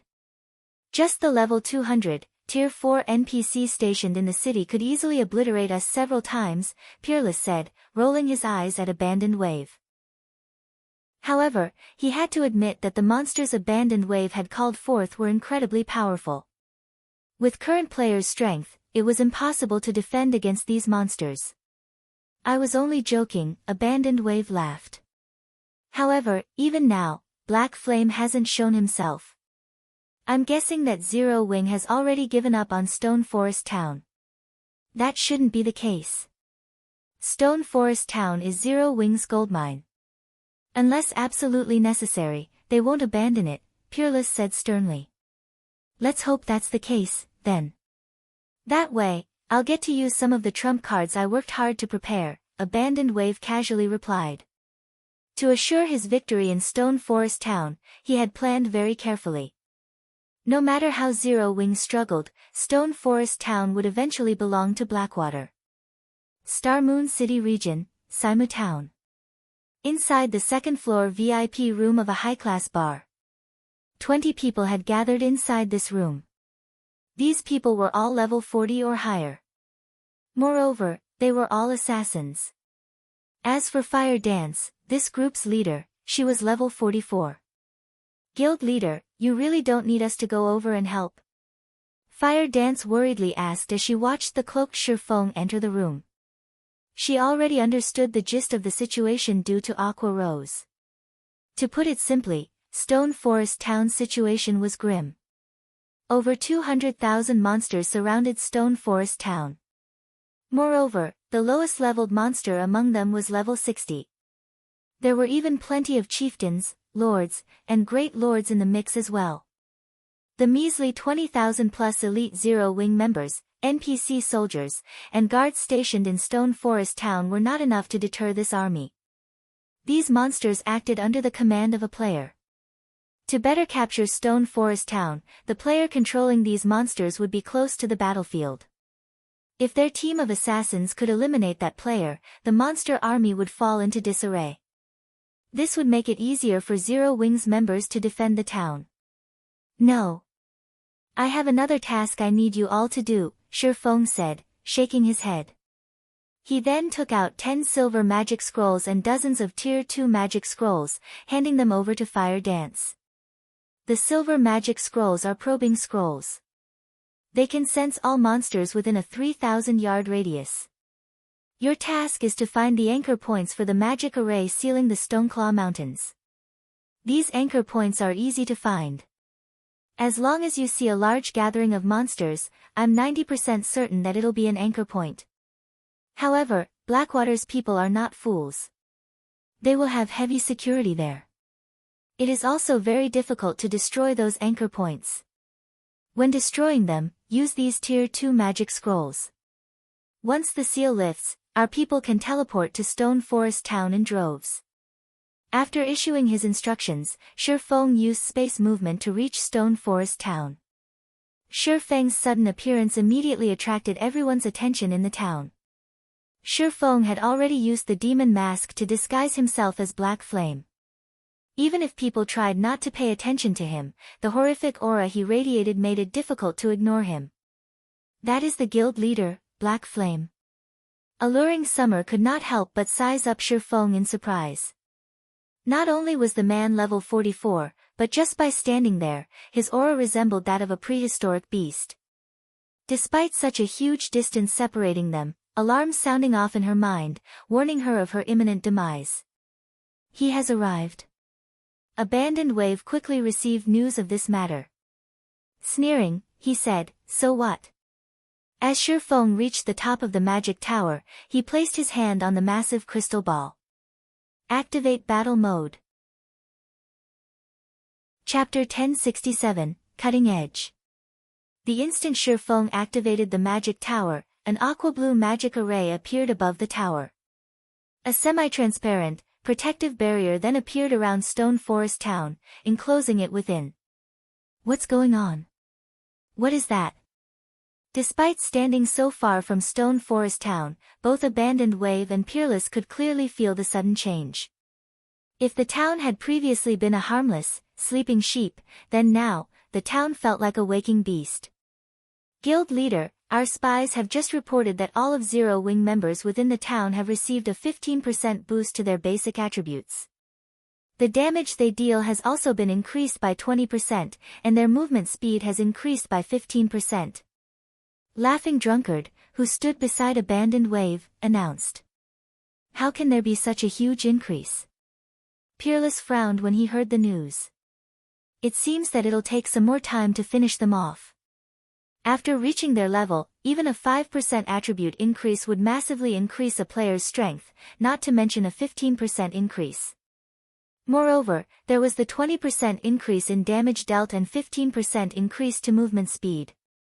Such improvements were enough to raise the standards of elite players to a whole new level. After factoring in the coordination between players, the rise in the combat power of Zero Wing's members would be even more intense. The sudden development doubled the difficulty of raiding Stone Forest Town.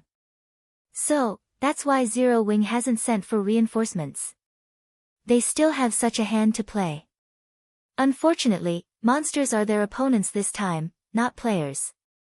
This small buff would only make a difference if they had to face other players. Abandoned Wave chuckled. Although the sudden development had surprised him considerably, the situation was still within his control. In any case, this is a good opportunity to show Black Flame that all of his efforts are futile. That's right. They have only gained an additional buff. Against so many powerful monsters, one meager buff would not change the overall situation. Peerless nodded in agreement. Chuckling, he continued, I'll have to count on Brother Wave for the next step. Leave it to me. You can just sit back and watch the show. Abandoned Wave then gave the command to start the assault on Stone Forest Town. He ordered the monsters to attack the town from all sides. When players raided a town, in order to minimize losses, they would generally launch a powerful assault on a single location. However, these players were not concerned about the monsters' deaths. Hence, they could launch an all-around assault without worry, making Stone Forest Town even harder to defend. As the monster army began to circle the town, the Zero Wing members inside the town grew nervous. The monsters assaulting the town were different from the monsters they normally fought in the fields. These monsters possessed considerably high intelligence, and even elite players of the same level might not necessarily win against the elite monsters in a one-on-one battle. Furthermore, they were dozens of levels lower than these monsters and were outnumbered by 10 to 1. Although the magic tower had significantly boosted their attributes, when compared to the monster's attributes, this increase was not worth mentioning. Guild leader, can we win? Even Aqua Rose's confidence wavered. It would have been fine if their opponents were simply players. Now, however, seeing the black clumps of monsters come at them from all sides, even she felt somewhat nervous. Zero Wing was clearly understaffed. There were only around 20,000 elite members in Stone Forest Town right now. After splitting them up around the cardinal points, each side only had around 5,000 members protecting it. We can only try, Shifeng quietly responded. How is the construction of the magic towers coming along? The foundations have been completed. Only the core magic patterns need to be drawn, Aqua Rose reported. Good. Lead the Dark Gods Legion and deal with the Great Lord rank and above monsters first. Utilize all of the Tier 2 and Tier 3 summoning scrolls to pin down the mythic monsters. Have the town's firepower focus on the monsters below Great Lord rank. After that, we have to endure for as long as possible. Once Fire Dance's group completes their mission, the tides of war will shift to our favor. Shifeng instructed. Immediately, he made his way towards the magic towers that were still under construction. Magic towers had become mainstream defensive buildings in towns and cities because of their outstanding defensive capabilities. Not only did they possess a mana pulse cannon with great destructive power, but they could also increase local players' attributes. Meanwhile, the attributes increases would change depending on the number of magic towers present. Of course, the maximum effect would be achieved with 3 magic towers. With 3 magic towers, players would receive a 30% boost to their basic attributes. This was why the various large guilds in the past had actively constructed magic towers in the towns and cities they operated, going so far as to construct 3 magic towers in important towns and cities. As a precaution, Surefoam had tasked Aqua Rose with spending all of the money they had earned from selling the lands around the teleportation house to purchase the magic tower's construction materials. They then built 2 more towers in Stone Forest Town. With 3 magic towers defending the town, even against so many high-intelligence monsters, they were not without a chance of victory. As for the magic towers for Shurfeng's future city, he had no choice but to think of another means of defense. After all, if he could not even protect Stone Forest Town, he could never defend a city.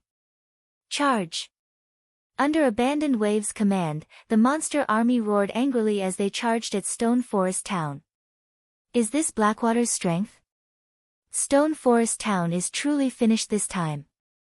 Even the NPC guards won't be able to hold back so many powerful monsters. The players observing the war from the sidelines were stunned by the tsunami of monsters rushing at Stone Forest Town. They no longer harbored any hope that Stone Forest Town would survive this war. The difference between each side's strength was obvious at first glance. The various large guilds' upper echelons, who watched the war via a live stream, were similarly stupefied. Who in Starmoon Kingdom could possibly stand up against this army of 200,000 monsters? It was suicidal to try to fight these monsters. Big Sis Aqua, they're coming. Blackie gulped nervously. Good. Focus the defense turrets and magic towers attacks on the monsters below the Great Lord rank. Aqua Rose commanded as she watched the approaching monsters from the top of the town's wall.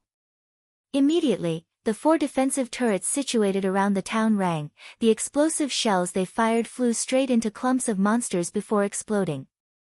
The elite monsters caught within the explosions died on the spot. Each of the 4 explosive shells killed over 100 monsters. Unfortunately, while the defensive turrets could damage monsters above elite rank, they could not kill them outright. Ha ha ha. Although the defensive turrets are powerful, it's a pity that their range is too small. Abandoned Wave could not help but laugh when he saw that only several hundred monsters had died in the initial blast. He had previously thought that the defensive turrets would, more or less, pose a threat to his monster army. Now, however, it would seem that his worries were unnecessary. In the next moment, the tip of the magic tower fired a rainbow-colored beam towards the sky. Immediately, the clouds refracted the beam towards the monster army, shocking everyone. When the rainbow beam struck, it swept through the monster army. Everywhere the beam passed, massive flames erupted. All monsters below Lord rank were vaporized. As for the lords that had survived, they had less than half of their HPs remaining. When the rainbow beam eventually disappeared, over 3,000 monsters had vanished with it. A large, empty space had appeared in the midst of the densely packed monster army. Chapter 1068, Double Protection Barrier. As the light from the magic tower dissipated, every player in Stone Forest Town fell silent. A single attack had extinguished the lives of over 3,000 level 60 and above monsters. This was far more terrifying than any large-scale destruction spell they had ever seen. In fact, it wasn't just Zero Wings members who were stunned. Even Abandoned Wave and Peerless, who watched the war from a distance, wore dark, tense expressions. Why does the magic tower have this kind of ability? Abandoned Wave frowned as he looked at the empty space in the middle of the battlefield. In one attack, it heavily injured Lord-ranked monsters. Zero Wing really knows how to hide its strength. Among the 200,000 monsters, the majority consisted of monsters below Lord rank. Only a small minority consisted of Lord rank and above monsters. The firepower of a single magic tower could already rival the attacks of 10 defense turrets. That attack is already as powerful as a Tier 4, large-scale, destruction spell. Based on my understanding of God's Domain's tools, this kind of attack should have a very long cooldown. Even so, I no longer think that it's possible to take Stone Forest Town down in a short time. If we don't think of a way to deal with that magic tower as soon as possible, I'm afraid that our casualties will be severe, Peerless commented as he looked at the towering magic tower in the distance. However, the magic tower's attacks are somewhat clumsy. If players or agile monsters were charging into the town, I doubt that the magic tower would be as effective. If we send some agile monsters, we should be able to destroy it. Although losing the magic tower will be unfortunate, we have to remove it to minimize our losses. Abandoned Wave nodded, agreeing to Peerless' suggestion. Immediately, he barked in the team chat, "Drunkard, have the Tier 3 summoned creatures assault the magic tower. Think of a way to destroy it as quickly as possible." Guild leader, rest assured, I will destroy that magic tower. Laughing Drunkard confidently replied. They had a total of 17 Tier 3 summoned creatures on their side.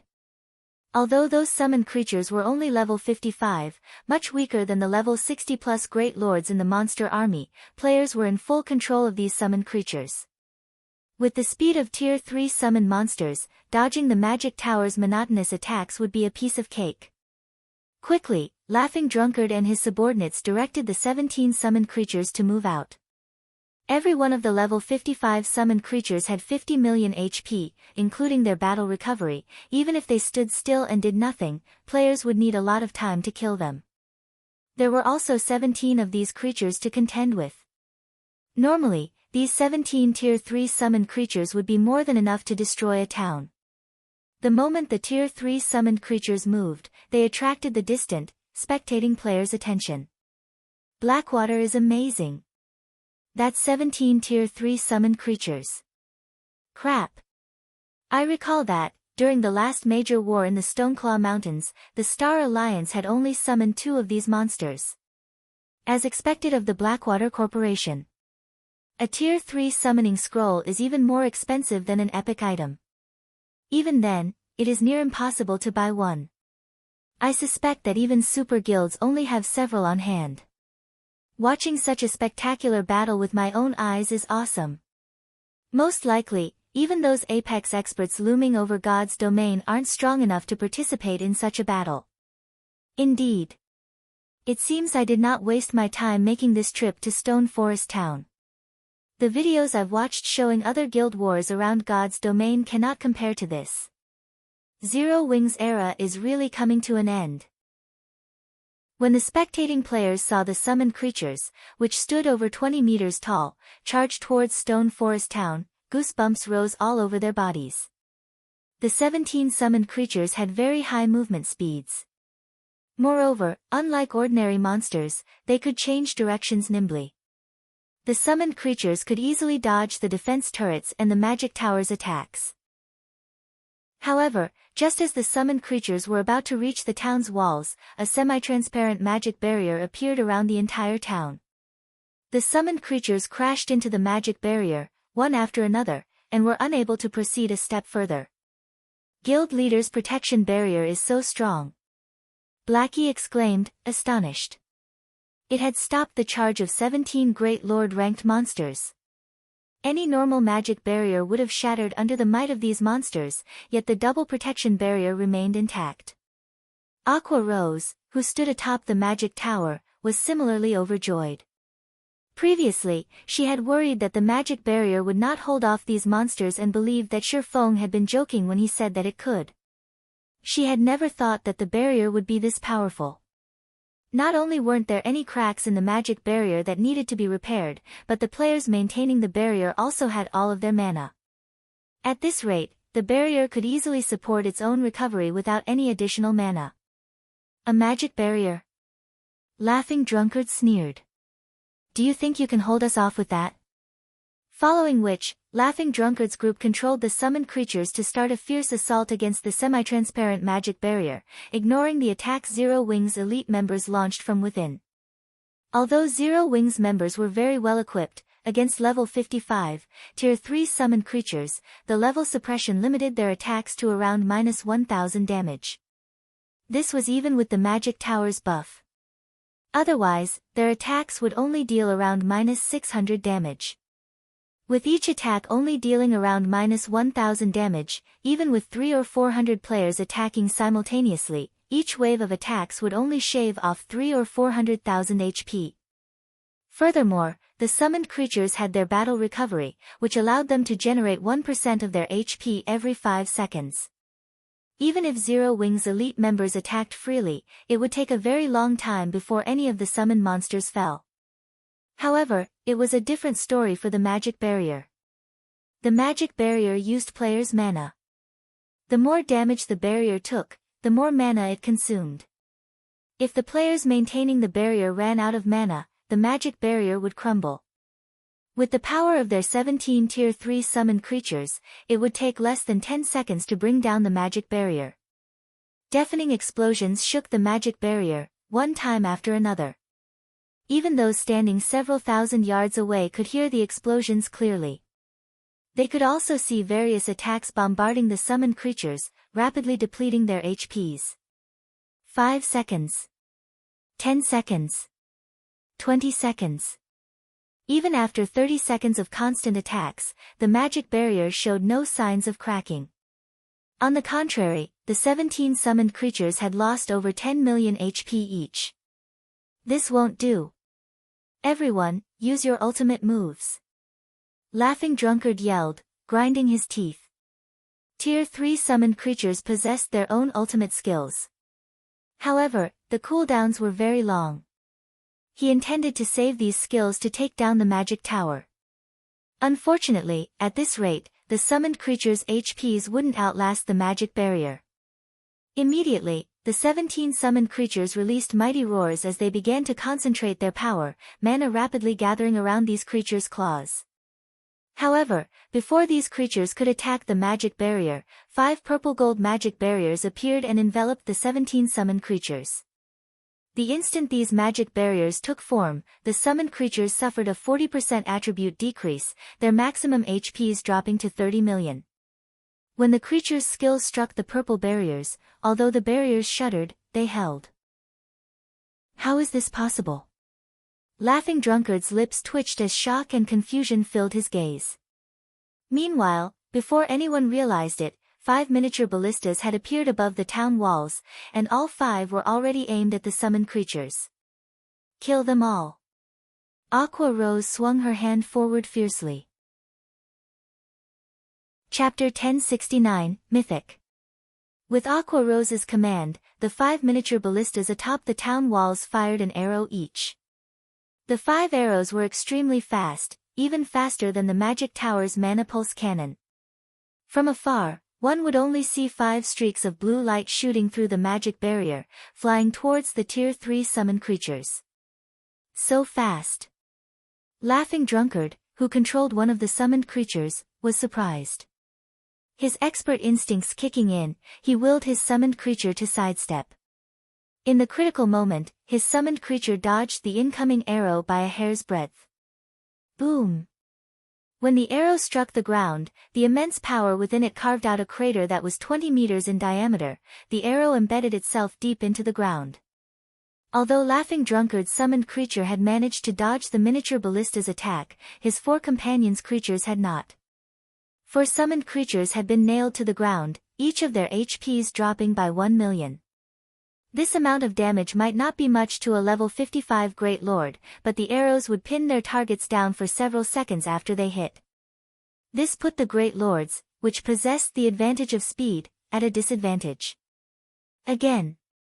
Aqua Rose commanded once more. Before anyone realized it, the miniature ballistas, which had just launched their arrows, were already reloaded. Immediately, the players controlling the ballistas fired another volley of arrows at the Tier 3 summoned creatures.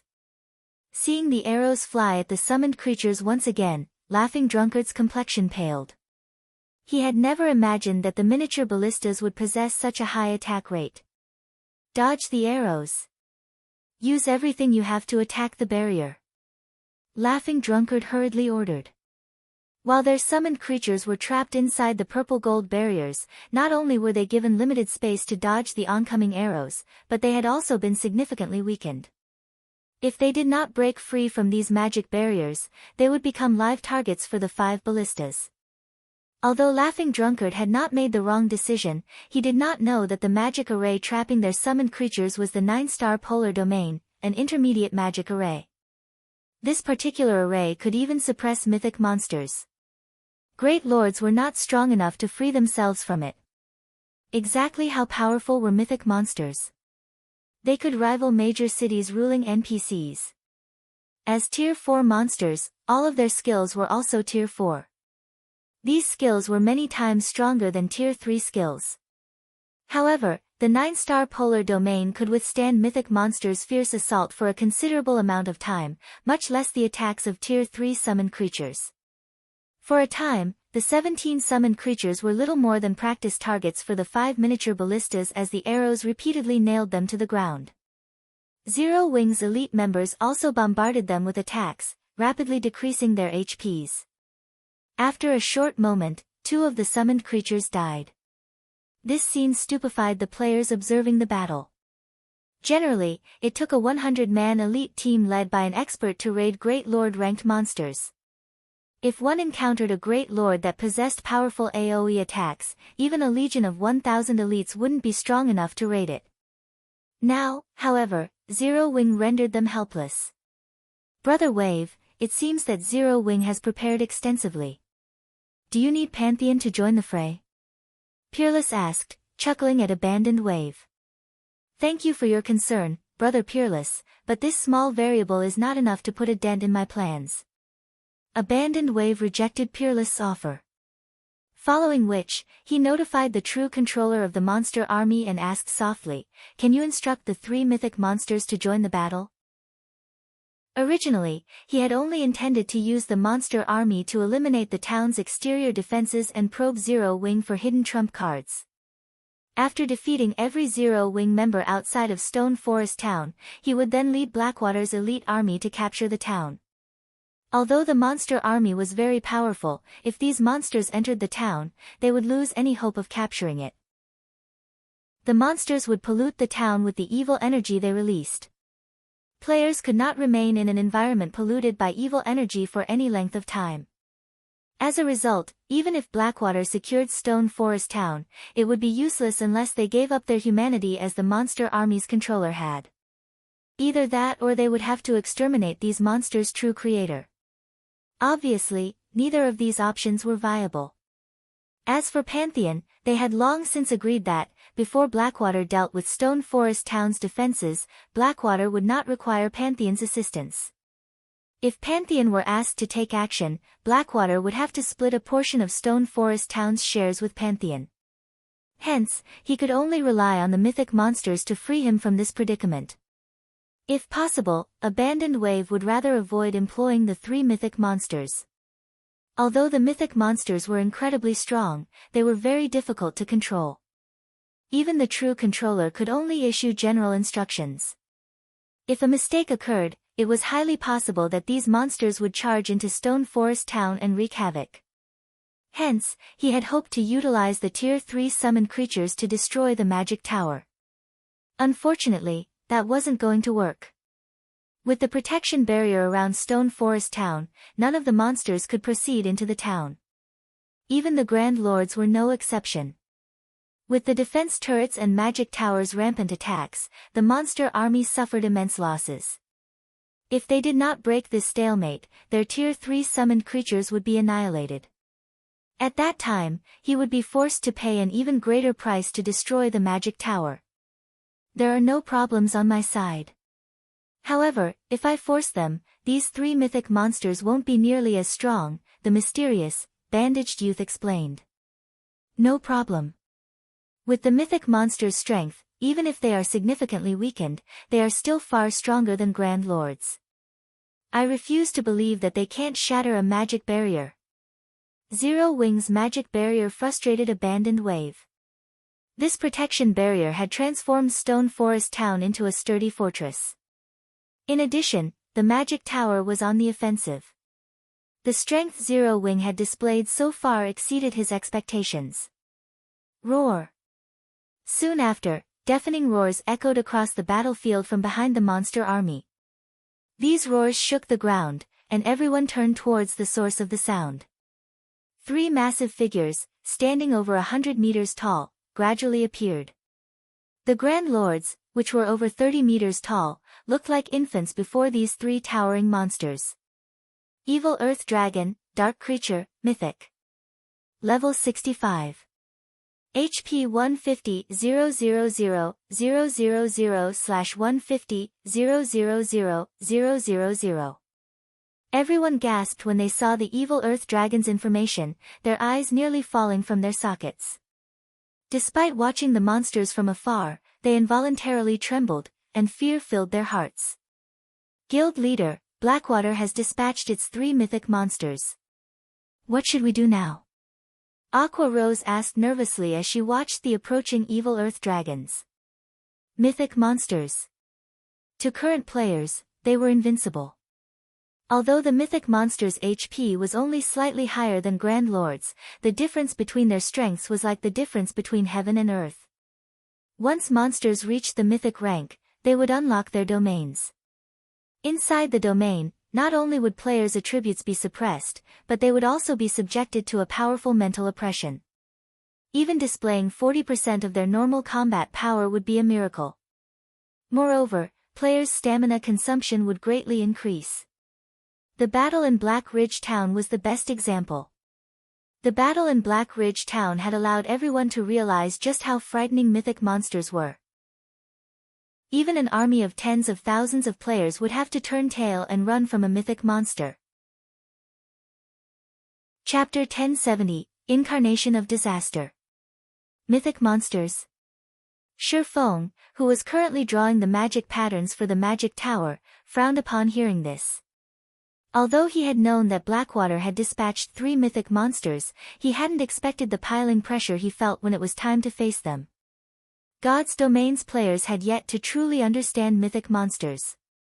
What they had seen in the battle in Black Ridge Town was only the tip of the iceberg. However, Shifeng had fought mythic monsters many times in the past. While mythic monsters' domains were indeed powerful, their high intelligence and combat standards were the true dangers. In God's domain, aside from special cases, most monsters would only start developing high intelligence after reaching Tier 3. In other words, this was a concern after monsters became Great Lords. At that stage, monsters would be more difficult to deal with. They would often act in unexpected ways.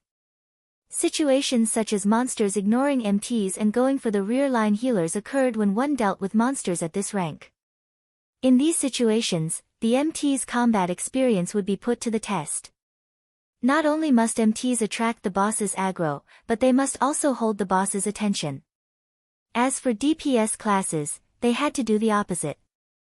When attacking, they had to make sure they attracted as little attention as possible. This was why Shifeng had the guild's core members learn void steps. Even the weakest mythic monster was as intelligent as an ordinary human. In addition, their combat standards were roughly equal to ordinary experts. Using the trial tower as a measurement, their combat standards should put them on the 4th floor. Hence, if players wanted to defeat a mythic monster, they needed at least a team of 100 Tier 2 elite players of the same level. Right now, the 20,000 Zero-Wing members in Stone Forest Town wouldn't even serve as a proper warm-up for the 3 level 65 mythic monsters. Fortunately, Shifeng had hired plenty of Tier 2 NPC guards. The NPCs should be capable of holding the monsters off for a while.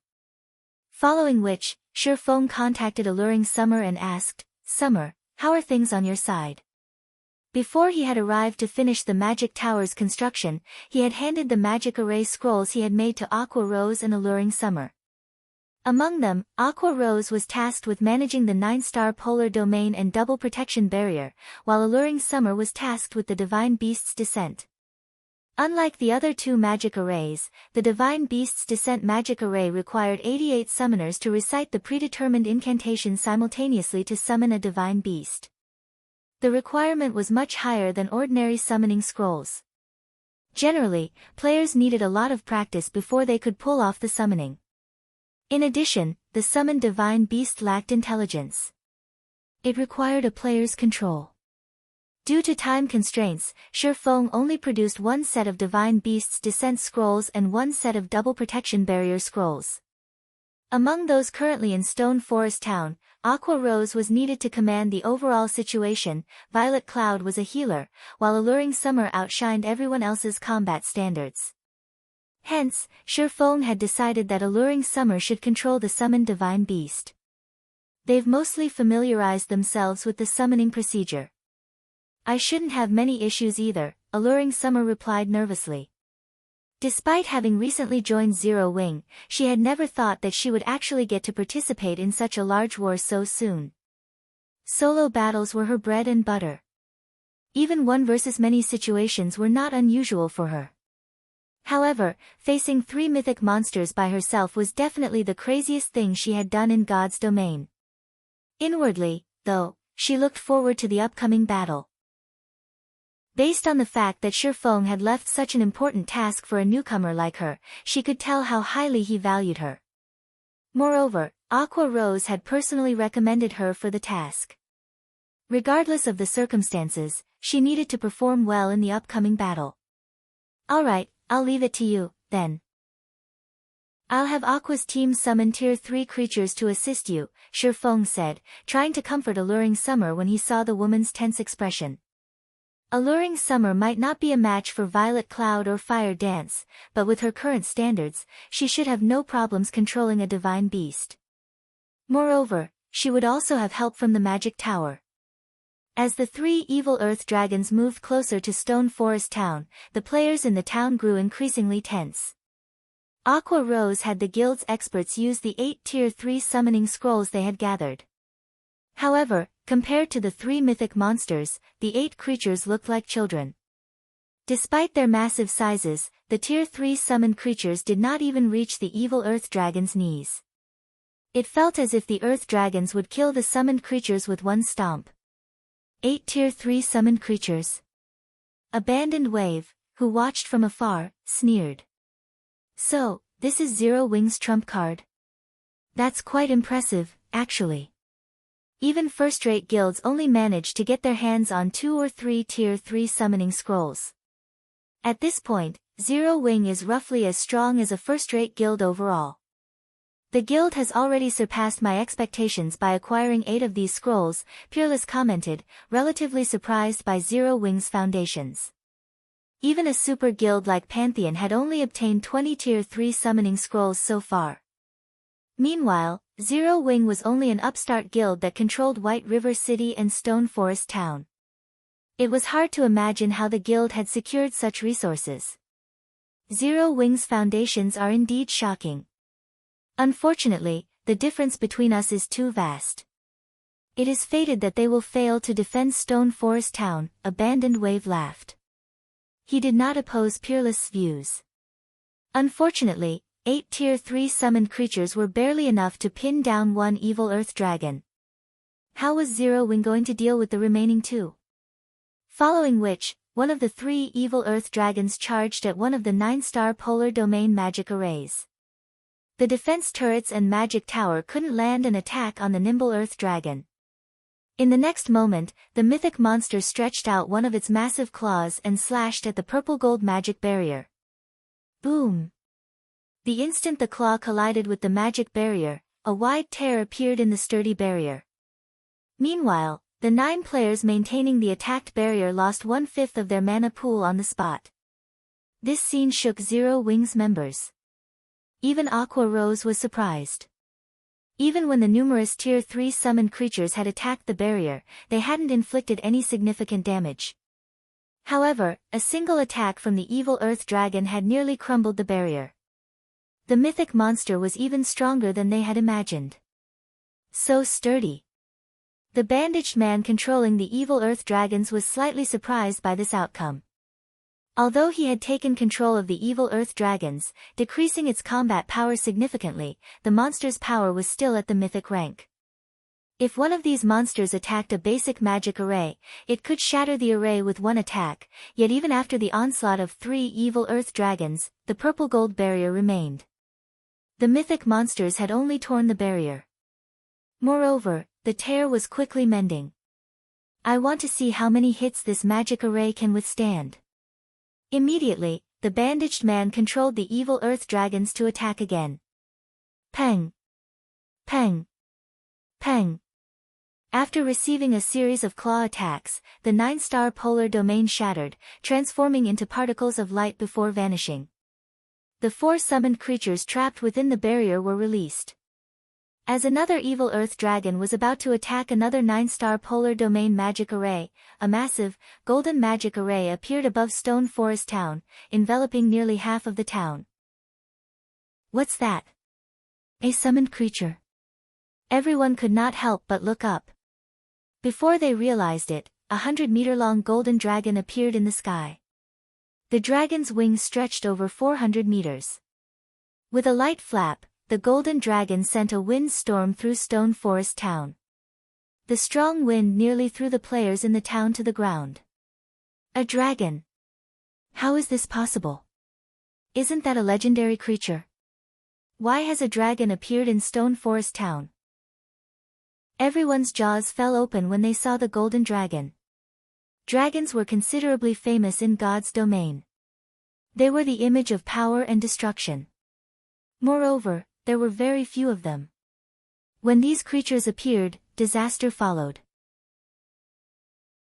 Chapter 1071, Mythic vs. Mythic. Why has a dragon suddenly appeared? When Abandoned Wave, Peerless, and Blackwater and Pantheon's other upper echelons saw the dazzling, golden dragon appear above Stone Forest Town, they were shocked. Dragons were legendary creatures. Even if one tried to find a dragon, it was nearly impossible. Yet, one such creature had appeared in a small town like Stone Forest Town. It was inconceivable. Could this be something that Zero Wing has summoned? Peerless frowned as he thought of this possibility. However, he was not certain of this answer. How rare were dragons? It was simply impossible to come across one in Stone Forest Town coincidentally. The only possibility was that Zero Wing had summoned it. Those who had heard Peerless guess wore ugly, twisted expressions. According to what they had learned from various libraries, even the weakest dragon was a Tier 5 creature. Moreover, due to their life ratings being extremely high, they were practically invincible among existences of the same tier. It would be a trifling matter for a dragon to annihilate their army of 200,000 monsters. The mythic-ranked evil earth dragons were no exception. What are you worried about? Do you know how powerful an actual dragon is? Do you think Zero Wing is really capable of summoning a dragon? Abandoned Wave coldly asked as he glanced at his worried subordinates. Look closely. That is merely a summoned creature. It isn't a true dragon. It only has the shape of one. Hearing this, everyone used their identification skills on the golden dragon. Divine Dragon, Elemental Creature, Mythic. Level 60. HP 200, 000/200, 000/000. An elemental creature. Peerless muttered. Although its name contained the word dragon, it was an elemental creature instead of a bona fide dragon. This hinted that this divine dragon only looked impressive, but lacked real worth. It did not possess an actual dragon's power. It was like the evil earth dragons, where they were called dragons, but were dark creatures that did not possess the power of the dragon race. Its life rating was no different than an ordinary monster. Although I don't know how Zero Wing managed to summon this mythic monster, if they think they can defend Stone Forest Town with one mythic monster, they are making a huge mistake. Abandoned Wave watched the divine dragon with contempt. He then gave his subordinates a command, saying, "Bring it out. Let's widen Zero Wing's horizons. We'll show them that they aren't the only ones with siege tools." Hearing this, Abandoned Wave's subordinates exploded into action. Shortly after, 3 gnome cannons appeared beside Abandoned Wave. Peerless was momentarily stunned when he saw these cannons. Why does Blackwater have these? Pantheon possessed gnome cannons as well. However, they were extremely difficult to manufacture. Even when they had allowed their guild's chief engineer to make them, the latter's success rate was only 10%. In addition, due to the rarity of the materials and plenty of effort, Pantheon had only manufactured 6 gnome cannons. Each of these cannons was easily worth as much as 1 or 2 epic items.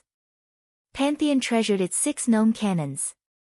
Even when they raided towns, they refused to use them, afraid that they would accidentally damage or destroy them. He had never imagined that Blackwater would have 3 of the cannons as well. In terms of destructive power, the gnome cannon might not be a match for the magic tower. However, it could compare to the defense turret. Unfortunately, its firing rate was not as high as the defense turrets. However, its advantage lay in its maneuverability, unlike the defense turrets, which had fixed positions upon construction. Hence, they were considerably useful in a siege battle. The gnome cannon's passive skill, in particular, could deal double damage against constructions and magic barriers. Fire at will. I want to see how long their magic barriers can last. Abandoned Wave commanded. Originally, he had not wanted to expose the gnome cannons. However, after all was said and done, the divine dragon was a mythic monster. If the evil earth dragons were at their peak, they might be able to put up a fight against the divine dragon. Unfortunately, the monster's combat powers were weak right now. If he had only sent one evil earth dragon up against the divine dragon, the former would be overwhelmed. If that happened, the divine dragon would wreak havoc among the monster army. The losses they would suffer would be tremendous. Before this, he had signed a contract with the bandaged man, stating that he would compensate the latter for the monsters he lost. He could deal with the compensation for the monsters below Lord rank. However, if Lord or above monsters died, even he would feel a sting. For safety's sake, he needed 2 evil earth dragons to pin down the divine dragon. He would then have the last earth dragon attract the attention of Zero Wing's summoned creatures. This way, Zero Wing would have no way to prevent Blackwater's summoned creatures from rampaging inside Stone Forest Town. However, before they had the opportunity to use the gnome cannons, an explosion blasted above them. With a violent flap with its wings, the divine dragon appeared before the evil earth dragon that was about to attack the 9-star polar domain. It then whipped its tail at the evil earth dragon's pitch-black scales. Boom! The attack sent the massive evil earth dragon flying. Not only had it been thrown away from the 9-star polar domain, but its HP bar had also decreased by a visible chunk. The divine dragon's strength surpassed everyone's imaginations. The independent players watching the battle from a safe distance gaped in shock. Despite both being Tier 4 mythic monsters and the evil earth dragon being 5 levels higher than the divine dragon, the latter easily sent the former's titanic figure flying. However, the divine dragon's controller, Alluring Summer, was more surprised than anyone. Is this the power of a mythic monster? At this moment, Alluring Summer's body had merged with the divine dragon. One could say that the divine dragon and Alluring Summer were one right now. The power the divine dragon wielded was intoxicating. This was the first time Alluring Summer had experienced such destructive power. Even high and mighty grand lords were trifling existences in front of her. She felt like she could easily annihilate those grand lords with a single wave of her hand. Seeing this, the other 2 evil earth dragons brandished their claws against the divine dragon. One had to admit that the evil earth dragon's attacks were seasoned and accurate. They struck at the divine dragon's blind spots. Moreover, the 2 earth dragons coordinated their attacks very well. If the divine dragon tried to block one of the earth dragons, it would fail to block the other. Yet, contrary to expectations, even when the earth dragon's claws were about to strike the divine dragon, the latter remained motionless. It did not attempt to dodge or block the incoming attacks. Is the divine dragon not listening to commands? Aqua Rose wondered. If a problem occurred with the divine dragon now, this war was as good as over. Dang! In the next moment, the evil earth dragon's claws slammed into the divine dragon's body. However, their claws only left behind several white marks on the latter's golden scales. The attacks did not penetrate the divine dragon's scales. As for the damage the divine dragon received, compared to the divine dragon's 200 million HP, it was not worth mentioning. If one did not pay close attention, they might not even notice the change to the divine dragon's HP bar. Impossible. At this moment, Abandoned Wave's calm vanished, his mouth hanging open as he watched. Why was there such a massive difference between the dragons, despite being monsters of the same tier? Every player that witnessed this fight was stupefied.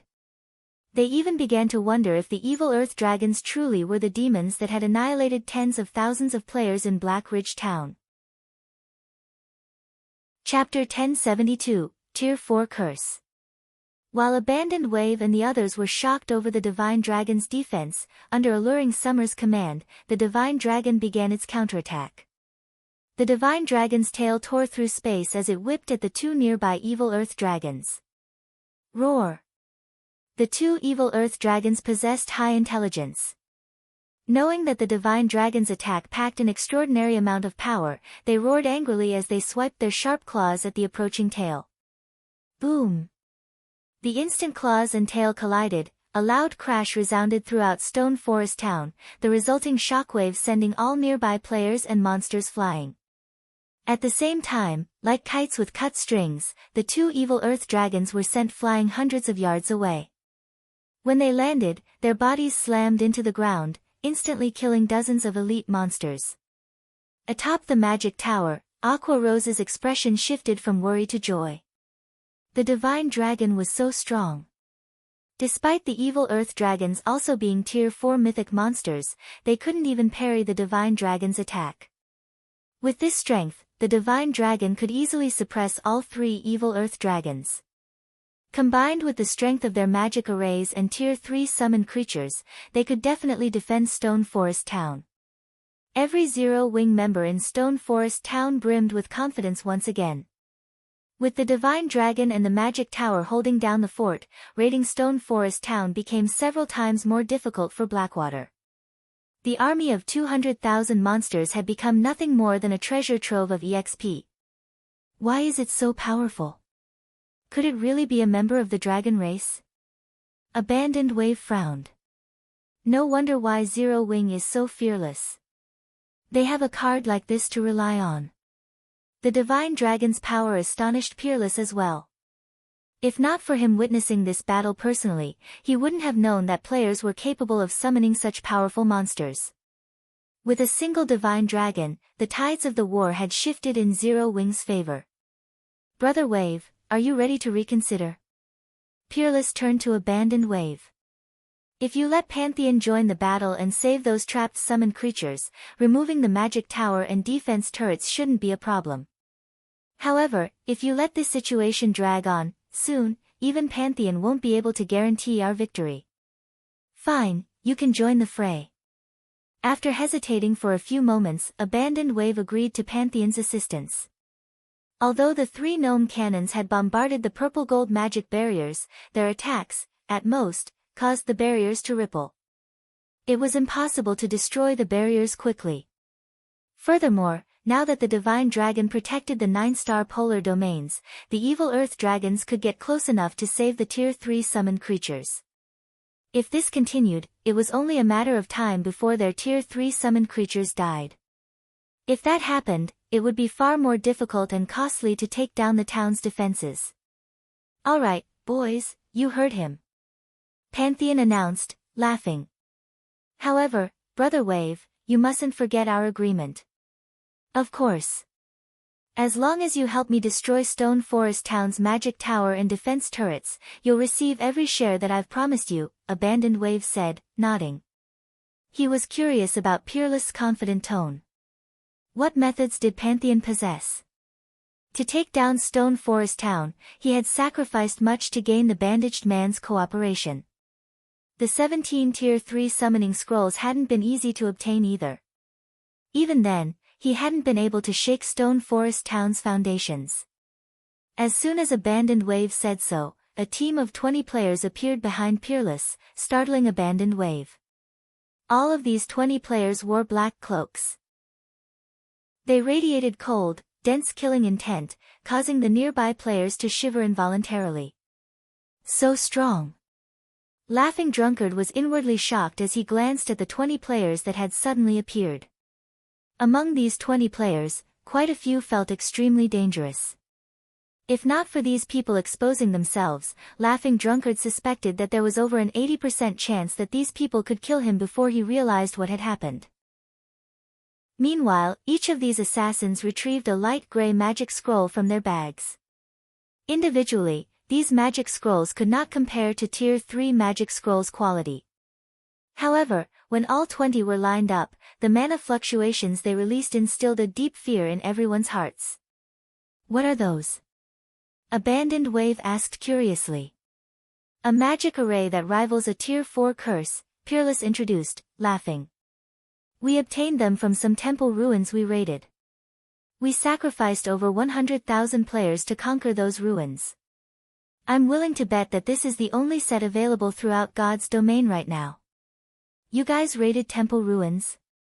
Abandoned Wave could not help his surprise.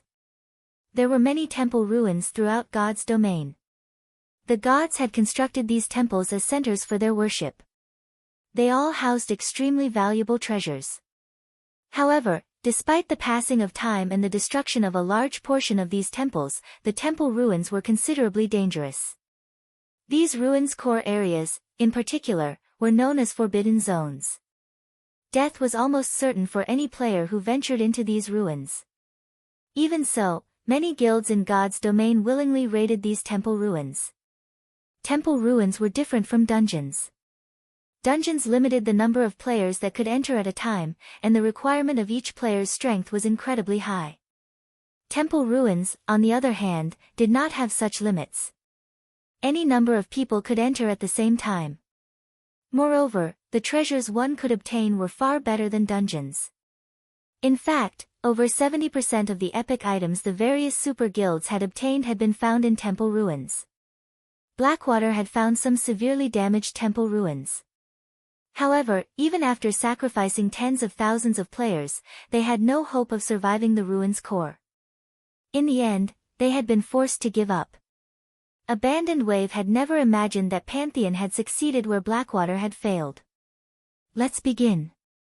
Pantheon commanded. Understood. The 20 assassins unfurled their magic scrolls and began to chant the recorded incantation. As the spell activated, the 20 magic scrolls formed a massive, gray, threefold magic array directly above the 9-star polar domain magic arrays. The unnatural flow of mana interrupted Shifeng's concentration as he put the finishing touches on the 2 new magic towers. He couldn't help but turn towards the gathering of mana. Space Smasher. Shifeng was stunned. How do they have that? Space Smasher was a Tier 4 curse. It also needed an advanced magic array to cast. Unlike ordinary curses, it had a much longer casting time. However, the area it enveloped was much larger, being able to deal a devastating blow to everything within a 300-yard radius. Tier 3 players could easily dodge such curses. However, against an immobile target, the curse could be tremendously effective. Reacting quickly, Shifeng shouted through the guild chat, "Everyone, get out of the magic array's effective area immediately." Unfortunately, Shifeng's warning served little purpose. Space Smasher covered too wide of an area. Aside from the players near the array's edges, no one could avoid the incoming spell. Boom! Immediately, space shattered within the affected area. Pitch-black spatial tiers of various sizes appeared and moved about the magic array. When these spatial tiers encountered the 9-star polar domains, the latter's magic arrays shattered. The double protection barrier, which was also within Space Smasher's range, disintegrated as well. Without exception, the spatial tears killed every player still in its affected area.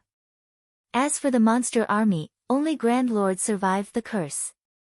Even then, they lost over half their HPs in the attack.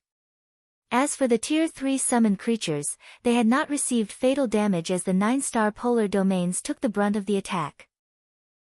However, now that there were no more players, NPC guards and soldiers, or magic arrays in their way, these Tier 3 summoned creatures could easily storm Stone Forest Town. Excellent! Abandoned Wave was ecstatic. Destroy Stone Forest Town's fortifications. You're tuning in to the Blissful Bookshelf YouTube channel. We're so grateful for your support, and don't forget to subscribe to join us on this incredible journey through captivating stories. Your generosity through donations truly makes a world of difference, as it's the primary source of revenue that allows me to expand and enhance this channel for you. Thank you from the bottom of my heart for being a part of this adventure.